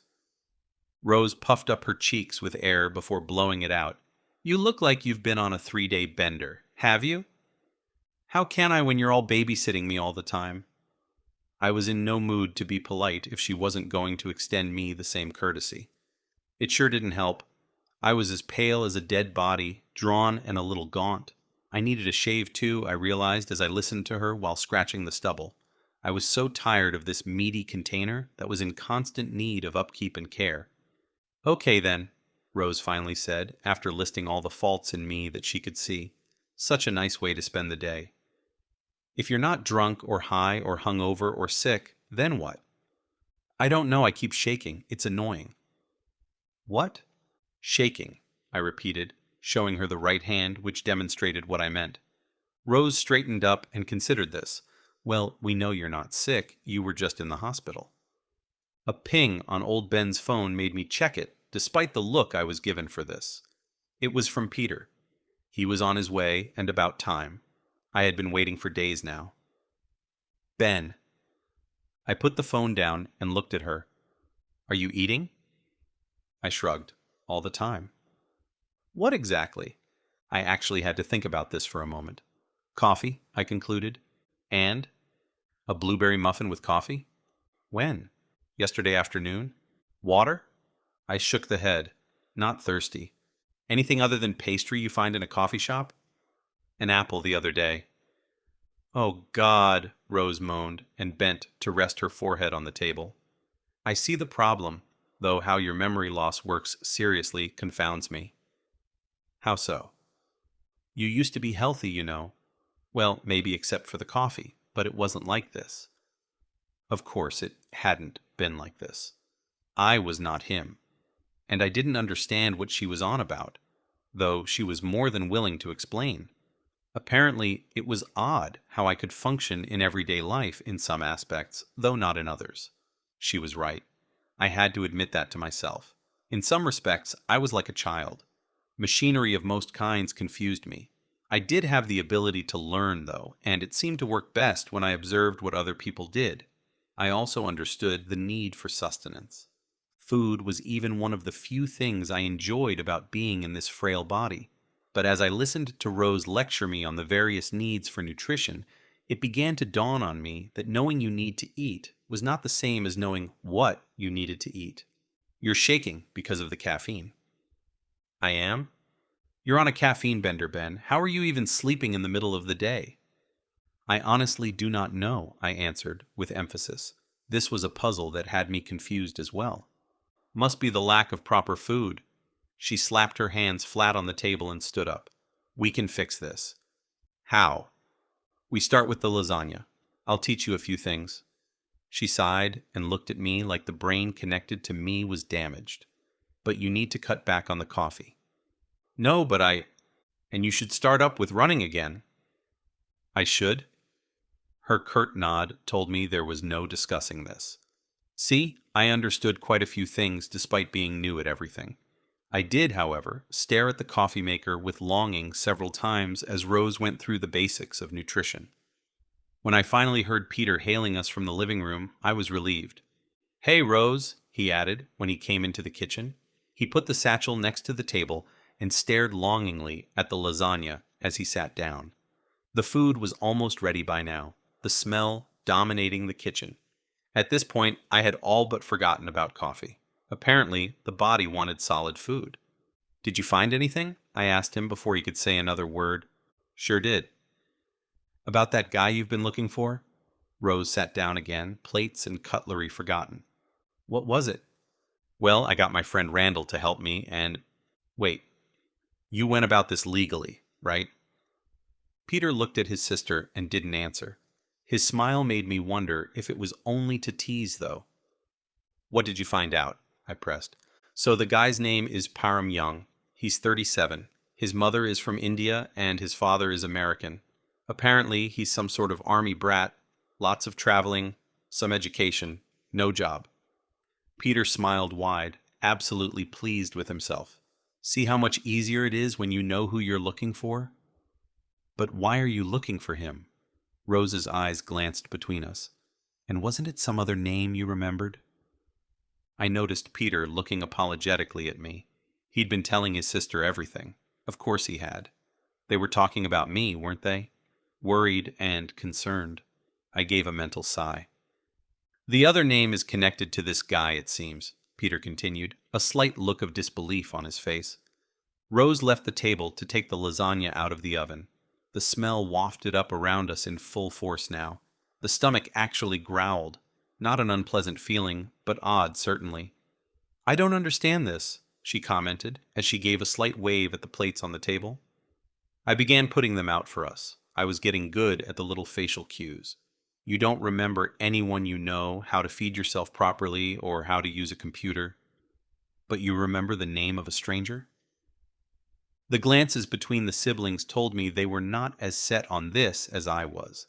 The problem with that was that I needed Peter. Yes, I needed to find a stranger to find out what had happened to me. That was the only thing I was certain of. I didn't need these people to get in my way. I couldn't give them what they needed, and they could stop searching for it when I was finally able to leave. Still, giving them something might persuade them to be encouraging instead of hindrances for me. "I remember other things," I volunteered. Rose turned away from the lasagna, leaving it to set, I supposed, after her long lecture earlier. "Really? That's wonderful." She smiled broadly. "What?" I looked at their hopeful faces and decided to stick as close to the truth as possible. A flash of the cathedral and the area of Winterland. Best not to mention that these memories had been from what looked like another time. If they thought I was insane, they would absolutely not help. A flicker of disappointment crossed Rose's face, confusion Peter's. Then Rose settled for determination. "Good. That's really good, Ben. It's a start." Then she looked down at the table, and her brows furrowed in confusion. I had managed to give Peter 2 knives, myself 2 forks, and Rose's knife and fork lay crossed above her plate. Not like this had ever been necessary for me to know. I knew that much. Her face told me I had made a mistake in something that was apparently simple and common knowledge. The 2 knives versus the forks hinted at where I'd made the mistake. "Hey," I said in my own defense, because someone really had to. "At least everyone got a plate."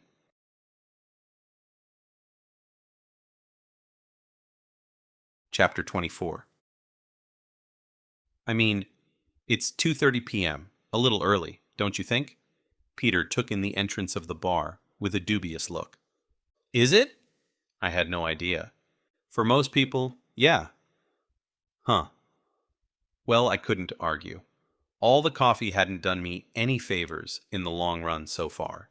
Alcohol was not any better in excessive amounts. I felt better after lunch, though. Some proper food and a shower had made me more alert and less shaky. Actually, Peter had refused to go with me unless I took one. We'd been done with the meal when he'd seen Param Young digitally check into this place, whatever that meant. I had to trust Peter on that. His, "Geez, dude, take a shower first or I'm going to pretend not to know you among people," had spun me into action. Turned out it had been worth it. Taking care of the body made it feel slightly less suffocating. "You're sure he's here?" According to his GPS, most people forget it's on. I glanced up at the sign. Benny's Pit Stop. Classy. Further up on the wall was a neon sign with the same logo that would light up come darkness. I supposed it didn't need to be classy if all one wanted was the liquids in there. That reminded me that I hadn't actually tried anything stronger than beer so far. I had liked it, and supposed that old Ben must have as well. We entered a darkened room, browner than the coffee shops, and less crowded. A couple of people at the tables, only one at the bar. The man we were looking for. Perhaps Peter was right. With this few customers, it was early. "That's him." Peter nudged me and pointed. "Yeah. Think he'll recognize you?" "Only one way to find out," I said, and headed over to the bar as the bartender handed Param a glass with a brown liquid in it. As Peter and I approached him, he didn't notice us. From what I could see studying him in profile, he looked older than his age, and tired, not healthy at all. A bit like me, I realized, though still worse. I had been neglecting the body's needs for a few days only. This man looked to have been doing it a while, years probably. His black hair and beard were neatly trimmed and cut, so he cared enough to deal with that. I glanced at the drink in his hand. Maybe Peter was onto something. "Mr. Young," Peter began as he stopped by Param's right side. I stopped by his left, though unnoticed at the moment. Yeah? We've been looking for you, Peter continued. We're hoping you can help us with... Who's we? Param's words were slurred as he glanced up to see Peter properly. Then he turned to have a look at me, a look that sent his eyebrows skyward. I took this as a sign he did recognize me and was about to introduce myself, as his eyes grew wide. Obvious recognition, at least. Unfortunately, that's when he cried out in shock and surprise and tried to move away from me. Seated on a bar stool, that wasn't easy. His legs betrayed him as they couldn't move through the metal, and he fell backward and crashed to the floor. His drink spilled onto him and the floor, and for some miraculous reason the glass didn't break as he held onto it. Still, his eyes did not leave me, wide and with a warm brown color. Terrified. That's how I would describe the look. As Peter and I stood, rooted to the bar in surprise at the spectacle, Param scrambled to his feet. Peter managed to get his manners together enough to try and help the man, but Param pushed him off, glanced at me again, and ran. "What the hell?" Peter shouted. Everyone in the bar was staring at us. What was his problem? "Come on," I said as I got the head working again. The man had recognized me. He knew me. That was more than I did. I couldn't let him get away. I heard Peter following me, but as we got outside again, the streets were void of drunk and terrified men running around. Damn. What the hell was that? Peter stopped on the curb and looked around in bewilderment. I could only shake the head. I had been right. The memory, the message I had received when at Sophie's confusing reading, it all made sense. There was one person in this city who knew something about it. Peter stopped searching the street with his eyes and turned back toward me. "Damn, Ben, you really scared him off. He even took his glass with him."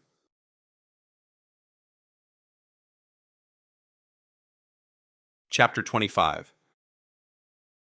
Shouldn't we just leave him alone? I ignored Peter and headed up the short stairs to the entrance of the house in front of us. We had now managed to go to one of the suburbs north of Curtin Fields, and I was beginning to get used to traveling everywhere in the city. I was also beginning to wish for a car. Unlike the coffee maker, I suspected the technicalities of operating such machinery might be slightly more difficult. Peter had found out Param's address along with the other information. His house was situated in a quiet area, houses like it on either side and across the street. Actually, the whole street was lined with them, medium-sized, two-story buildings. Most of them were white, as was Param's, and everyone sported a small garden at the front. I stopped at the front door and rang the doorbell. At the same time, I heard Peter's hesitant steps following. "Ben?" "Yeah." He was really scared. Think about it. "I want to know why." "Have you considered the possibility that you might have done something to him?" I turned and looked at Peter. "Done something?" "He freaked out when he saw you." "So?" "I don't think that means you were on friendly terms last time you met." I considered this. Had we met? If so, I had certainly not looked like this. But the man had recognized me. Then it occurred to me what was bothering Peter. Walter said that I was not a violent person. Peter winced, clearly uncomfortable. "You're not." "Okay, then. So let's figure this out." I rang the doorbell again. Granted, Param had been inebriated at the bar, but it shouldn't take this long to answer the door. Unless he wasn't home, of course. I pressed the lips tightly together. Why couldn't he be home? I needed to talk to him. I knocked at the door in frustration, and in response, it slowly slid open a fraction. "Crap," I heard Peter whisper at this. "No, wait," he added louder when I pushed the door open and walked inside. "Ben, no, this isn't right." "Hey, it's not my problem that he's too drunk to remember to lock his door." "I'm not sure he actually came back here." Peter hurried in behind me and closed the door. I looked around in what turned out to be a fairly tidy house, though it was cluttered with all kinds of artifacts, almost like a small museum. We walked past paintings and sculptures. Most of the paintings were of landscapes. A few were abstract, and a few portraits as well. Especially sour-looking clergymen stared down at us. None of it was particularly modern. How I knew that was as big a mystery to me as everything around me. Peter gave a whistle at the sight. Do you think we've come across an art thief? Doubtful. I picked up a wooden plate with a sharp-looking dagger attached to it. Arkansas toothpick. How do you know that? No idea, I said absent-mindedly, seeing a flash of a man's stomach being ripped open as someone slashed with an identical weapon such as the one I was holding. Blood, pain, and fear, all written on the man's face, shades of movement around him. He was not alone, the open fields ripe with his brothers in death. I put the thing down and entered the kitchen. What met me there surprised me more than the vision of a dying soldier. Empty bottles lined the kitchen counter and table. All of them had contained different brands of alcohol, the sharp smell of it present from the bottles. Somehow I had no problem identifying this sickly sweet odor. Are you okay? I turned to look at Peter. Should I not be? He shrugged and averted his eyes. Not now, no. He picked up a random bottle and eyed it with a surprising sadness. Drinking at a bar in the middle of the day is the least of this guy's problems. He put the bottle down and went and looked in the fridge. It was dominated more by beers than food. In the top freezer, Peter found a half-full bottle of vodka. We continued into a living room that presented us with the same array of empty bottles lined on shelves and small tables. There were more artifacts, as well as newspapers and books strewn around the room. A television that was not a flat screen like old Ben's, but fat and space-consuming. A recliner in front of it was the only thing without any clutter, as well as a narrow mustard yellow and worn couch that had a rumpled blanket on it. It all made me forget my own mission for a moment. It was a sad impression of the person living like this, and I felt something akin to a pang in the stomach. Pity? Oh, wow, Peter said, and brought me back to my own problems. Look at this. He handed me some old and grainy photos he'd picked up from the floor by the couch. I obligingly looked at them, and then arched an eyebrow at him. Those are Winter's ancestors, Peter said. See? He pointed at a fair-haired man in what looked to be the oldest picture. Peter took it from me and turned it around. It was dated 1856, but nothing else was written there. We looked at the motif again. How do you know he's a Winter? Well, look. Peter held the 3 photos up for me, and he was right. In each photo, there was a Winter.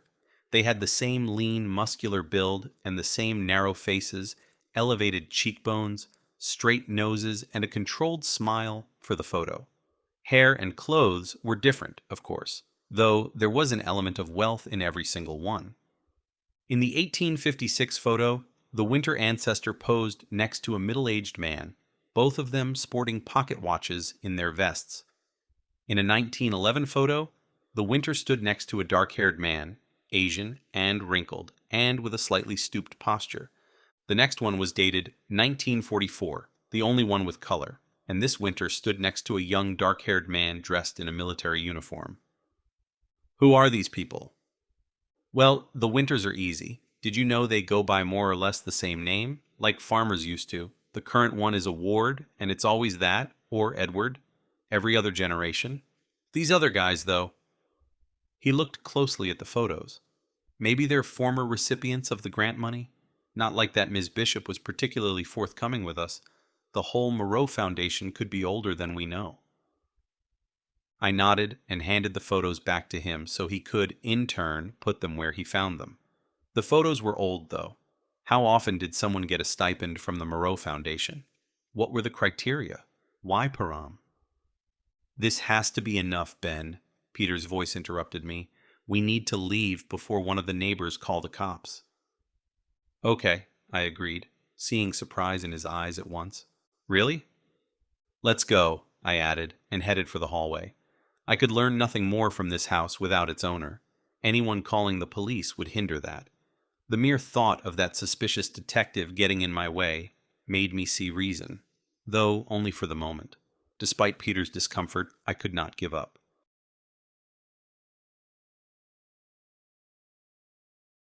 Chapter 26. As Olivia and the 4 officers cleared the security check, they were met by Safia Bishop, who waited for them by the foot of the large stairs in the lobby. Someone had alerted her the moment they laid eyes on the uniformed cops. They probably had procedures to deal with these sorts of things with quick efficiency. Olivia kept her face passive as she neared the Director of Internal Services. Ms. Bishop was dressed in a dark pencil skirt and a long-sleeved white blouse. Standing next to her was a middle-aged man in a tailored suit. Olivia guessed at corporate lawyer. She turned out to be correct. "What is this, Detective Jones?" Ms. Bishop asked. She looked calm, even smiled a little. Olivia assumed it to be a show for the people milling around, watching. "Mr. Winter is not in today either." "Why would he be when you run the company with such efficiency for him?" Olivia remarked. "Anyway, we don't need to see him. We need something else." "And that would be?" Olivia tried handing her the warrant she had come armed with, but Ms. Bishop, hands clasped in front of her, only nodded toward the man beside her. "And you are?" Olivia didn't give him anything yet. "Kolya Kessin. If that is what I think it is, I want to see it first." Lawyer. Olivia handed him the paper and waited patiently. It was something she excelled at. "They want our surveillance tapes," Mr. Kessin told Ms. Bishop. Olivia noted the slight annoyance on the woman's face. "Turns out Mr. Cooper was working here the night of the murder of Mr. Dmitry Okanov, the same night the police were called here." "Obviously a prank call," Ms. Bishop interrupted. "Nevertheless, we have to follow up on this." An almost imperceptible sigh escaped Ms. Bishop before she nodded to Mr. Kessin. "Take them upstairs, Kolya. Make sure Christine arranges for them to have the copies of what they need." "Oh, we need everything from that night, Ms. Bishop." Ms. Bishop smiled so stiffly, Olivia wondered if it hurt. "Of course," she said, voice curt. Olivia brought 2 of the uniforms upstairs, while the others waited downstairs, ready to ask around when Ms. Bishop's attention was directed elsewhere. Olivia had thought she would linger around them when they got the tapes. She did, however, see her leave in the direction of her office as she walked past the conference room at a brisk pace. Half an hour later, Olivia and the uniforms walked out of the fortress with a flash drive full of digital surveillance tapes, as well as confirmation Okanov had been spotted in the building. 2 of the security guards recognized him, Officer Heap informed her as they headed for the parking lot. "Even with that photo? It helps when you give people a little warning." Olivia nodded. They didn't have a recent photo of Okanov, so they had to use one of his lifeless face, taken in Dr. Ogden's morgue. Anyway, neither remembered the date. Well, that's not too weird. No, but they were certain they had seen him both outside on the grounds and inside. He didn't do anything wrong exactly, but he was there for a while. Olivia nodded and fought back a smile. One thing was for certain. Okanov's murder was connected to WGI somehow. Then she remembered her boss. He knew of the warrant, of course, but now she needed to inform him that she truly was onto something. As it turned out, she found more than expected as she went through the tapes later that day. Secluded in a small computer room, she watched the comings and goings of people at the fortress. Not everything was covered, of course, especially the offices inside the buildings, but she focused on the entrances for the most part. The security guards were right. Okanov had been there that day, and as they'd informed Heap, he had spent time both inside and outside scoping the place out. She watched her murder victim's movements with mixed feelings. She had read his long file, obtained from Interpol. The suspicions, as well as confirmed crimes following in the man's wake, did not leave an impression of a normal human being. There would forever be a path of dead bodies behind him. She watched him move around, aware of the cameras, like he had been down in Harrow later that same night. Then he vanished from the screen. Olivia went through the recordings for the rest of the night, but could not find any evidence of him entering the building again. As Ms. Bishop had informed her, the building closed for visitors at 9 p.m. After that, Olivia watched late employees trickle out over the next couple of hours. Then, near midnight, Ms. Bishop showed up, moving fast down the main stairs, greeting the policeman that had responded to a mysterious 911 call. Olivia watched them talk, saw Ms. Bishop convincing them there was nothing out of the ordinary going on. After a couple of minutes, the officers left.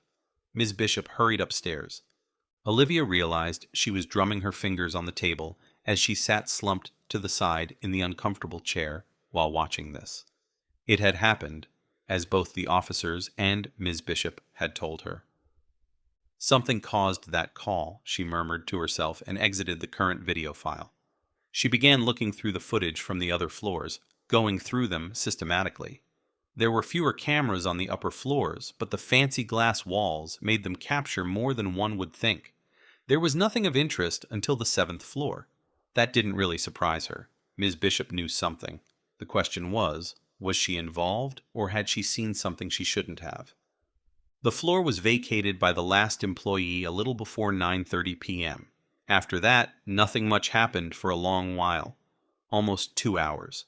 The lights were switched off, so she couldn't discern too many details, but she could see the frame of a man in one of the offices nearer the elevator, though still set apart a little. Would that not be the CEO's office? Olivia's brows furrowed into a frown as she kept watching. The figure was looking for something in there, bending down to open a drawer, perhaps. It was a little difficult to see, not only because of the poor lighting, but because a large piece of furniture blocked the view. A couch, most likely. Then, without warning, another figure showed up in the office, running for the first figure. She saw the second intruder raise his hands and strike down on the first one. He tried getting up, but was struck again. She watched intently as the figure fell down on the floor, landing on his stomach. The second intruder kept striking. Was that a weapon in his hand? She counted 10 strikes. Then the second intruder backed up a little, assessing the damage, Olivia thought. After that, he disappeared from view. There had to be an alternative exit somewhere, away from any cameras. Olivia saw no movement in the office. Was the man dead? She could only see the shadow of him, under and to the side of the couch, emergency exit signs the only light source. And then she noticed the figure, further down the floor. In the conference room? Or just outside? Hard to see with the glass walls merging in the half-darkness. Didn't matter exactly where. The figure stood stock still for a full 36 seconds before it ran in the other direction, away from the camera. "Damn it," Olivia hissed. She hit rewind, but did not become any wiser. It might have been a woman, but it was difficult to tell. What was worse, 5 minutes after this, there was no more footage. One moment, she saw the office abandoned. The next, the screen went black. She huffed out air in frustration and sat back in the chair. Someone had tampered with the tapes. It was too much of a coincidence for anything else. But if she was right, she was beginning to see what might have happened. Many people had reacted and acted emotionally that night. And where was Ms. Bishop's elusive boss anyway? Dead in the Ashdale River as well? He should have washed up by now if that was the case. Anyway, he had made a public appearance a few days after this, had he not? Olivia exited all the windows on the screen and removed the flash drive. The best thing to do now was to start with Alwyn Cooper and hope his lawyer would see some reason. She just needed to make a short detour first.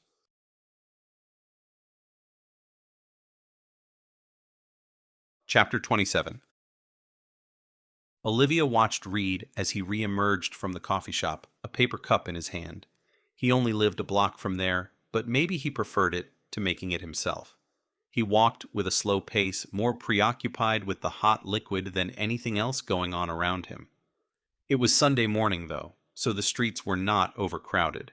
As Olivia had noticed during their earlier encounters, he showed no interest in her beyond the annoyance of her investigation. She was used to being on the alert for it, to avoid situations when unwanted attention caused problems. It came with working in a male-dominated job. But there had been nothing from this one. Not even when she'd caught that guy staring at her chest in the coffee shop. She might not be Reed's type of course, which didn't interest her anyway, but his eyes never searched anywhere to rest on someone in any appreciative or wanting manner. Now that was interesting. It was like he didn't care about people more than avoiding walking into them, like now. A few pretty women and handsome men out there. He never turned his head for any of them. Olivia made a decision and flashed the lights on her car. She was parked by the curb, but was certain he would not have noticed her otherwise. He glanced up and saw her, made a small frown, but didn't stop. She pointed at the unoccupied front seat next to her. At least he got the message. He put his coffee cup on top of a nearby garbage bin and got in the car. "You're not going to drink it?" She nodded toward the cup as he closed the door. "I'm not supposed to," he said. She could see he was squinting his eyes a fraction. It wasn't annoyance at her, though that was there too, but likely a headache. "What do you want, detective?" he added, confirming the annoyance. She found it somewhat fascinating. He didn't strike her as afraid. With his supposed memory loss, one expected him to be confused and worried about his suspected involvement in a murder, but she had never seen that in him. Confusion at smaller things going on around him? Sure, but not that. He didn't seem worried about her investigation, more annoyed at her presence, like she was in his way somehow. "I want you to help me with something," she told him, watching him carefully. He was more disheveled now than he looked in the photos of him on his own and his friends' social media accounts. Ben Reed was a man who had at least taken care to run a comb through his hair. He had also stuck to being clean-shaven. Not anymore, it seemed, with golden stubble that would soon turn into a full beard and hair that fell where it wanted. It was still short enough not to be noticed much, but Olivia did. It was her job to read people and learn about them. She also noticed that despite him sitting in a comfortable position, leaning back in the seat, hands resting on his thighs, he was not relaxed. Not because of her, he simply looked like he didn't belong, like an oversized man would look in a tiny car. "Help you?" He almost gave a smile at that. "With what?" "Come now, Mr. Reed, I think we've established that I'm investigating Okanov's murder. And I'm supposed to help you arrest me for it? Turns out the evidence has led me in the direction of WGI in this case." As expected, she got his full attention mentioning that name. His whole upper body turned a little toward her. He was dressed in jeans and a dark shirt. Unlike before the fall from the bridge, he now appeared to only view clothes for their sole purpose, not something that could look nice or send signals. It was something about the way he wore them. A little more casual than before, perhaps. One could learn a lot from photos. WGI? Mm-hmm. And it turns out you were there before I connected it to my case. He lifted his head back a moment before nodding in understanding. "Should I just stay in my apartment until you are done with this case?" Olivia smiled. That would be helpful, of course. She also noted the slight pause. Was it to sell her on the memory loss? Because he was still failing on that account. "Come on, Ben, why were you there?" He didn't react to her use of his first name, only stared out the windshield a moment. "Did you find out about the suicide?" he asked her, instead of giving an answer. Olivia couldn't help but furrow her brows. The question was unexpected, but she remembered both Reed and Klein being interested in this when she'd shown them the surveillance tapes. She had, in fact, gone back to Dr. Ogden to check, and the doctor had informed her that the man in question had not jumped from the bridge. There were no injuries to suspect that. No broken bones, no bruised skin, no internal damage. There had been plenty of needle marks, though. He had washed up on the riverbank further upstream. The case had ended up on her partner's desk. Olivia remembered Reed's question as well. Had the man been blonde? She glanced at the light hair of the man seated next to her. "Well," Reed pressed. "I looked into it," she told him. "And?" "Just answer my questions, Mr. Reed." He nodded, like he'd read her mind, the tiniest of smiles back again. "I'm trying to piece together my memory. I remembered a name. It led me to WGI. Naturally, I went there to see what I could find out." "What name?" Olivia asked, thinking, Sophia? Dmitri? Alwyn? Reed shrugged, like it didn't matter to him if she knew. "Clement Moreau." "What?" That had nothing to do with her case. It did, however, fit with George's account. Olivia could feel the disappointment sagging down her shoulders. He could be lying, of course. It scared her a little how that cheered her up. "Why is this name important to you?" He smiled fully then, with a slight sadness to it. "Don't know yet, detective? Who did you talk to at WGI? Does it matter?" "Everything matters to me." "I suppose it does. Your evidence leads you elsewhere, and here you are anyway." He spread his hands out for emphasis before he grabbed the handle of the car door and looked pointedly at her. "I might not remember it, but we both know why I was at the bridge that night." She pressed her lips together, staring back at him. She had noticed the activities on his online accounts, all the usual stuff people posted there, dinners, parties, events with friends. In his case, even sage life advice for his author accounts. And then 2 days before the murder, nothing. After that, there had been no updates. With the man next to her, that was not odd. She couldn't really see him engaged in such things, but with how he had behaved before all of this. Those 2 days were an anomaly. Your bones were broken. You were broken, and then you were not. Why was that? How? But she didn't ask him. Couldn't. The words died on her lips. Instead, she gave no protest when he opened the door and got out, forgetting his coffee as he walked away.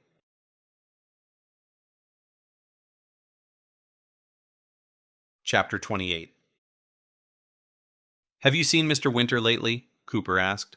Olivia glanced at his lawyer, Ms. Fischel, but the woman didn't object. "Why do you ask?"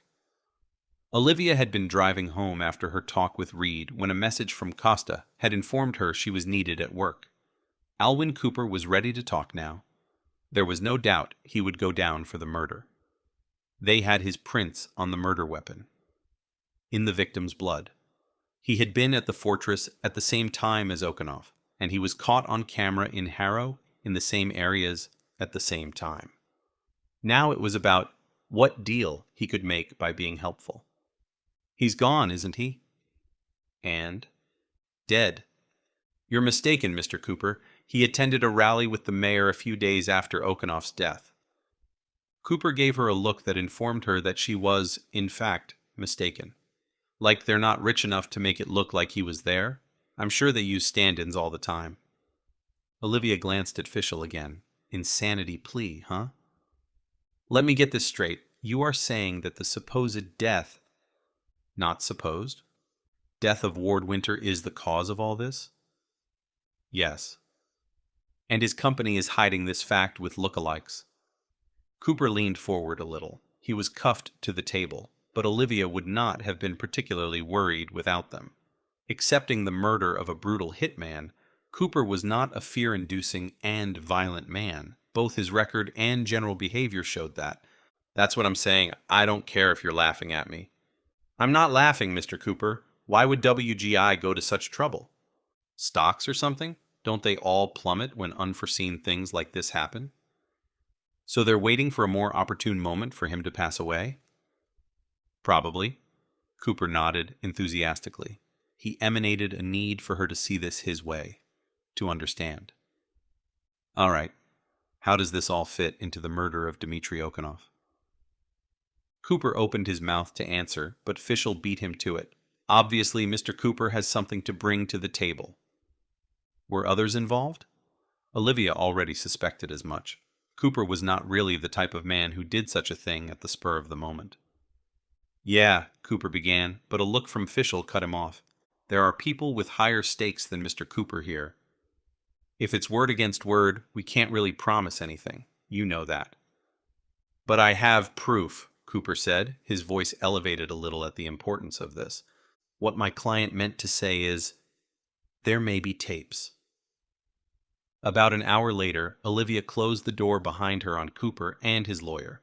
Costa stood there, hands in his pockets, feet planted a good 2 feet apart. He'd been observing from behind the glass. "Sir, I know you're friends with Mr. Winter, but..." "Acquaintances, 3 times removed." People like him know people everywhere.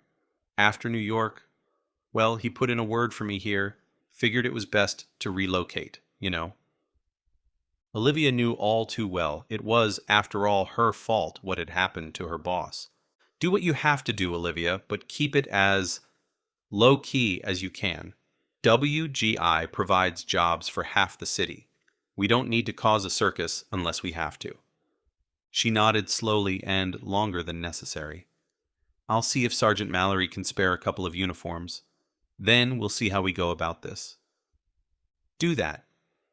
She made to leave, but stopped herself, halfway looking back at Costa. "Thank you," she said, her voice more emotional than usual. She meant for more than this case. She didn't stay to see if he understood.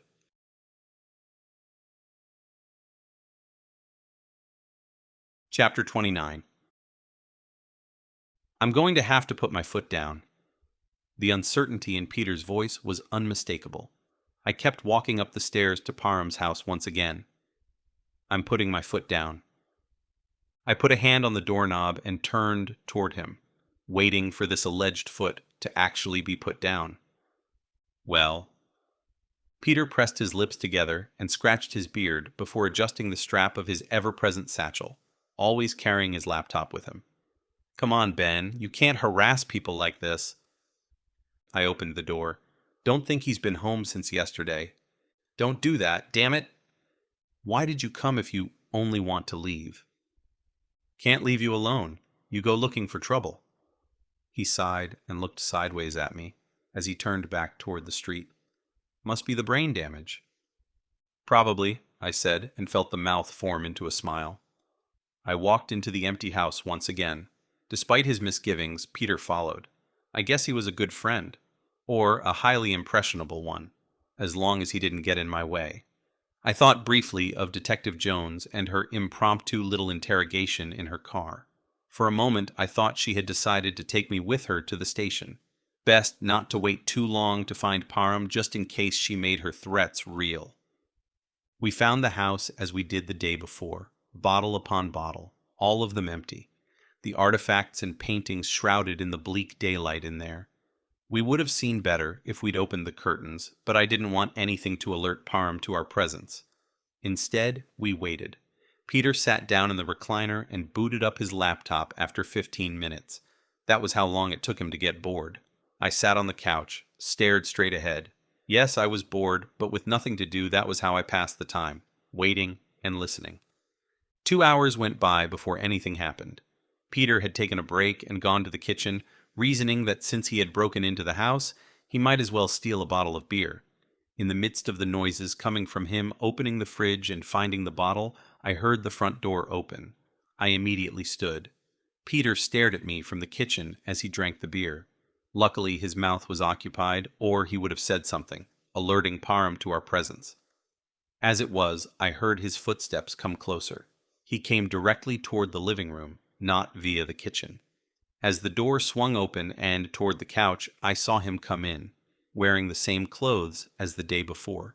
He really hadn't been home. He carried a grocery bag in one hand, with hardly anything in it. As he stepped forward to put it down, he noticed Peter. They stared at each other for a second, Parham's body tensing, Peter's movements freezing. I took a step toward Parham and must have made a noise as the man whirled around to face me, and his eyes almost bulged out of their sockets again. He cried out and went for the door. "No!" I shouted and lunged for him, reacting before I could think. I needed to talk to him, and I had to do it now.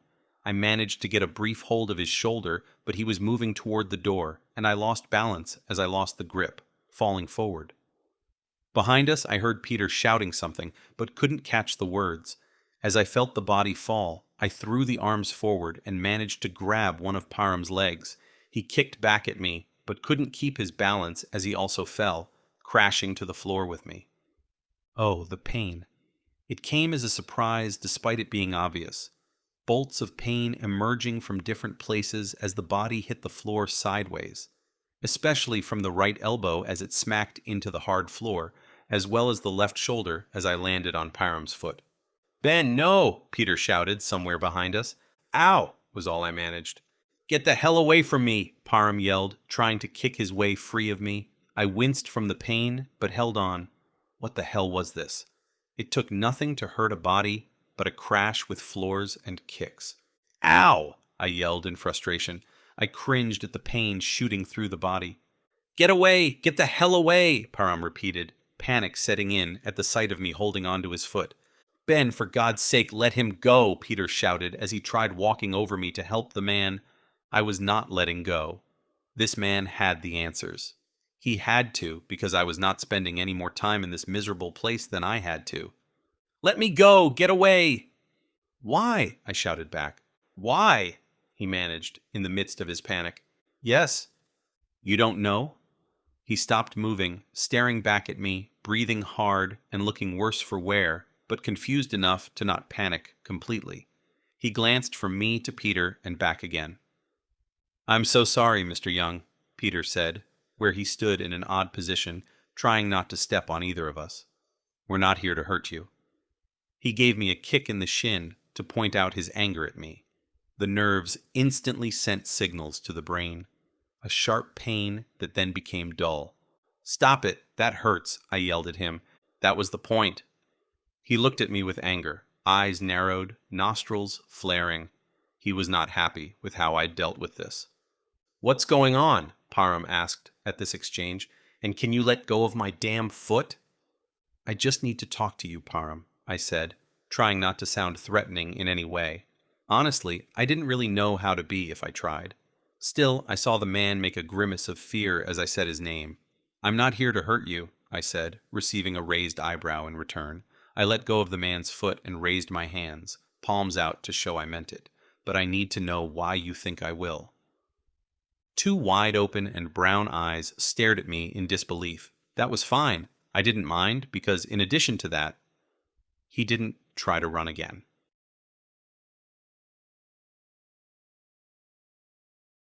Chapter 30. Parham grimaced as he cautiously flexed the fingers of his right hand while moving the wrist tentatively. Peter glared at me because of it. I shrugged and stared back with a blank look. "He's sorry," Peter said when he realized I had no clue what he was on about. "He hit his head recently, lost all his manners." Parham watched us both in silence. He sat on the couch now, panic gone, but not his alertness. We were strangers after all, that was understandable. But he also knew something about me. Why was he so afraid, though? "Are you all right?" Peter looked uncertain now the worst of his anger toward me had settled somewhat. "No, I'm not all right. You broke into my house." "Door was open," I volunteered. Now it was Parham who glared at me. Then he got uncomfortable. Like he suddenly remembered to be afraid again. He glanced between us. "Who are you?" "That's not a good sign," Peter said. He sat down in the recliner again, turned toward the couch, while I sat on the living room table. Peter was right. Parham clearly recognized me, so asking who Peter and I were did not bode well for me getting any information about myself. "We are here because I believe you have some information I need. This is Peter. He has the unfortunate fate of trying to help me come back from a memory loss. They call me Ben, and I think you can help me fill in the missing pieces of my memory." Parham blinked as he stared at me, his hand all but forgotten now. I wished I could do that with the throbbing pain in the right elbow. "I've been told you have the answers," I added, and hoped this would trigger something. "I don't think that's how it works, Ben," Peter protested. "We can't restore your memories for you. No one can." "Who told you that?" Parham still had confusion written on his face, but he was calming down a little.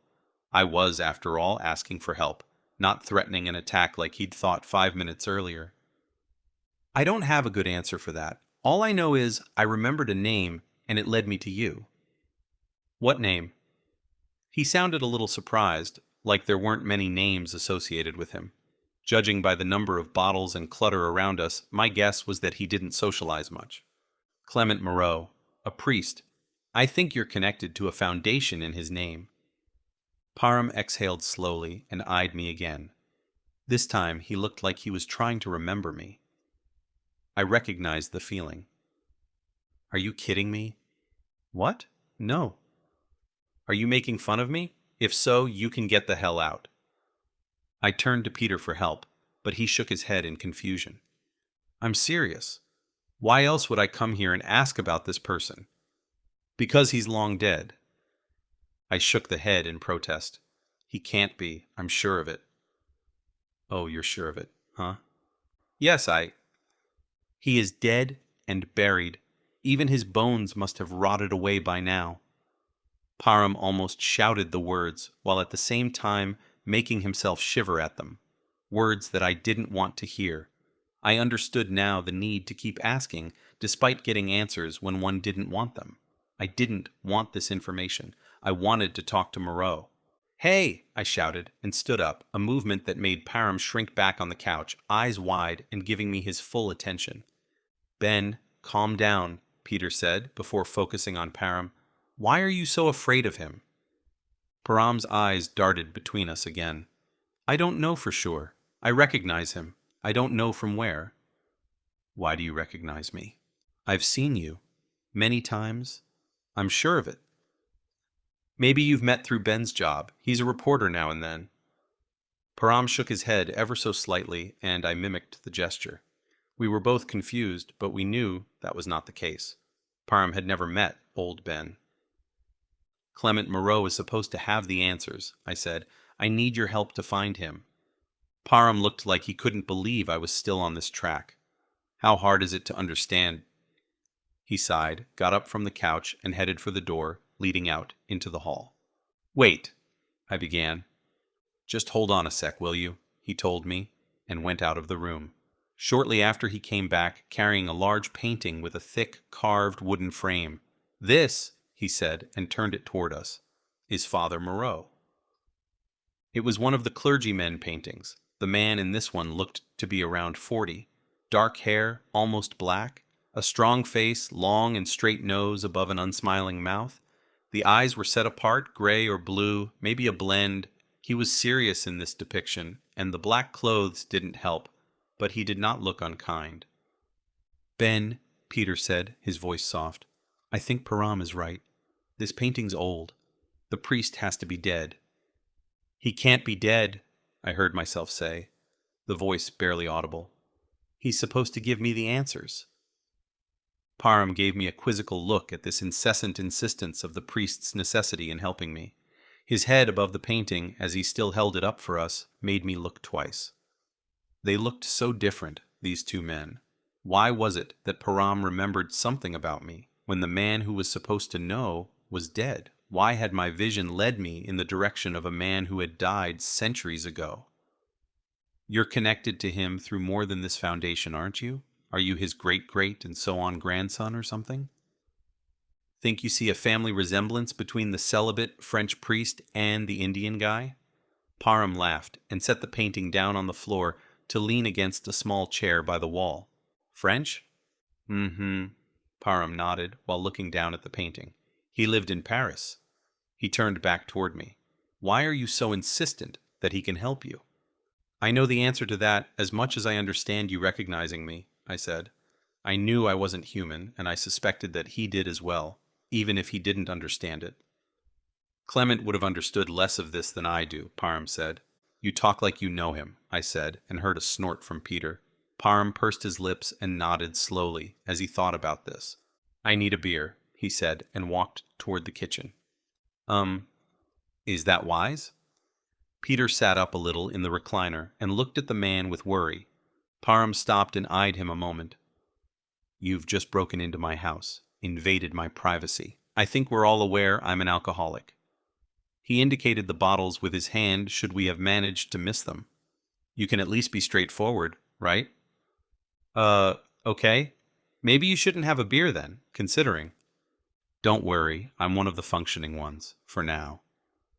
There was an absolute lack of humor in Param's smile as he went into the kitchen. This might have been a worse idea than we thought, Peter whispered to me as we heard Param opening the fridge.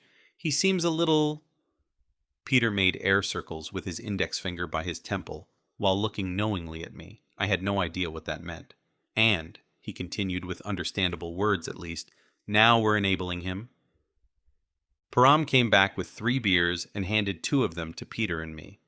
So tell me, he said, as he walked past me and sat down on the couch again, who exactly told you to find Clement?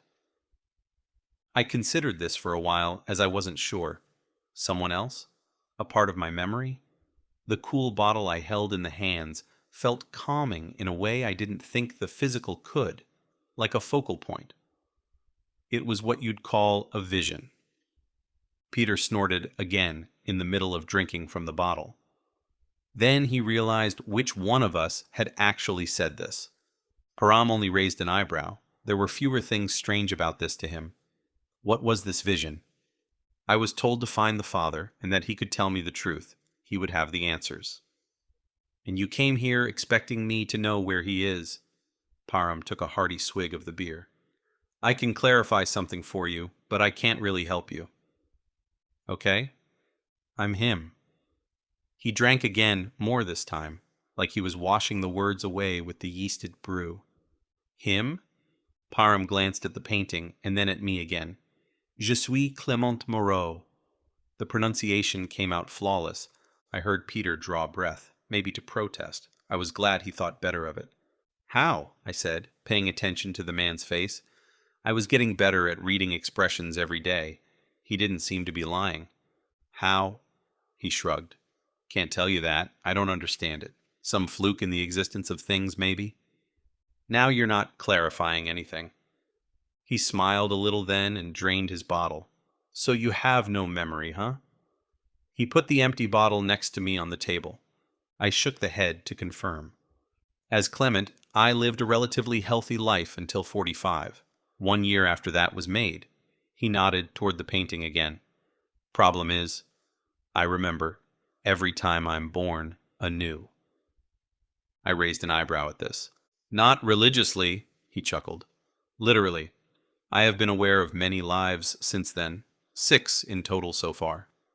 He stopped and looked expectantly at me, probably waiting for me to snort at his statements as well. I glanced over at Peter and saw that he had managed to fall asleep. He leaned back in the recliner, his head tilted a little to the side as his mouth was half open. That was just odd. I didn't think he found Param's statements that boring. You forget that I excel at substance abuse. The beer? I asked, without looking at him. Yep. I leaned toward Peter and took the half-empty bottle out of his hands and put it on the table as well. Will he live? Oh my God. Of course he will. Parham sounded shocked. I'd even ask such a thing. He'll be fine, but you'll need a cab on your way home. I nodded at this and handed Parham the beer I was holding. He smiled and drank from the bottle. No drugs in that one. So he didn't like a doubting audience. Good to know. Why do you think it's a fluke? Because as far as I know, I'm the only one. How do you know? I've been around a while, to put it mildly. Never met anyone else quite like this. How does it work? He drew breath and took another swig from the bottle. Don't know exactly. I die and then there's a hole in my memory. I guess you'd know about that. There are fragments of something happening. Anyway, at around the age of 10, I begin to realize that all the things, thoughts and memories of other places, times, and people are in fact real. It's confusing every time. Suddenly, my parents are 2 of many. My personality keeps changing. Then it is affected by the others. There were many times I thought I was insane. So did the new families. Param stared at the floor a while, the bottle in his hand forgotten for a moment. Can you imagine? Your kid suddenly speaking several languages without having learned them. Knowing stuff they're not supposed to. Young brains make it difficult to remember and understand what you once knew. But it gets easier as you grow, as the brain adapts. Still, it gets tangled up in here. He knocked on his head with his knuckles for emphasis. And Father Moreau was the first? The first I remember. Something happened to him to cause this? I don't know what exactly. I was in love, you know. Something go wrong? Now it was Parham who snorted. Besides a priest being in love, you mean? Not like we could get married. Edme was her name. He actually smiled a genuine smile at the thought of this woman. Then he drank again. Anyway, she died. It was bad. I died not long after. He shrugged. And then 20 years later, and 10 more for the memories, I was in a different country, different body, speaking a different language. I did know how that felt, at least. Still, our situations were not quite the same. Are you not excited by what you see? As I said, the memories get jumbled. I watch family and friends die over and over again. It doesn't change, only the faces do. And every time I remember her anew and remember her dying all over again, it has stuck with me. No, I am not excited. He held up the bottle to make his point. He wanted to be numb. I could not know how that felt, but I understood. So I was told to find the priest, the first one of you, because he is still here. That's my guess. You don't seem very affected by this information, by the way. As I said. They call me Ben, and I look like him, but I'm not him. A tiny hint of the previous fear came back to the man's eyes at this. So who are you? That was what Father Moreau was supposed to be able to help me with. Maybe you remember him somehow. I certainly do, Parham volunteered with a wry smile. He drained the second bottle and put it on the table next to the others. I have no idea what you are, he added, as he leaned back and folded his arms, but I see you. The real you and you are not human. Every fiber of my body screams at me to run away when I lay eyes on you, even now, like you're a threat to every instinct I have that keeps me alive. That didn't sound uplifting at all. So I'm some sort of a monster? Don't know, not a particularly homicidal one at least. I'm still alive, and you keep dragging that guy around with you. He indicated the unconscious Peter. Listen, I can't tell you anything else. I don't have the answers you want, but I might be able to send you somewhere you can get help. Maybe that's why you came here in the first place? I sighed, the shoulders sagging unceremoniously as the body exhaled the air. I wanted so badly for this man to tell me what I needed to know so I could leave. Maybe it was never meant to be easy. Without some help, I would be stuck. I nodded my agreement. Perhaps the vision had been more cryptic than I thought, despite the clear command. Even with all the dying people around me, there has always been a constant in my lives, somewhere I can go when I start to remember. The Foundation, I said. It is in your name, after all. That it is. The winters have always been good to me, helped me out even when things get bad. His eyes darted to the bottles. It's an old company. One of the ancestors believed me. I knew him as Clement, and he believed me when I came back. The photos, I said, and pointed at them where they still lay on the floor. Parham nodded, but didn't pick them up. When the technology came, well, it was an upgrade from paintings. Edward thought it would be good for me to remember what I looked like. Sometimes that's true. I went to WGI looking for you. They weren't very helpful. You must have met Sophia. She's protective. Anyway, Winter himself has the contacts. He might be able to help you. I don't want to promise anything, though. Seems you've had one too many of those. Yeah. I stood and remembered Peter. Thanks for your help, Parham. I grabbed Peter's laptop and stuffed it into his satchel. But I think I also need you to call me that cab while I get him out to the curb. After that, I would go alone to Winterland.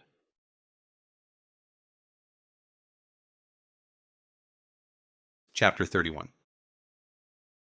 The 4 white buildings loomed over me and everything else as I returned to Winterland. They seemed a little darker than the last time, though. I glanced around and saw the streets were not as crowded as usual either. The parking lots outside the visitors' building were almost deserted, and I saw no one go into the building itself. This did not bode well, I thought, as I began walking toward the entrance. "Hey, what are you doing here?" a female voice yelled. I looked around. Was someone shouting at me? Yes, you, Ben Reed. I turned to see Detective Jones exiting her car and slamming the door shut before walking toward me at a brisk pace, her phone and car keys in hand. Her long hair fluttered behind her, and had she worn a long coat instead of her short leather jacket, I'm sure it would have billowed in her wake. I felt the eyes narrow a little on their own accord at the sight of her, and a pang of uneasiness in the stomach. What was she up to? "Hello, Detective." I saw to my silent satisfaction that this simple greeting angered her. She wanted answers. She was not alone in that. I asked what you're doing here. She stopped right in front of me as she stuffed her keys into her pocket. Am I not allowed to be here? I am not in the mood for these types of comments, Reed. Just answer me properly. I seriously contemplated not saying a thing, but knew she could make trouble for me. Anyway, she was hard to lie to. With the way she always watched people, she would probably know if I lied. I wasn't particularly good at it yet. I'm here looking for someone. Who? How is that your business? Guess I couldn't help myself. Because I am here on my business. And if you're involved... How am I involved in your thing? I noted her voice was back to its controlled self again. She wasn't the type to yell unless there was a distance to overcome with noise. Mr. Reed, so help me God, if you... I'm just looking for the head of this company. Jones blinked as she looked at me. Then she glanced over at the 4 white buildings as if to remind herself what company I was referring to. Mr. Winter? I nodded. Why? I've been told he might be able to help me with my memory loss. Her eyes narrowed instantly. She still didn't believe that. Of course, I had in a way been lying. Ben Reed did not have amnesia. I did. Explain, she ordered. Was I a dog now? Who the hell knew, I thought darkly. Why are you so interested? Because my case is connected to Mr. Winter, yet he has not been seen in days. And then you of all people come looking for him. I'm starting to sense a creepy factor. What do you mean he hasn't been seen? I ignored her comment. I need to talk to the man. Jones relaxed her stance, leaning more on one leg than the other, hands clasped around her phone in front of her. Just fill me in, Mr. Reed, she said, her voice revealing her exasperation. For some reason, I found that I did that. Not the whole truth, of course. Only that a memory had led me to Parham and he had steered me toward my current position. She listened intently and revealed no emotion as the words left me. So have you met Mr. Winter before? Since he can help you, I mean? No idea, I said. It might not have been a lie after all. That's what I'm trying to find out. I just have to... The sound of her cell cut through the open space like a dull knife. She was so busy with her own thoughts, she actually jumped at the noise. I waited patiently as she answered the thing, noting her swipe was far more elegant and efficient than my almost pressing the thumb through the screen. The call was short and to the point. Hello? Yeah, not yet. She's not there? You sure? Okay, I'll find out. No, I promised Costa no circus. Fine. And then she hung up. She stared at me with blank eyes as she stuffed the phone into her jacket pocket. I raised both eyebrows in a disarming grimace. Can I go now? She nodded curtly. Both of us got about 5 steps before realizing we were going the same way. You can't go in there now, she said, as we both kept walking, neither wanting to waste more time. Do you own the building, Detective? She didn't answer me, only stared ahead at our target. Am I even your murder suspect anymore? I knew by now she had other leads, and she had never had enough on me to even bring me in for an interrogation. I might be new to this world, but some things were perfectly understandable. Also, I might have seen situations like these before. It certainly felt like it. No, she admitted, her voice low and sharp, the word forced out. So much grudge in such a short word. I sighed in relief and hoped it didn't show. Then there is no reason for me not to go in there and look for a missing person. Surely he's not guilty of this murder? No, she repeated, though her voice was a little softer now. I grabbed old Ben's wallet and got the press credentials out, showing them to her. I might even be on an assignment, finding the elusive owner of a large company. It's not like you can stop the press from doing its job. Shut up, Reed. I smiled and stuffed the thing back into the jean pocket. After that, we walked with quiet steps to the large glass doors that led into the lobby of the main building. They did not slide aside for us. What the? I mumbled as I looked up along the doors. There was a sensor up there, but if it hadn't detected us by now, raising our hands and jumping wouldn't help. I was afraid of this, Jones said as she looked around. She managed to find a panel with several buttons on the right side of the massive doors. Afraid of what? She pressed one of the buttons, and a buzzing noise came out of the loudspeaker. It's Sunday. I looked at her with no comprehension as to why this was important. People's day off? Family day? She rolled her eyes at me as the buzzing noise continued. You really did hit your head, didn't you? What tipped you off, Detective? Hello? A voice crackled through the intercom. Yes, hello, Detective Jones, to see Miss Bishop? Do you have an appointment? I could almost hear the smile in that question and was reasonably sure I recognized the voice. She'll want to hear what I have to say. She's not in. Try again tomorrow. And then both the crackling and buzzing went dead. Ms. Bishop, huh? I met her. She's not helpful, I said. Jones turned back toward me. You think that was her? I shrugged. Same tone as when I was last here. Jones actually smiled a little at that. Wonders did happen, I thought, as it had to be the first time she was not wholly annoyed with me. "Well, I can't wait until tomorrow now," she said as she began inspecting the doors. Nothing to see, I thought. Only large sliding panels of glass. Gliding panels that were stationary at the moment. "You don't happen to have any bright ideas, do you?" she said without looking at me. Instead, she was following the slight crack between the doors with her fingers, attempting to pry them open. "I can hardly operate a cell phone. Don't think I'll be much help with this." She glanced back over her shoulder at me.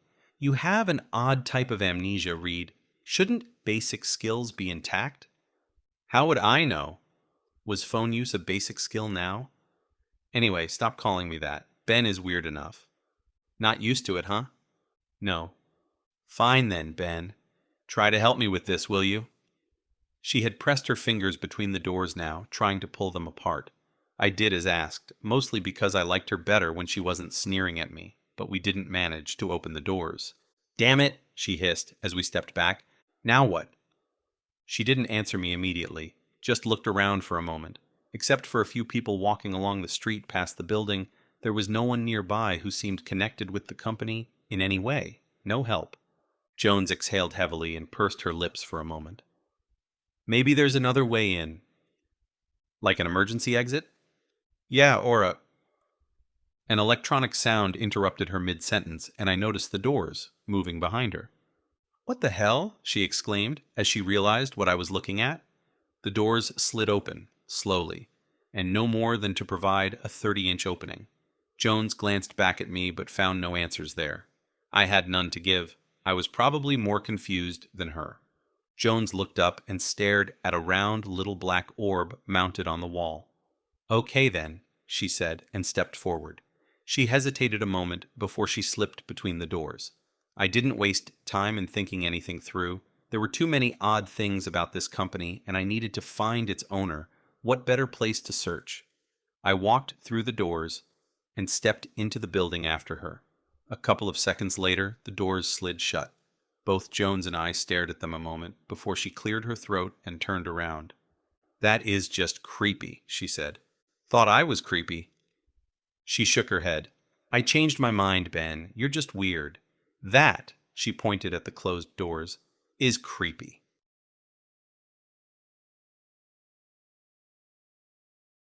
Chapter 32. Our steps echoed in the high-ceilinged lobby as we were the only ones there. Since everyone had the day off, nothing but daylight guided our way past the empty front desk. "The elevators are behind the stairs," Jones said, and led the way. I followed silently, noting that she didn't try to keep me out anymore. As I wanted to meet Mr. Winter and hear what he could know about my predicament, I made no move to annoy her further. I briefly thought of Peter's slurred words earlier. As I had gotten him into the cab, I'd realized I had no idea where he lived, so I had simply taken him to old Ben's apartment. He had been out of it pretty much the whole way there, managing to half walk and look like a drunk to anyone noticing. As I had managed to steer him toward the couch, he'd asked where I was going. When I'd told him, he'd shaken his head vigorously to the point of almost throwing up. His words came out jumbled, but the meaning had been clear. Things were getting out of hand. Going after the city's most respected and richest man was a bad idea. I should be thinking about getting better instead of all this running around after crazy people. I assumed the last part was directed at Param. Still, I did not have the luxury of thinking about what was customary or not. I didn't care. So I followed the detective into the elevator and hoped she was wrong about Winter being missing. She had been wrong about me, hadn't she? At least regarding the whole murder thing. As the elevator doors slid open, we stepped into an office space lit with more than daylight. Faint buzzing from the fluorescent lights was audible due to the deserted floor. Jones took a right, and I followed her, walking among large glass walls that mostly revealed offices where the lights were not on. It was a stylish and almost sterile environment, which probably didn't allow for much privacy. "Ms. Bishop," Jones said, and sped up a little. I saw the green-eyed woman walking with hurried steps down a long, narrow glass hallway almost toward us. She headed for a small archive section outside an office where she pulled a drawer open. She was elegantly dressed in a dark pinstriped suit, her hair tied back in a chignon. At the sound of Jones, she visibly stiffened, but continued searching for something in there anyway. "Fancy seeing you here," Jones added, slowing her pace as we reached the other woman. "Someone told me you weren't in the building." "They were wrong, Detective," Ms. Bishop said, as she found what she was looking for and pulled a piece of paper out. "How did you get up here anyway? You're trespassing." She gave the heavy drawer a push and it closed with a bang. Jones shrugged. "Door was open." Oh, I liked her more and more. "Anyway," she continued, "this is Ben. He's a reporter, and he is looking for your boss. Is he still not available?" Her pauses were not put there by mistake. Still, I chose to ignore the snide inference directed at me, especially since it was spot on. Ms. Bishop looked at me and recognized me, though it took her a moment to recall from where. "You were here asking about the Moreau Foundation. Why do you want to talk to Mr. Winter?" "I've been told he might be able to help me."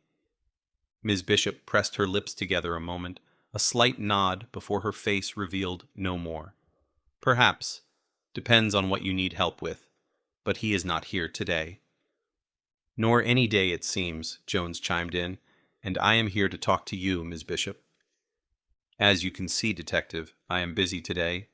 You'll have to make an appointment with my assistant, like anyone else." "Since I'm here to arrest you for your part in a murder, that won't be possible." Ms. Bishop's eyes revealed nothing, though she stopped her movements, no more subtle steps in the direction she had wanted to go. "Don't be absurd," she told Jones. "I assure you I'm quite serious." Ms. Bishop's striking eyes glanced between us, though there was no help or explanation to get from either of us, especially me. What had I managed to be part of? I had no interest in this. I only wanted an explanation as to where her boss was. "What exactly am I being accused of?" Ms. Bishop finally asked. "Conspiring to kill a man named Dmitry Okonov. To make sure it happened, you hired one of your own security personnel to see to it." "This is ridiculous, Detective. I have no idea who this Okonov is. Why would I want him dead?" "He attacked your boss in that office over there." Jones half turned and pointed to an empty office behind us, nearer the elevator. "What?" "And then you got Mr. Cooper to get revenge for you." Jones got her phone out, tapping the screen quickly. "Are you serious? Do you even hear how insane you sound? This is nothing but harassment. It's a little short," Jones interrupted her, preoccupied with looking at her phone, not Ms. Bishop. "Cooper didn't record until you had been talking a while, but I'm glad he had the wherewithal to do it at all." She held the tiny machine up for us to hear a recording as the phone lay flat in her hand. "For the sake of the company, Alwyn." Ms. Bishop's voice was a little muffled, like the microphone had not been directed at her during the recording. A nervous, male voice I didn't recognize came next. It had to be Alwyn Cooper. "But you're asking me to kill him, Ms. Bishop. I don't—" "Listen to me, Alwyn. This can't wait. I just saw him leave, right down there." "But did I not help you when you failed your test?" "Yes." "You still have a home here. You always will. And tonight, that home was attacked." There was silence for a moment, no sound coming from Jones's phone, except the rustling of one of them moving a little. "What do you want me to—" And then there was no more. Likely Cooper had turned the recording off when he decided to help. Ms. Bishop stared at the cell phone a long time before her eyes moved up and met Jones's. "Why don't we sit down and talk about this?"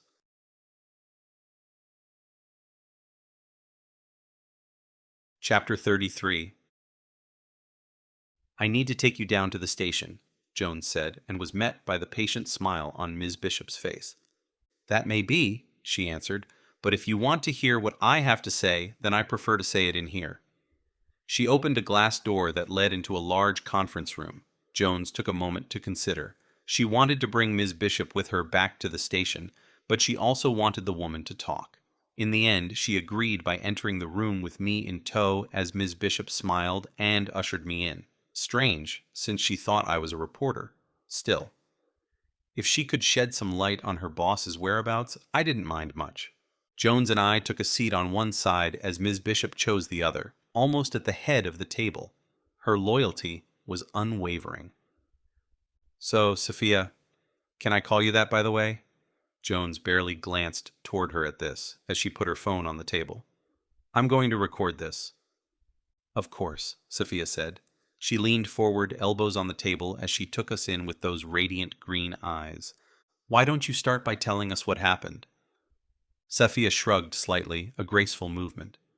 I saw someone attacking Ward that night. I wanted revenge, and I had the attacker killed. Are your suspects usually this helpful? I whispered to Jones, who answered by kicking me under the table. I grimaced from the unexpected pain that raced up from the ankle to the brain. None of this fazed Sophia in the least. Why have the attacker killed? Did your boss die? You don't believe that, do you? Sophia smiled and leaned back in her chair, one hand resting on the table. She was utterly relaxed. She showed no fear in confessing to the police. Jones shook her head in the negative. No, not really. Alwyn Cooper does, though. He would. If he allowed himself to believe otherwise, I'm sure the guilt would be too much. But not for you? Sophia considered this, her head tipping from side to side. No. Ward was attacked. The intention was murder. They will try again. Who will? No, detective, that isn't relevant, and besides, it's above what you deal with. Very well, we can get back to it later. You used Alwyn. He failed his drug test 6 months ago, and you knew. Is that why you let him stay on? So you could pressure him to do dirty work for you at a later time? No. He began using again when his girlfriend left him.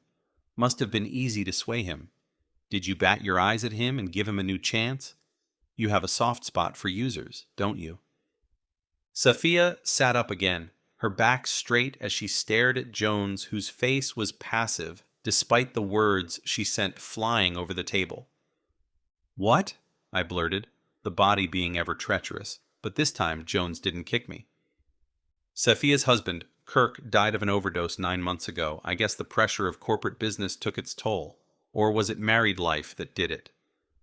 Shut up, Sophia hissed from the other side of the table.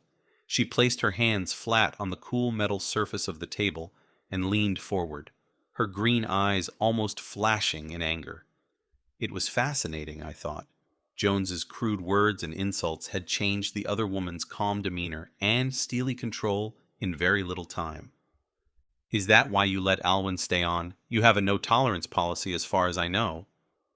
Sophia inhaled slowly and then exhaled.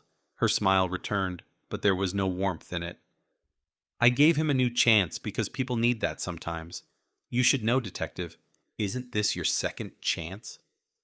Whatever she alluded to, Jones did not bite. You certainly wrecked his second chance by turning him into a killer. That was his choice. No, you pressured him. He felt indebted to you. It was still his choice. I asked him, and the last I saw of him that night was him grabbing a hammer from a toolbox by the security checkpoint downstairs before he headed in the direction the attacker had taken. And your boss? Sophia shook her head. Stopped by the office next morning before heading to his estate outside the city. Must have been a shock. Well, a relief as well. Jones nodded as I leaned toward her. Why is she so helpful? I asked. I certainly hadn't been. I had wanted to avoid human punishment by all means, when Jones suspected me. Why isn't she asking for a lawyer? I added. I got kicked again and bit the lower lip to stay the pain. Sophia only laughed, as she obviously heard me. It's good to confess your sins sometimes, Mr. Reed. And besides, a lawyer would only be another witness. Another witness? It's a little late to try something foolish now, Sophia, Jones said, her voice sharp. She appeared calm, hand resting next to her phone on the table. Her other hand, though, moved from her lap toward her holstered gun under her jacket. Oh, don't worry, detective. As you can see, I'm unarmed. She raised her hands from the table to emphasize this, and I could sense Jones relaxing marginally beside me. No, Sophia continued, I don't have a gun. Don't even know how to use one. There is a reason I sent Alwyn after the attacker. Okanov, as you called him. You see, I've been the target of that man's employers before, and I don't intend to be again. Prison is an excellent place for them to find me. Sophia, Jones said, her face a mask of obvious suspicion. "Don't do anything stupid." Of course not. Recruiting Alwyn was a mistake made in the heat of the moment, but I usually think these things through. Her smile returned fully as she moved her right hand closer to the surface, though not quite. I leaned forward to see what she was doing as she raised her wrist, while her fingers remained splayed above the metal. The only thing I heard after that was Jones's half-spoken, "Hey, what do you do?" as emerald green light flowed from Safia's hand and down to the table, lighting it up in the same color. A crackling sound filled the room, and the light spread. No, not light. Lightning. It connected with the table and spread through it before it struck us, entering our bodies. A scream of excruciating pain shooting through me and Jones as it knocked us back and off our chairs. I barely remember landing on the floor. The crash into the hard surface hardly anything compared to the shock of pain already running through me. The air around me was sharp and metallic. It burned the nose, and I had a tinny taste in the mouth.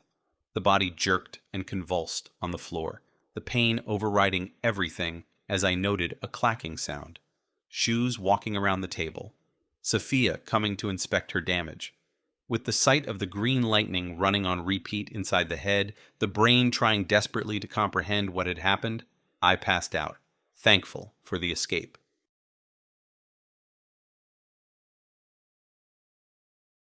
Chapter 34. The eyelids fluttered as the body, not I, tried opening them. The pain was still numbing, a dull yet tense sense of pain that had taken hold of the whole body, a blanket of agony shrouding it. Why did it want to wake up to this? For once, I wanted the dark oblivion of unconsciousness. There was no pain there. Still, the carbon-based vessel defied me and forced me back to consciousness. The fluorescent lights hurt the eyes, but my attention was drawn elsewhere as I sensed movement nearby. I turned the head, noting that the thing was obeying now. The pain might be excruciating, but the body was working at least. Sophia had entered the room, dragging an unconscious Jones after her. The strain caused her to walk with stunted movements as she walked backward. She dragged Jones toward me and let her lie next to the thick leg of a desk. It took me that long to realize I was handcuffed to the other leg. It was a big and sturdy piece of furniture, carved from oak. For Jones, Safia found some rope and tied her hands to the other leg as she began waking up. Satisfied with her job, Safia stepped back and smiled as she took in the sight of us, her breathing from the strain of dragging Jones returning to normal. It dawned on me that she had mistaken me for the biggest threat as she had taken care of me first and used the detective's handcuffs on me. It almost made me laugh, but the pain stopped that. I noted a metallic taste on the tongue, most unpleasant, and grimaced instead. "What the hell?" Jones mumbled beside me as she came to. She squinted her eyes as she looked around. "Where are we?" "Ward's office," Safia said, as she grabbed her blazer from a nearby table that stood next to a large gray couch. "Don't worry, you won't be here long, just until it's safe to move you." She grabbed a tablet as well and began tapping the screen.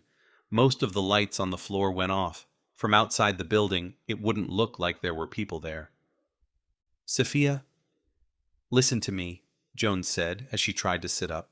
She groaned in pain, but managed to sit halfway on her side as her hands were tied down beside her. "I'm a police officer. Do you understand what you have just done?" "I'll be right back," Sophia said, like she hadn't even heard Jones. She walked out, the door closing slowly behind her. "You all right?" Jones asked me as she closed her eyes a moment. She drew a deep breath through her nose and opened her eyes again, focusing hard on staying alert. "No," I managed to croak. I didn't even try to sit up. I felt paralyzed with the pain. The smack the elbow had gotten at Param's house seemed like nothing now. This was on a whole other level. I remembered fusing with the body the day Jones had found me by the river. This was not quite the same, but not far from it either. Crap. Do you have a heart problem or something? What? No, The pain? I grimaced, the mouth twisting into a bizarre grin, the corners of it going straight out to the sides, the teeth clenched. I made no move to get up. What the hell was that anyway? Jones tested her bindings carefully and didn't look even remotely happy. Didn't you see the electric charges coming from her hand? She didn't answer me at first. Kept tugging at the thin rope that kept her hands bound. That's not possible, Ben. If you haven't noticed, our situation isn't good. Don't waste my time with this. Fine then, how do you explain it? Some contraption. This company probably produces it. She had nothing in her hands, you saw that. Just get up and help me. I groaned as I tried moving a leg. It still felt like the electric pulses ran through the body, like a wave that just kept coming. And the head was in pain again. Not only the simmering threat of a headache that had constantly been there the last few days. Seriously, are you hurt? Jones asked at this magnificent display of movement. Aren't you? She shot those green bolts of lightning right through us. There was a pause again. I'm doing fine. It hurt like hell, but... Exactly. No, not exactly. It passes. Get up. I made another attempt, as successful as the last. Not good with pain, are you? Not used to it. At least the talking got easier, as I was forced to keep at it. You should have seen me earlier today when I hurt the elbow. It almost made me lose my hold of... Elbow? What the... Do you live in a plastic bubble? It's just pain. I told you I'm not used to it. That made her laugh, then cough briefly. First time, huh? Third. There was silence again as she stared at me. You almost sound like you're not kidding. Why would I, Detective? Lucky me. She sighed again and leaned against the desk. Knocked out by my murder suspect and trapped with an alien. Listen, Detective Jones, I don't think I am an alien. I didn't know why I was being so upfront. In part, it was the numbing pain. In addition, I didn't think she could have me locked up anywhere. Who would believe her anyway? She shifted her position a little, trying to get a better look at me. Did she shoot all that electricity out of her hand? I forced the head to nod and then winced. Are you Ben? No, Ben is dead. She drew breath between her teeth. Then who are you? Don't know, Detective. I do in fact suffer from memory loss. But you're in. The body? Yes. So when you say you're not used to pain... I say it because it's true, Detective. Jones looked around the office, then tried sitting up more, stretching as far as her trapped arms would let her. She's busy gathering what she needs. Needs? To flee. She's planning her escape. We're not part of that. Jones sat down again and relaxed. If we're going to get out of here, I need you to move, Ben. But, Detective, I think we're at the point where you call me Olivia. Now listen to me. Never mind what your body is telling you. Just force it to react when you want it to. Just do it, she hissed at me, clearly wanting to scream at me, but not wanting to draw Safia's attention. I closed the eyes and groaned as I forced the body to sit up. It happened slowly, the shock of the pain stronger in the time after than during the attack itself. Still, the arms, legs, torso obeyed. The protests in the form of nerve signals to the brain were won over by me. Considering our predicament, it was a bigger victory for me than it should have been. Good, Ben, the detective said. Olivia, that is. Now move over toward me as far as you can. I need your belt. For what? To get out of here. Just do it. I did as I was told, stretching out so the feet touched her. Lying there on the back like a straight log in front of the desk, I couldn't see how this was helping. Olivia, however, looked around to see if Safia was nearby before focusing on me. I don't think you can reach, I said as I looked at her hands.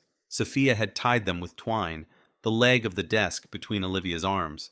Not with my hands, no, she agreed and bent forward. She could not be called helpless or unpractical as she began loosening the belt with her mouth. She bit into the leather with her teeth and tugged at it until it started loosening. In the midst of this, she stopped a moment and looked up at me, smiling for once. Any other guy would have made a joke by now. I'm starting to believe you're not Ben Reed in there. Whatever she meant, it was lost on me. something she could apparently see because she gave a short laugh before getting back to her task. At least she wasn't mad at me. I heard the clicking of Safia's heels on the floor, somewhere outside the office. It didn't sound like she was nearby, but the deserted floor made the sounds carry better. "Okay," Olivia said through clenched teeth as she got the belt open. "Hipsh up," she added as she pulled the belt free from the belt loops. As she got the thing free, she dropped it into her hands. "How's that going to help?" I still felt weak from the pain, but she was right about ignoring it by forcing the body to do my bidding. I slowly sat up, the cuffs giving a soft metallic clink as I did. She used twine, not exactly the strongest or thickest rope there is. Common in offices, though. Olivia began cutting at it with the prong of the belt buckle. Perhaps scraping is the best word. She put force behind it. All she needed was one string to break and she would be free. The angle of her hand was a challenge, though. "Seems she thought you a bigger threat than me," Olivia added, with a quick glance toward the handcuffs. Well, in her defense, she doesn't know I'm new to all this. "Life, you mean?" I shrugged as the twine gave way and Olivia began moving her hands to get free of it. I noted deep red marks on her wrist as she managed this. Apparently, she was speaking the truth about ignoring pain and doing what you needed to anyway.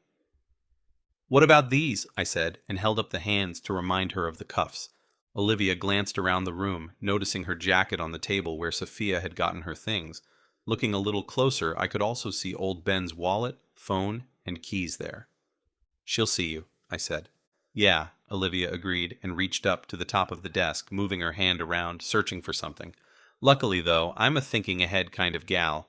I'm sure there's something up here to pick the lock with."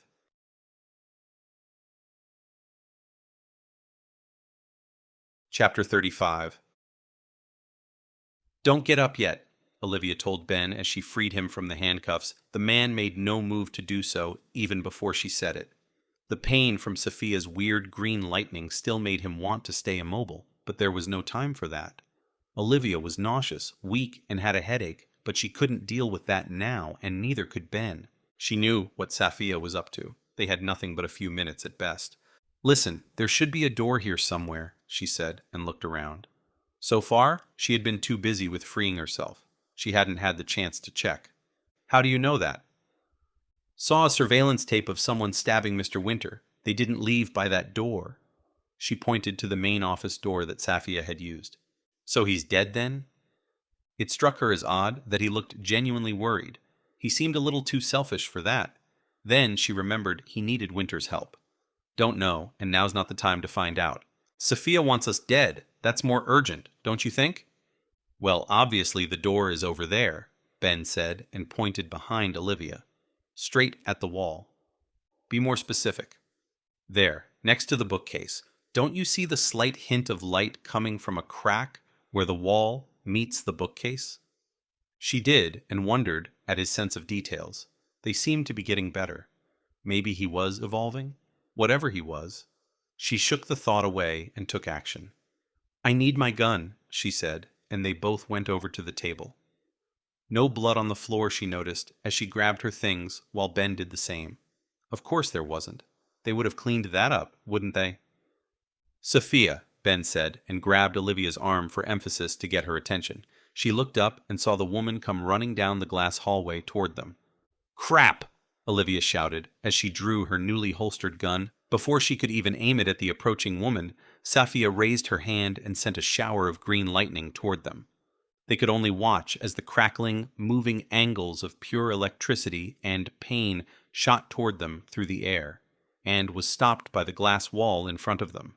The flashes of lightning were flattened against the glass. It made Olivia think of an octopus spread out against it before the energy fizzled out. On the other side of it, Sophia screamed in outrage. "We need to get out of here," Olivia told Ben and dragged him the first couple of steps toward the secret door. He didn't seem shocked, like herself, only slow as he forced his legs to move. Luckily, the door was not locked, and it opened with a proper push. A second later, they found themselves at the top of some metal stairs that wound down to the floors below. Extra back stairs, Olivia realized, probably used by the higher-ups in the company. As they ran down the steps without even thinking about it, they saw a few more doors here and there. They needed to get all the way down, though, if they wanted to get out of the building. For a few floors, there was nothing except their feet on the steps, a hollow, clanging sound, and their breathing intensified from the horror of what was behind them. Then Safia's voice rang down the shaft they were fleeing through. "Stop! You can't get away from me!" Her voice was sharp. It cut through the silent understanding between Olivia and Ben. Run or die. Safia gave no more warning. And as Olivia glimpsed a flash of green from above, she realized on another level that the stairs were metal. And Ben stopped. She reached for him to keep running even though it was futile, but his eyes were a little glazed over. Like whatever he was seeing, it was not in front of him. "Come on!" She yanked at his arm, but he didn't move. Then his eyes came to life and met hers. "The edge protection!" he yelled and pointed straight down. Olivia looked and thought no more. She stepped onto the narrow edge protection put there to prevent people from slipping, made of rubber.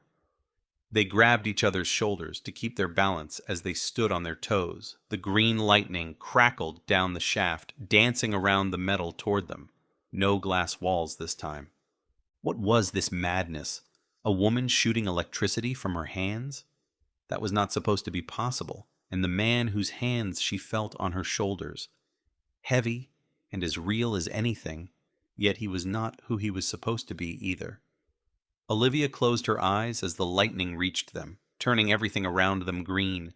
She could see it through her closed eyelids, hissing and crackling as it let the metal lead it, though not the white rubber at the edge of each step. "It's gone," Ben whispered softly after a few seconds. She opened her eyes and saw that he was looking up. They couldn't see Safia, but suddenly they heard her shoes clacking against the steps. "Run!" Olivia shouted, and followed her own advice.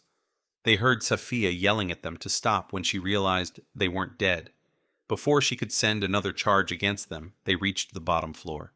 Olivia yanked open the door and they ran through, Ben slamming it shut behind them.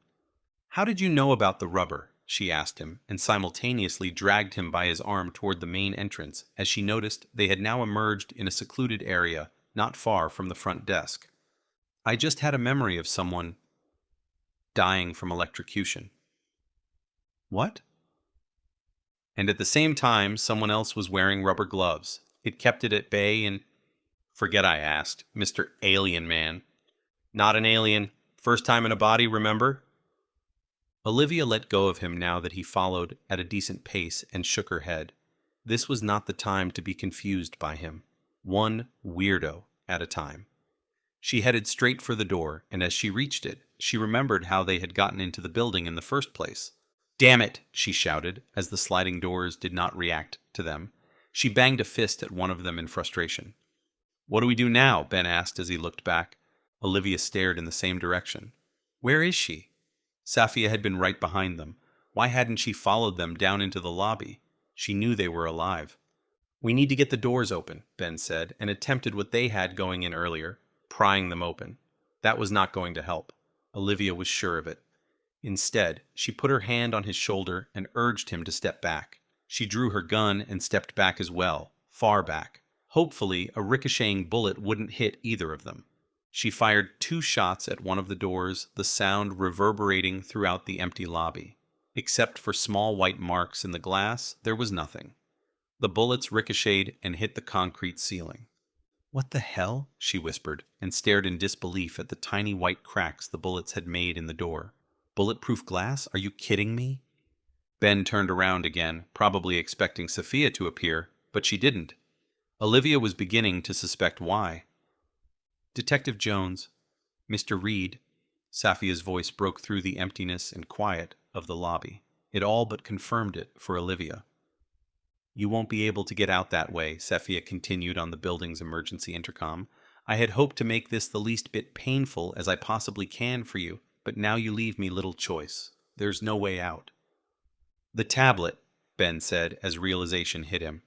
"She controls everything with that little machine, doesn't she?" Olivia nodded, her eyes darting around the whole lobby, looking for a solution. "She controls the whole building, and she's trapped us in here with her.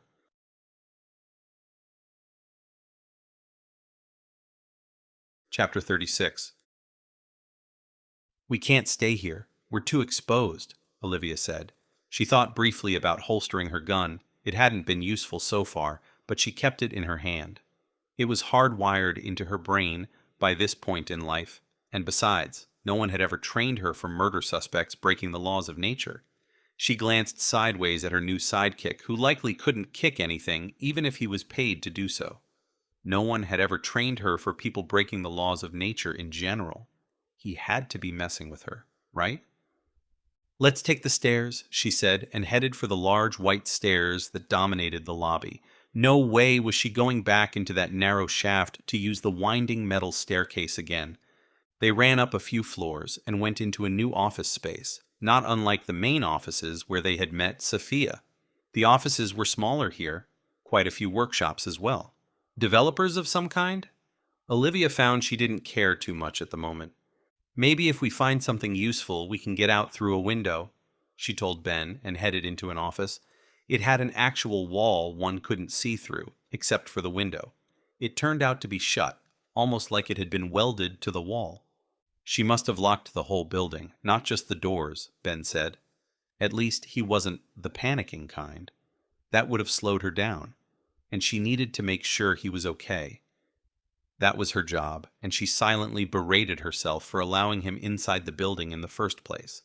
It didn't help that she knew she'd had no right to keep him out. She was a little too intrigued by him, and she wanted to know what irked her so much about him. So she had not done what she should have and sent him running. Now he might pay for it. She was going to try her best to prevent that. She got her phone from her jacket pocket. Sophia had turned it off when they had been unconscious. Olivia turned it back on, but soon found it had no signal. "What about yours?" Ben obligingly turned his back on as well, but there was no more help there. Two phones with no signal in the busiest place in the whole city? She stuffed her phone back into her pocket and picked up a phone from one of the nearby desks, a landline. It was dead as well, not a dial tone to be heard. "Seems our Ms. Bishop has cut us off," she told Ben as she hung up the phone. There was no calling for help then. What a ridiculous system. Olivia could well understand it during an emergency, but when your employees went full-on postal, them having complete control of the building was not a good thing. They needed to find another way to get help or get out. "What are you doing?" Ben asked as she started going through the offices systematically. "We need to check all the windows, emergency exits, the offices. Maybe we can find something that can help us. Hopefully a walkie-talkie. I bet she can't stop those. Not that anyone here would have one stashed away in a drawer." "Wouldn't we need another one on the outside?" "Thought you didn't know anything about technology." "Do you know how old radios are compared to cell phones?" He shot back and then stopped in his tracks, looking like he didn't know where those words came from. "I can't believe you actually suffer from memory loss." Olivia opened several drawers on a desk. Nothing but an abundance of office supplies, diet bars, and a pair of socks. Not helpful. "Why is she trying to kill us anyway?" Ben talked into a box which he quickly abandoned. Nothing more there than in the desk. "I don't think she fully intended to when she gave us that electric shock. She just wanted to delay us so she could make her escape. Now, though, we messed that up for her." "It doesn't really help her situation, does it? Killing 3 is worse than 1, no?" "Yes, obviously. She might seem angry right now, but you need to understand that she's panicking. Her world is falling apart too fast, and that makes her more dangerous than if it was just anger." They walked into the next workspace. It was not an office. It looked more like a lab with long workbenches, but there was no equipment out. Everything cleaned before the weekend, most likely. They continued their search. "Does no one at the station know you're here to arrest her?" Olivia looked through some lockers, frowning at the lack of sledgehammers and welding equipment.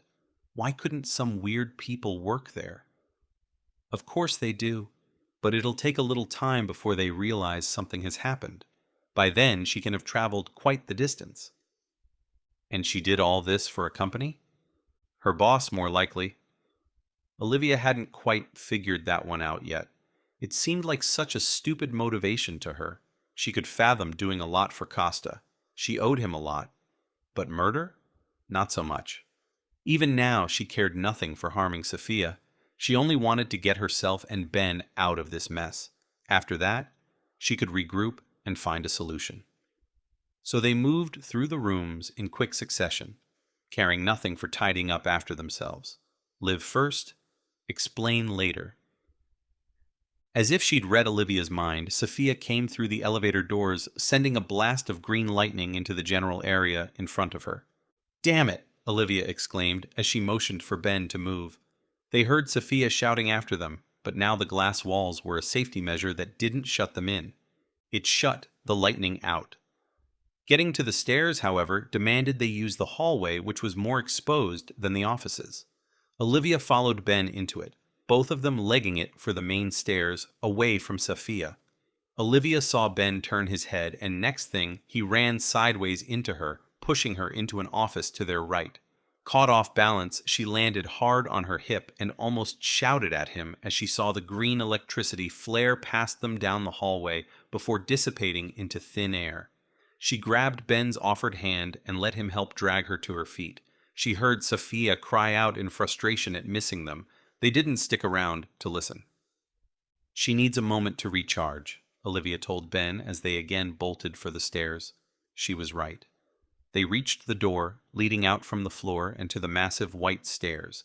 As the door closed behind them, they heard the crackling as the lightning hit it, the sound a threatening promise of what they would feel if it struck them and burned their bones.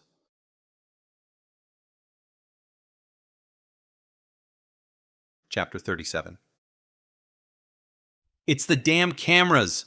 Olivia yelled as they burst into a floor 2 stories above where they had last seen Sophia. "Here, give me a boost," she told Ben, indicating how he needed to fold and cup his hands for her. He did as told and with no questions, his best quality. He didn't doubt her and he didn't panic. It was helpful considering she had to drag a civilian around. As she moved upwards in front of him, she saw him grimace at the strain, but he didn't drop her. She reached up and got hold of the camera above the elevator. She unplugged the wire and saw the little green light on the camera's side turn to black. They repeated this endeavor on 2 more floors, running with quick steps up the stairs to do so. "There," Olivia said as she jumped down, Ben immediately flexing his fingers after the strain. "At least she doesn't have eyes on us on these floors now." At the same time, the ding of the elevator announced Sophia's impending arrival. "Out, out, out," Olivia urged Ben and pushed him toward the door. "You idiots," Sophia shouted after them. If she sent her lightning after them, it never hit its targets. Olivia and Ben ran down the stairs and burst into the floor below, only to be met by the elevator doors opening in there as well. Sophia moved quickly, even when blind. This time, though, Ben was faster. Heading in, he grabbed Olivia's shoulder and yanked her back to the door, before turning to leave himself. He was not quite quick enough. As his body shielded hers, she saw him blur, like a shadow falling over him as he moved. A flash of green to Olivia's left lit him up. Ben cried out and fell forward, almost taking her with him. As his body stopped the door from closing, she saw Sophia approaching, a smile on her face that radiated exuberant success. Olivia drew her gun as the woman raised her free hand. Olivia didn't hesitate. She aimed and pulled the trigger before Sophia had the time to attack again. Green sparks danced around her hand and then died there. Olivia hit what she aimed for, Sophia's cry of pain reverberating between the glass walls. The tablet landed on the floor behind her, shattered from the bullet. It was spattered with blood from her hand, 2 fingers on the floor beside it. "You damn!" she screamed as she realized what had happened to her. The green sparks came back again, seemingly without the woman noticing. Olivia didn't stick around. She bent and hauled until she got Ben with her through the door. He grunted in pain, but didn't show the same apathy as in Winter's office. "Screw the pain," Olivia told him, even though, as they went upstairs again, hoping Sophia would not think they went straight back there. They crashed through the doors, Ben limping by her side.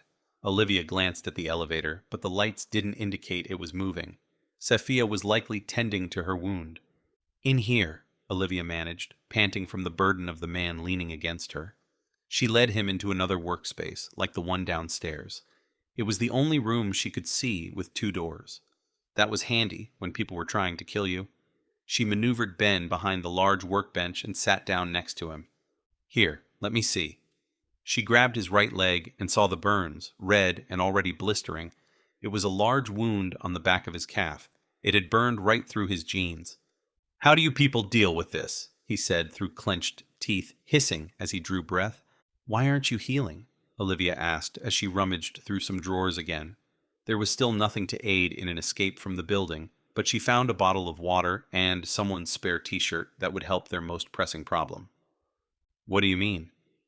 He drew breath between his teeth again as she doused the t-shirt and carefully placed it over the wound. It was the best she could do. It eased his pain a little as the muscles around his clenched jaw relaxed a bit. "It stings," he added. "Not like the pain from before." "I think it depends on whether she hits you straight or sends the currents through something that can carry them, like metal." How comforting. "But why aren't you healing?" she pressed. "Why should I?" He managed a confused look in the midst of the pained expression. "You did—" "By the river."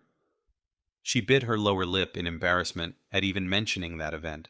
Broken bones retracting into the skin, setting themselves. Pale skin retaining color as blood flowed again. She would never forget the sight. She had thought she'd been seeing things, impossible things. "Oh," he said, looking somewhat embarrassed himself. "That wasn't healing as such, more reviving? And it hurt like hell, too." "What? I don't understand." "Ben died that night, and I replaced him." He was dead serious. Mixed with the grimace of pain, a physical sensation she was beginning to understand was completely new to him. She saw he was too tired to care about keeping it secret, and she also found, to her utter amazement, that she believed him. Bruises and wounds had healed right in front of her. The flat chest had started rising as air entered the lungs more than 15 minutes after her arrival. "How is that possible?" Ben shrugged and then winced at his stiff movements when he tried sitting up a little more. "Are you some sort of parasite?" She could not believe she was asking that either. Alien parasite? "No." "How do you know? You claim to have amnesia." "If I am a parasite, I will have had a body of sorts, right? Something physical?" She nodded. "Well, that is one of the few things I'm sure of. I've never had a body. I think that is why I have the memory loss. I think this brain can't handle whatever information I possess." "This is insane," Olivia said, and sat down next to him, staring out a large window. They could see the spires of the cathedral from up there, see the wide Ashdale River as it wound its way through the city. The river that had taken Ben Reed and let this new Ben take over. Olivia wondered if her own brain could handle this. The ding of the elevator sounded again, and they both froze where they sat, leaning against the workbench.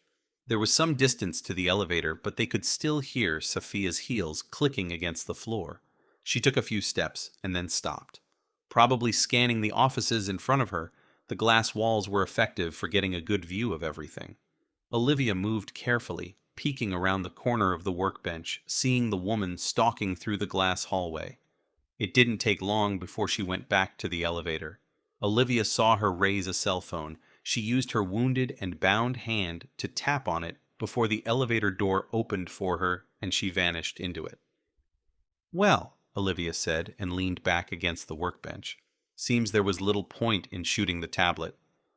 "The water isn't working anymore," Ben uttered, his voice weak as he stared out at the city, his eyes blank.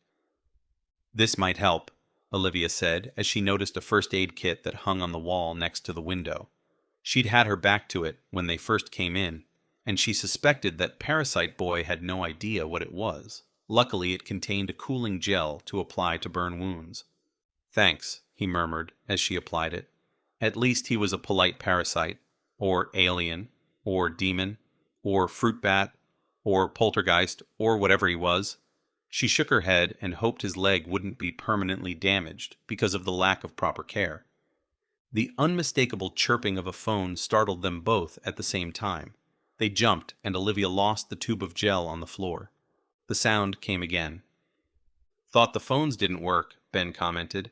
The sound continued, and Olivia realized it came from her jacket pocket. Her fingers were messy with the gel, and she twisted toward Ben. "Answer it," she said, as she grabbed some gauze from the first aid kit and wiped her hands on it. That was also the amount of time it took him to manage to swipe the screen and actually answer the call. An unknown number. She took the phone back and expected Sophia on the other end. "Yeah," she said with some hesitation. "Detective Jones?"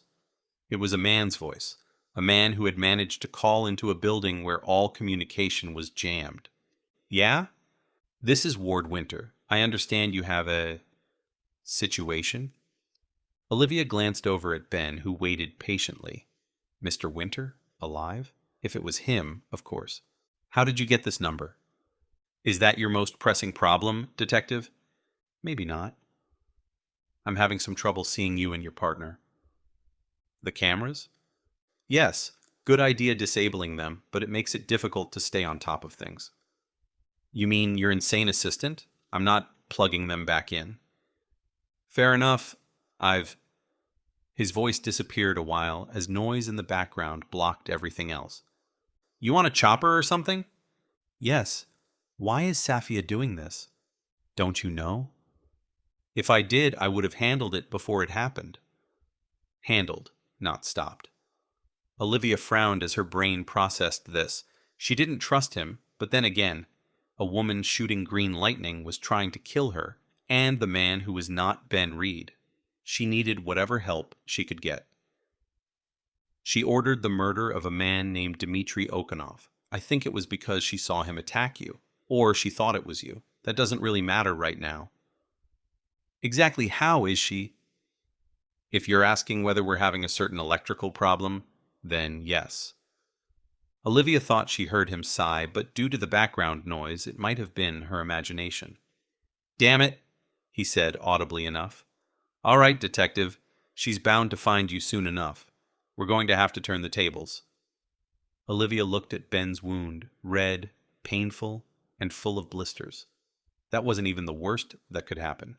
She didn't know if she could trust Winter, but looking at the wound in front of her, she knew they had no other choice. "Very well, Mr. Winter," she said, and met Ben's eyes again. "Stay on the line."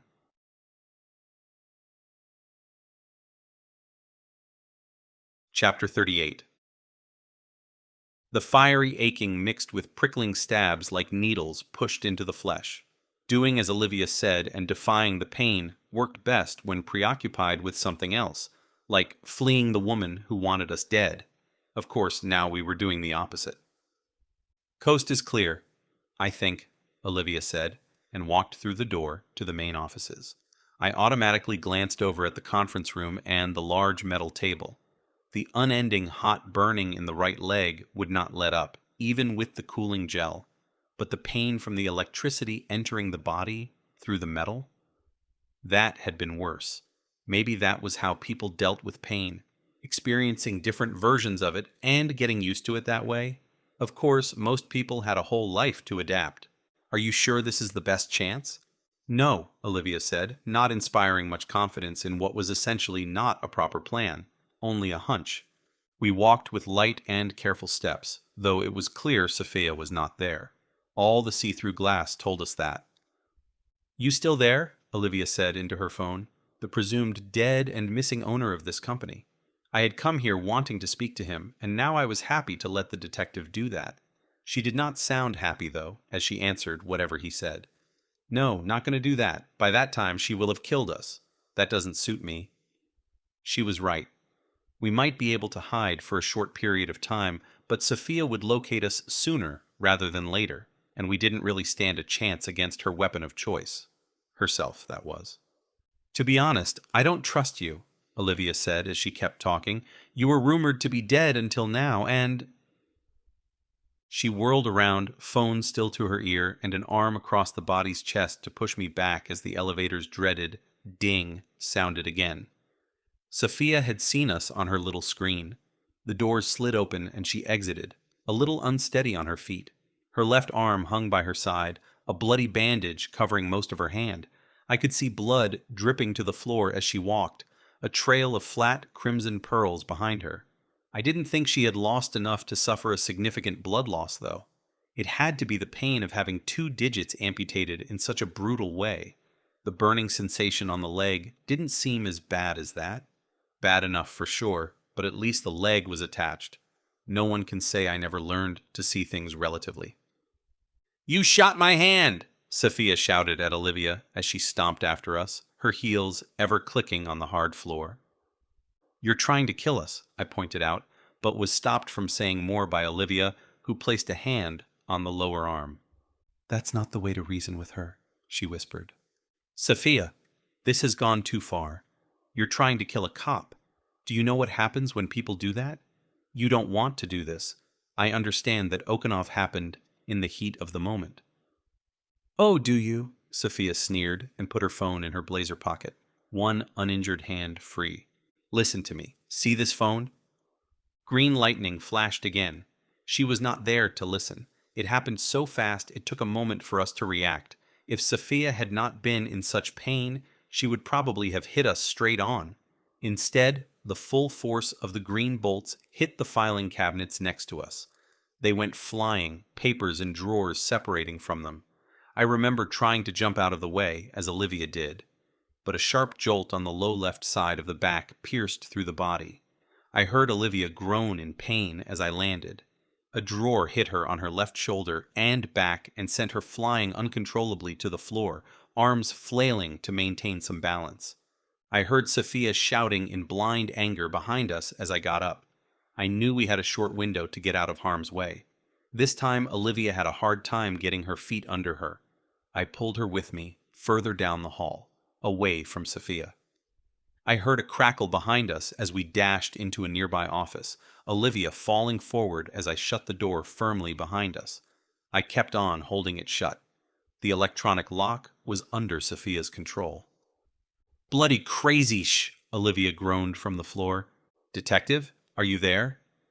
A barely audible male voice came from her phone as the whole room lit up in green as Sophia hit the glass walls from outside. "Oh, we're in for it now," Olivia said as she managed to get into an upright position. The heavy metal drawer had hit her hard. No way out except past her. She nodded to the woman I knew to be behind me. "And? Awesome. We're in her office." She waved a hand at a picture of Sophia and a dark-haired man that had to be her late husband.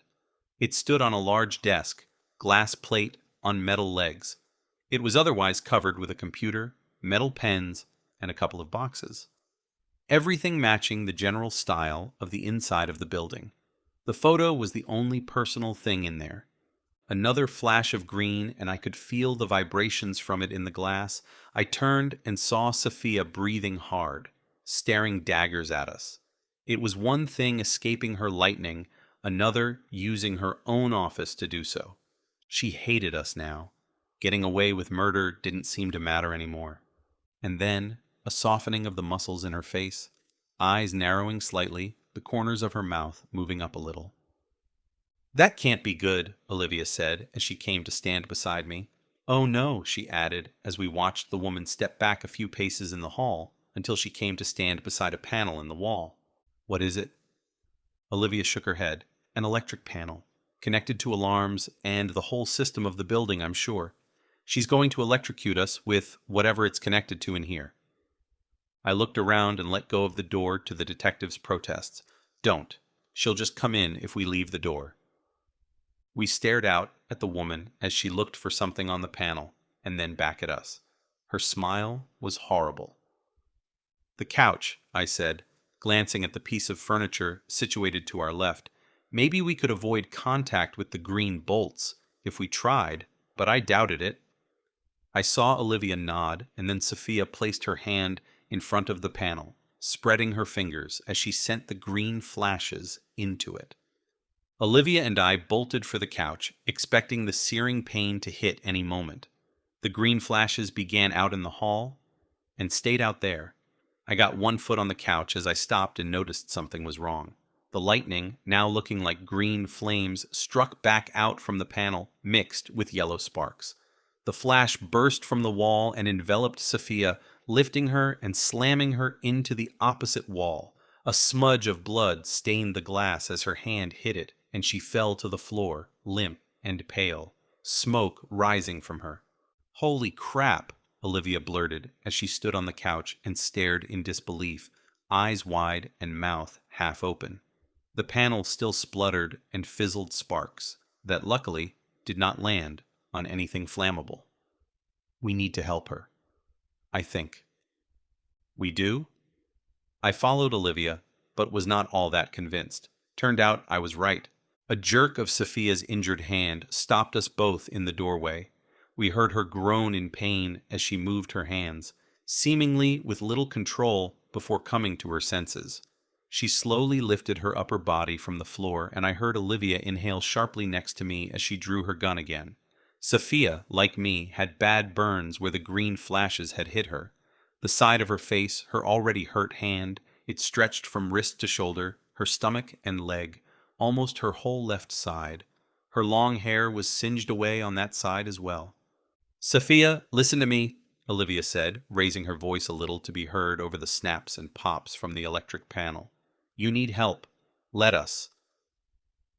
Sophia looked up and saw us staring at her. She coughed and winced at the pain, barely looking at herself. She had to know it was bad. "Damn you," she wheezed and tried raising her arm. "Wait," Olivia countered. "You need to hear something."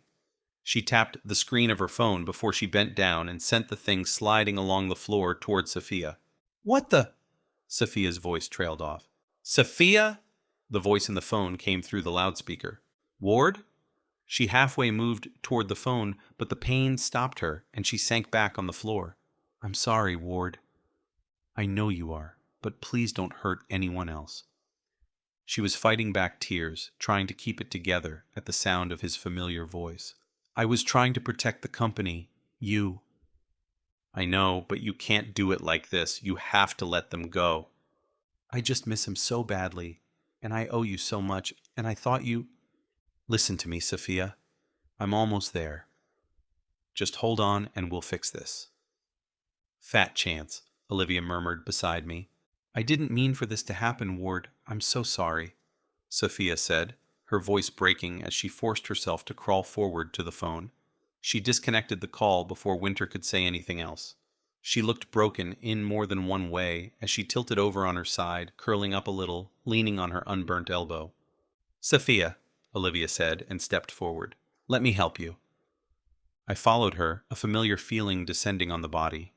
No, on me. A pressured tingling in the already hurting head, though not the same as the pain in the leg. I walked forward, past Olivia, saw her as a shadow. I recognized this, knew I needed to be there, felt like I truly was, and I remembered the hospital, the old woman. "Someone is going to die," I said, the voice strange and cold, almost not attached to the body. The green lightning flowed in front of me somewhere, but it was beyond me. Something else was there. Something I belonged to. As Olivia fired her gun, I saw Sophia's once beautiful face looking up at me, recognizing me. Then she convulsed, her body twisting even though she wasn't there anymore. I looked down at her lifeless body, her still striking green eyes staring at nothing, blood oozing from 2 wounds in her chest.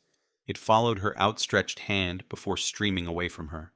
I turned to Olivia, who stood 3 steps behind me, gun in her lowered hands, looking at me and not the dead woman. Her voice was calmer than her words and the disbelieving look in her amber eyes.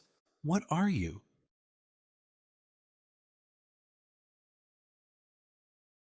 Chapter 39.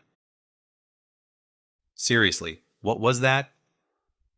I was under intense scrutiny as Olivia stared at me, Sophia forgotten for a moment. It didn't last long as the door leading out to the main stairs burst open and black-clad and armed men came running onto the floor. Olivia raised her gun at this horde of shouting men as they poured through the hallway. I barely heard Olivia shout at them to lower their weapons, as their yells of the same kind flew the opposite way as well. We both stood frozen as the men descended upon us, shouting, aiming their weapons. We had been attacked by someone who could shoot green and burning lightning at us. The guns seemed almost a non-threat. Almost. "Put your gun away, ma'am. Step away from Miss Bishop." The yelling was incessant as they spoke over each other, but we got the point. Olivia holstered her weapon instead of handing it over. She glared at the man who wanted to take it from her. When he didn't press any further, it became clear they didn't mean us any harm. That did not mean they listened. "I'm a police officer," Olivia protested. "This whole damn building is a crime scene." "Step back, ma'am," the man insisted, two of them forcing us to back up until we again found ourselves in Sophia's office. "What's going on?" I asked, as the men shut the door, effectively trapping us in there. "Winter's security, I bet," Olivia said, as she folded her arms and took in the scene outside the office. A bit more elite than the ones manning the entrance every day. 8 men in total, big and burly, all of them armed. 2 of them checked Sophia for any vital signs while the rest secured the floor. At the same time, the door to the main stairs opened again, revealing a man in a suit this time. One of the security men went to meet him, and they talked as they strode down the long hallway toward us and Sophia. It could be no other than Winter. Lean build, maybe 6 feet, sandy blonde hair, a face that revealed little except for not taking his eyes off Sophia. He stopped listening to the other man as they neared her, and he walked silently the last few steps before stopping next to her. He looked down at her in silence, no hint of surprise at neither her appearance nor demise. Lying there, she seemed small compared to the living gathered around her. He must have known from the way she had ended the call, suspected, at least. One of his men said something, and Winter nodded and looked around. The floor was covered in scorch marks on the walls and floor, papers, shelves, and drawers scattered around. Drops of blood from Sophia's wounded hand. The man kept talking to his boss and pointed toward us, Winter turning to his directions. As he laid eyes on Olivia, he looked relieved. A dead cop would likely have caused more problems than a live one could. Then he glanced at me, his eyes uninterested and moving back toward Sophia, before jolting back to me. A slight widening of the eyes, and nothing more. He glanced at Olivia again, and then down at his dead friend. Eyes hidden from either of us. He knew. He recognized me. Like Parham, except the panic, I inhaled sharply at the realization. "I need to talk to him," I said, and headed for the door. "Now?" "Oh, yes." I reached for the handle, and a giant of a man placed himself in front of the door, keeping it closed from the outside with his weight. "Apparently not now," Olivia remarked as she came over. "The longer they keep me in here, the more issues they'll have with the department." I recognized her words for the alliance they were. She absent-mindedly rubbed her hurting shoulder and smiled at me. It certainly took a lot to get on her good side, but it was better to be there, though. We watched Winter discuss something with his men as none of them looked our way. Then, finally, one of them walked over and the guard outside the door stepped aside. "Detective Jones, my name is Court. If you'll come with me." "Why?" "Obviously there are some things your employer won't believe." Olivia gave a puff of air as she rolled her eyes. The man was right, though. Talking about a woman shooting lightning from her hands. It might not have astounded me, but no one would believe this. "Not you, Mr. Court said, as I made to go with Olivia. "Reed," Olivia said before I could. "He's with me." Court looked me over and then shook his head. "He is not a cop." "Obviously. Still."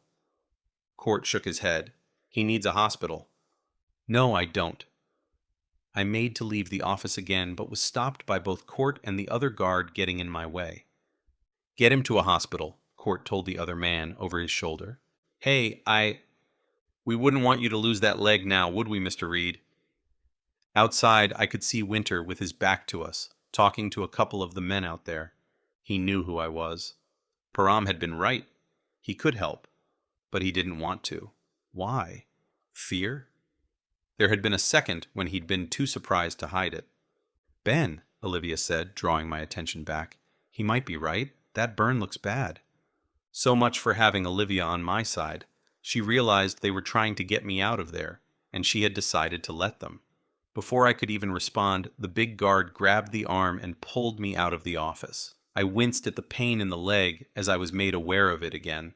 The man was too strong, and the last I saw was Olivia's apologetic look as she followed Court out toward Winter, who had his back to all of this. Shortly thereafter, the emergency exit door closed behind me, and the man who knew who I was, the one who was supposed to be able to help, vanished from sight.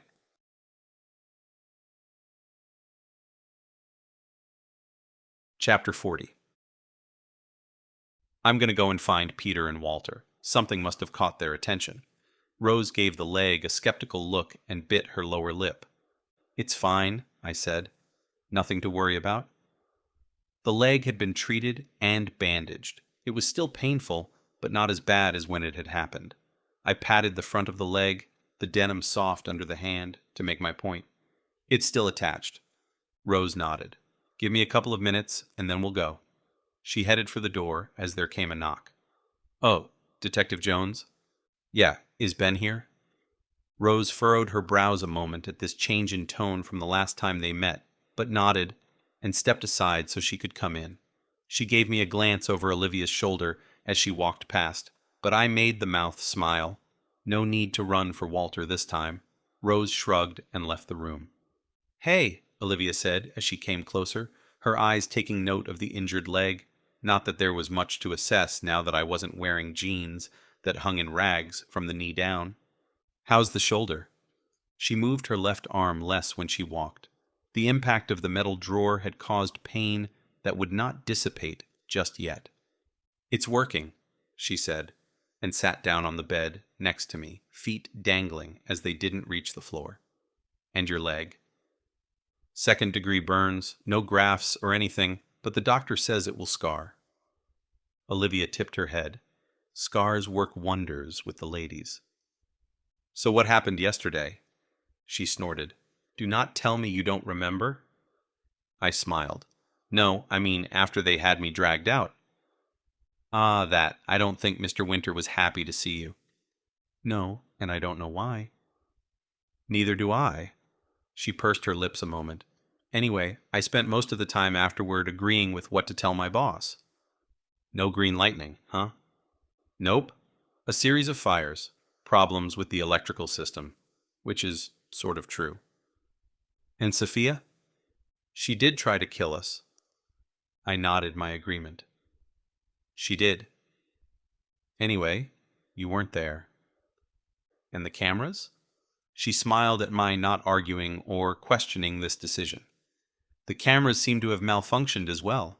Something about the circuit. She shrugged. I'm not an electrician. Neither was Sophia. True. She inhaled deeply and got off the bed in a half jump. I'll leave you to it. She glanced at the door and made me aware of the voices of old Ben's friends approaching. But I have many, many questions for you, Ben. I'm sure. Rose, Walter, and Peter took me back to the apartment.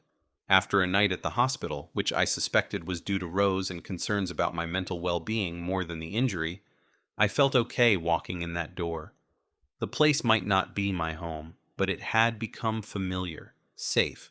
A place where I didn't risk seeing various people's deaths, whether in the present or in the past. Safe. Calm. I settled in as the other three bustled around me, hovering in the kitchen, turning the TV on, talking, and fussing. Not knowing what to do, I finally settled on an armrest on the couch, staring blindly at the screen that showed people stating what was wrong with both mayoral candidates. A puff of air sounded as Peter slung himself onto the couch, beer bottle in hand. Hopefully it's not drugged, he said, before twisting the cap off and glaring at me. I didn't drug you, I said.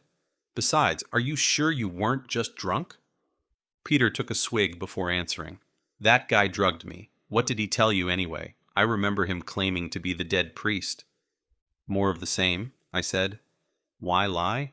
Peter would not believe Parham anyway. Then why did you end up at Winter Fortress? I stood up and walked over to the windows. If he wouldn't believe me, I didn't want to talk about it. Why waste the time? Because of something Parham said. Winter can help shed some light on my memory problem for me. I could hear the snort behind me and didn't remain to discuss it further. Instead, I opened the door to the small balcony and stepped outside. Cloudy skies and a cold but weak wind greeted me as I grabbed the railing and glanced down. People were still bustling around on their never-ending errands. I looked with envy upon those exiting the coffee house with that tasty, invigorating liquid, the comforting smell, the warmth between the hands when the air was cool. Such a simple thing. I sighed and closed the eyes. Didn't know why I was trying. Slowed the breath, relaxed, focused on severing every connection. A few minutes later, I opened the eyes again, the sight of the gray neighboring building filling the vision. I was stuck like this. Like Param was stuck in his never-ending cycle. No way out. No way to change this. Would I end up like him, alone, half-mad and drunk, isolating myself from everything, collecting memories as years went by like he collected artifacts to remember himself? And all the while, I would be stuck in this meaty thing that felt like a piece of clothing that didn't quite fit. Almost, but not truly. I sighed and went back into the apartment. Peter had vanished from the couch, but I could hear low voices from the kitchen, so I moved closer, stopping just out of sight as I heard old Ben's name mentioned. All I know is, he talked to this deranged guy who I'm certain drugged me, and then he runs off to Winterland to talk to the guy who owns half the city. "Are you sure you weren't drunk?" Rose asked.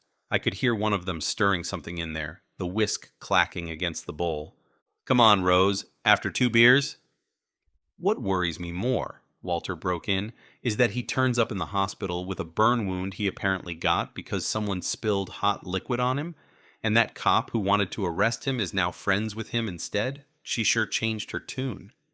Maybe when it came to the murder case, but not when it came to me. "Yeah," Rose concurred. "None of that seems normal. I'm worried. He's not been himself since the accident." "Accident?" Walter remarked pointedly. "You know what I mean." "You can't expect him to be himself if he doesn't remember anything," Peter said. "It's not that. I get that he doesn't remember. I do. But everything is off about him, like he's not him anymore." Rose's statement was met with silence for a moment. Only the kitchen fan made any noise. I noticed the salty smell of something with a tomato-based sauce wafting out from the kitchen. It made the mouth water, despite how their words affected me. It was clear what Rose didn't say, what she refused to either acknowledge or utter, or both, that their friend was gone. "Come on, Rose," Walter began before I heard footsteps in there. "He's been through a trauma." Rose exhaled hard enough for me to hear over the fan. "I know, but just a smidgen of hope that he's in there? Is that too much to ask?" Was it? The 3 people in that room had been there from the day I woke up in this new vessel. They had been nothing but helpful. Annoying and intrusive? Oh, yes. But they had been there, even with their old friend acting different.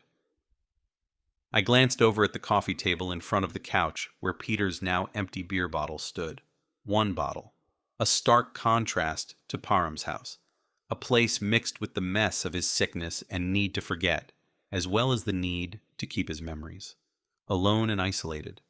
The realization hit me like a pang reverberating through the whole body. I didn't want to end up like that. There was no way out of this mess for me. I could not be released, at least not on my own. And the one person who knew who I was had made it clear I was to be kept away. No, I didn't want to suffer Param's fate. And without the people in the kitchen who were making me food after picking me up from a hospital, I knew that might be my outcome. They wanted something. I could give them that, couldn't I? But should I? I was, after all, not the one they wanted. He was lost. I was not. Not yet, anyway. I walked the rest of the way into the kitchen, making some noise and giving them ample warning so they could talk about something else. "Smells good," I said as I headed toward the fridge. "Dad's chili recipe," Rose said as she added some spices to a large pot on the stove. On the counter stood a bowl with something chocolatey in it. The stomach growled at all this. I opened the fridge and reached for a beer, noting that 2 were missing from the 4 that had been in there. 1 in the living room, none in the kitchen that I could see. In the chili, then. It was all I needed. Wouldn't that be too strong for Peter Pan, with all that beer? Hey, I was not drunk after just two, he began, and trailed off. They were all silent behind me. I grabbed a beer and turned around slowly while opening it. I raised the eyebrows slightly, in an inquisitive and confused manner. Let the eyes wander between the three of them, as if wondering what was going on. I was quite happy with the performance. They all stared at me. What? I said, going for innocence. You called him Peter Pan, Rose said. We never told you that. I hate that name, Peter said, a smile on his face for some reason. Odd, considering his statement.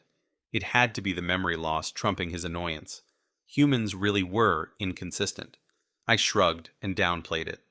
No need to tell that I had an excellent memory when it came to this particular existence. Still, I had to admit to being inconsistent myself. There was no doubt I was trapped in the new form. That was what I was now. My new existence for the unforeseeable future. In this particular place, with these people. Friends. This group of humans who depended on each other and enjoyed each other's company. By choice. Which now included me, because the form I had taken over was a necessity in their lives. This young form that contained my old form.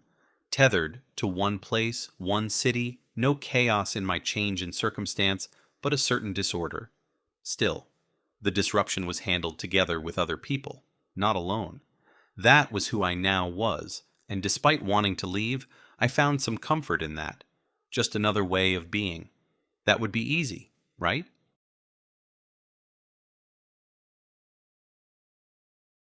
Epilogue. The ding of the elevator sounded and made Olivia glance around as the doors opened. She halfway expected Sophia to come running, throwing her green lightning into the elevator to finally make her kill. Detective Jones? A friendly voice inquired, and drew Olivia out of her reverie and made her disentangle from the elevator wall she had been leaning against. Yeah. If you'll follow me? Olivia did, and was led the few feet back past the elevator to the office of Ward Winter, which now wasn't surrounded by see-through glass, but white-matted walls. Olivia noted this was the case for many of the offices now when people were actually using them. Apparently, the glass was an elegant feature, but the ability to decide which effect to use was much more practical. The woman knocked on the door and opened it. Mr. Winter, Detective Jones is here. He was seated behind his desk, writing on his laptop, but he glanced up and nodded at this. Thank you, Ellie. Olivia was ushered in, and Ellie withdrew to the little office next to Winter's. Please come in, Detective, he said as she lingered by the door. He typed a few more words before he closed the lid and rose to shake her hand over the desk. Take a seat, he added, and indicated one of the chairs in front of his desk. Olivia sat down and glanced briefly at the desk legs. Without her fellow prisoner, she would not have gotten loose from the twine. What can I help you with? I only have some follow-up questions, Dr. Winter. Mr. What? Everyone calls me Mr. Seems my PhD confuses people since it has nothing to do with running a business. Olivia blinked. He made it sound like he was talking about running a corner store and not a global industrial company. It raises fewer questions this way, he added, at least usually. He leaned back in his chair and smiled. It was friendly and would have been infectious, if not for the reason she was there, if it wasn't for all the weird things that had happened. She watched him closely. He had dealt with everything remarkably well. Not the first time he had been involved in anything like it, she was sure. He was a handsome man, with his defined bone structure, blue eyes, and sandy-colored hair. She could not put her finger on his age, though. He looked to be anywhere between 25 and 35. He was dressed in a suit that probably cost more than a month's salary for Olivia. Most importantly, his attention came off as attentive but detached. Unlike Ben, who didn't seem to have an interest in people in general, this one did. He simply focused hard on not giving away anything about what he thought. Polite attention with a concealed interest or disinterest. No matter what he thought of you, you weren't supposed to know. Anyway, Mr. Winter, Olivia continued, obviously some odd things happened here on Sunday. You mean Sophia's electric charges? The weird green lightning that broke the laws of nature? Sure. Winter exhaled and looked down as he smiled. A sad smile this time. He cared for Sophia. I understand she was your friend, but she did order a murder as well as try to kill myself and Ben Reed. There was nothing to spot on his face. Not until she mentioned Ben's name. Winter did not like him for some reason. That had been clear enough by the way he'd had Ben sent away after Sophia's death, but the tiny twitch she saw by his left eye now only confirmed it. I'm aware, he said. She ordered Okonov's murder to protect you. Why? He inhaled and exhaled slowly before answering. It reminded Olivia of Sophia during her confession. Now, though, it was a comforting sound. I don't know, Detective. We don't demand that kind of loyalty here. I'm sure. Yet you had it.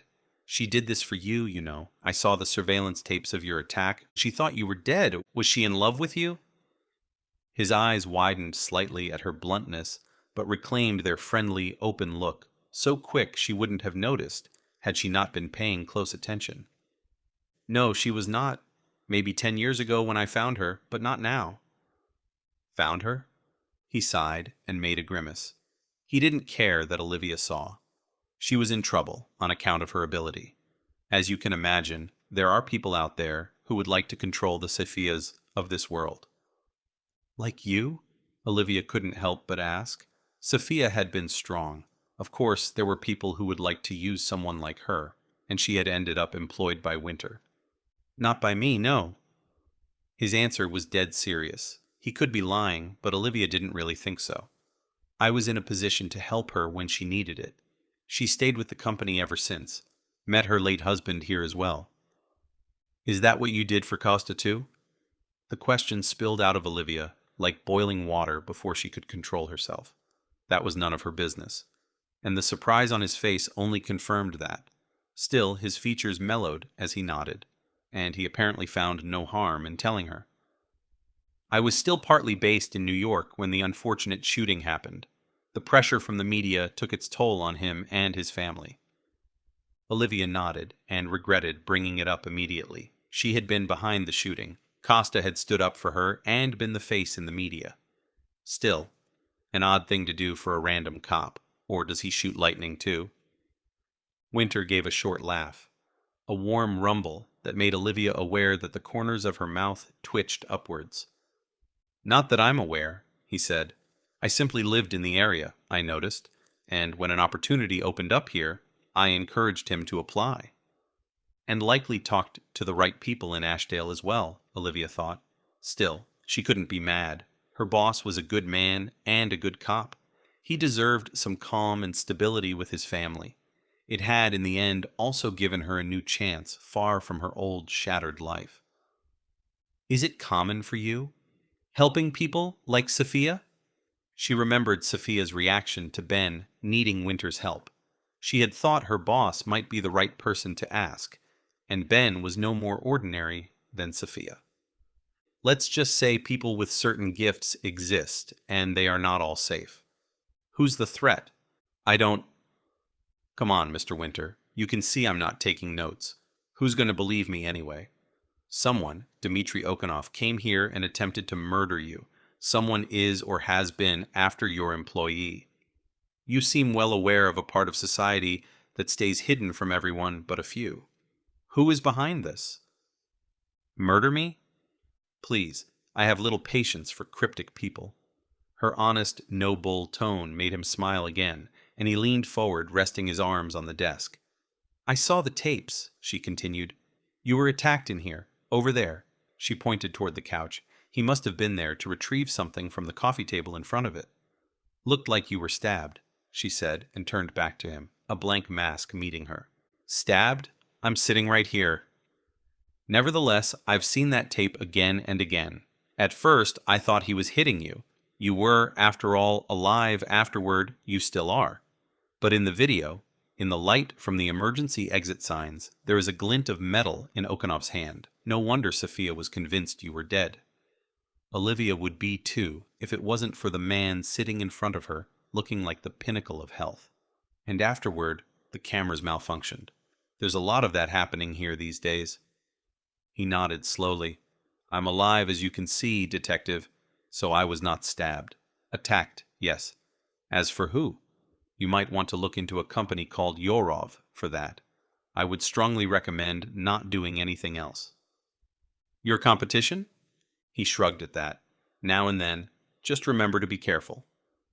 She found herself to be nodding before thinking about it. His warning felt reassuring for some reason, and her first instinct was not to go against his advice. Strange that. She had gotten him to give a proper answer, at least. Should she push her luck? And Ben Reed, why did you send him away? How do you know him? If nothing else, maybe she could provide Ben with some information regarding this. I don't, Winter claimed. I would have sent you away too if not for that badge of yours. Liar, Olivia thought. She couldn't put her finger on it. There was nothing on his face for her to read. He was too composed. It was too rehearsed. Besides, she was certain he had been the one to let her into the building in the first place. I'm glad we came to an agreement, though, he added, and stood. A clear sign the meeting was now over. Oh, yes. He had not liked that last question. The agreement, sure, she said, and stood up as well, shaking his hand again. Their agreement on what had happened.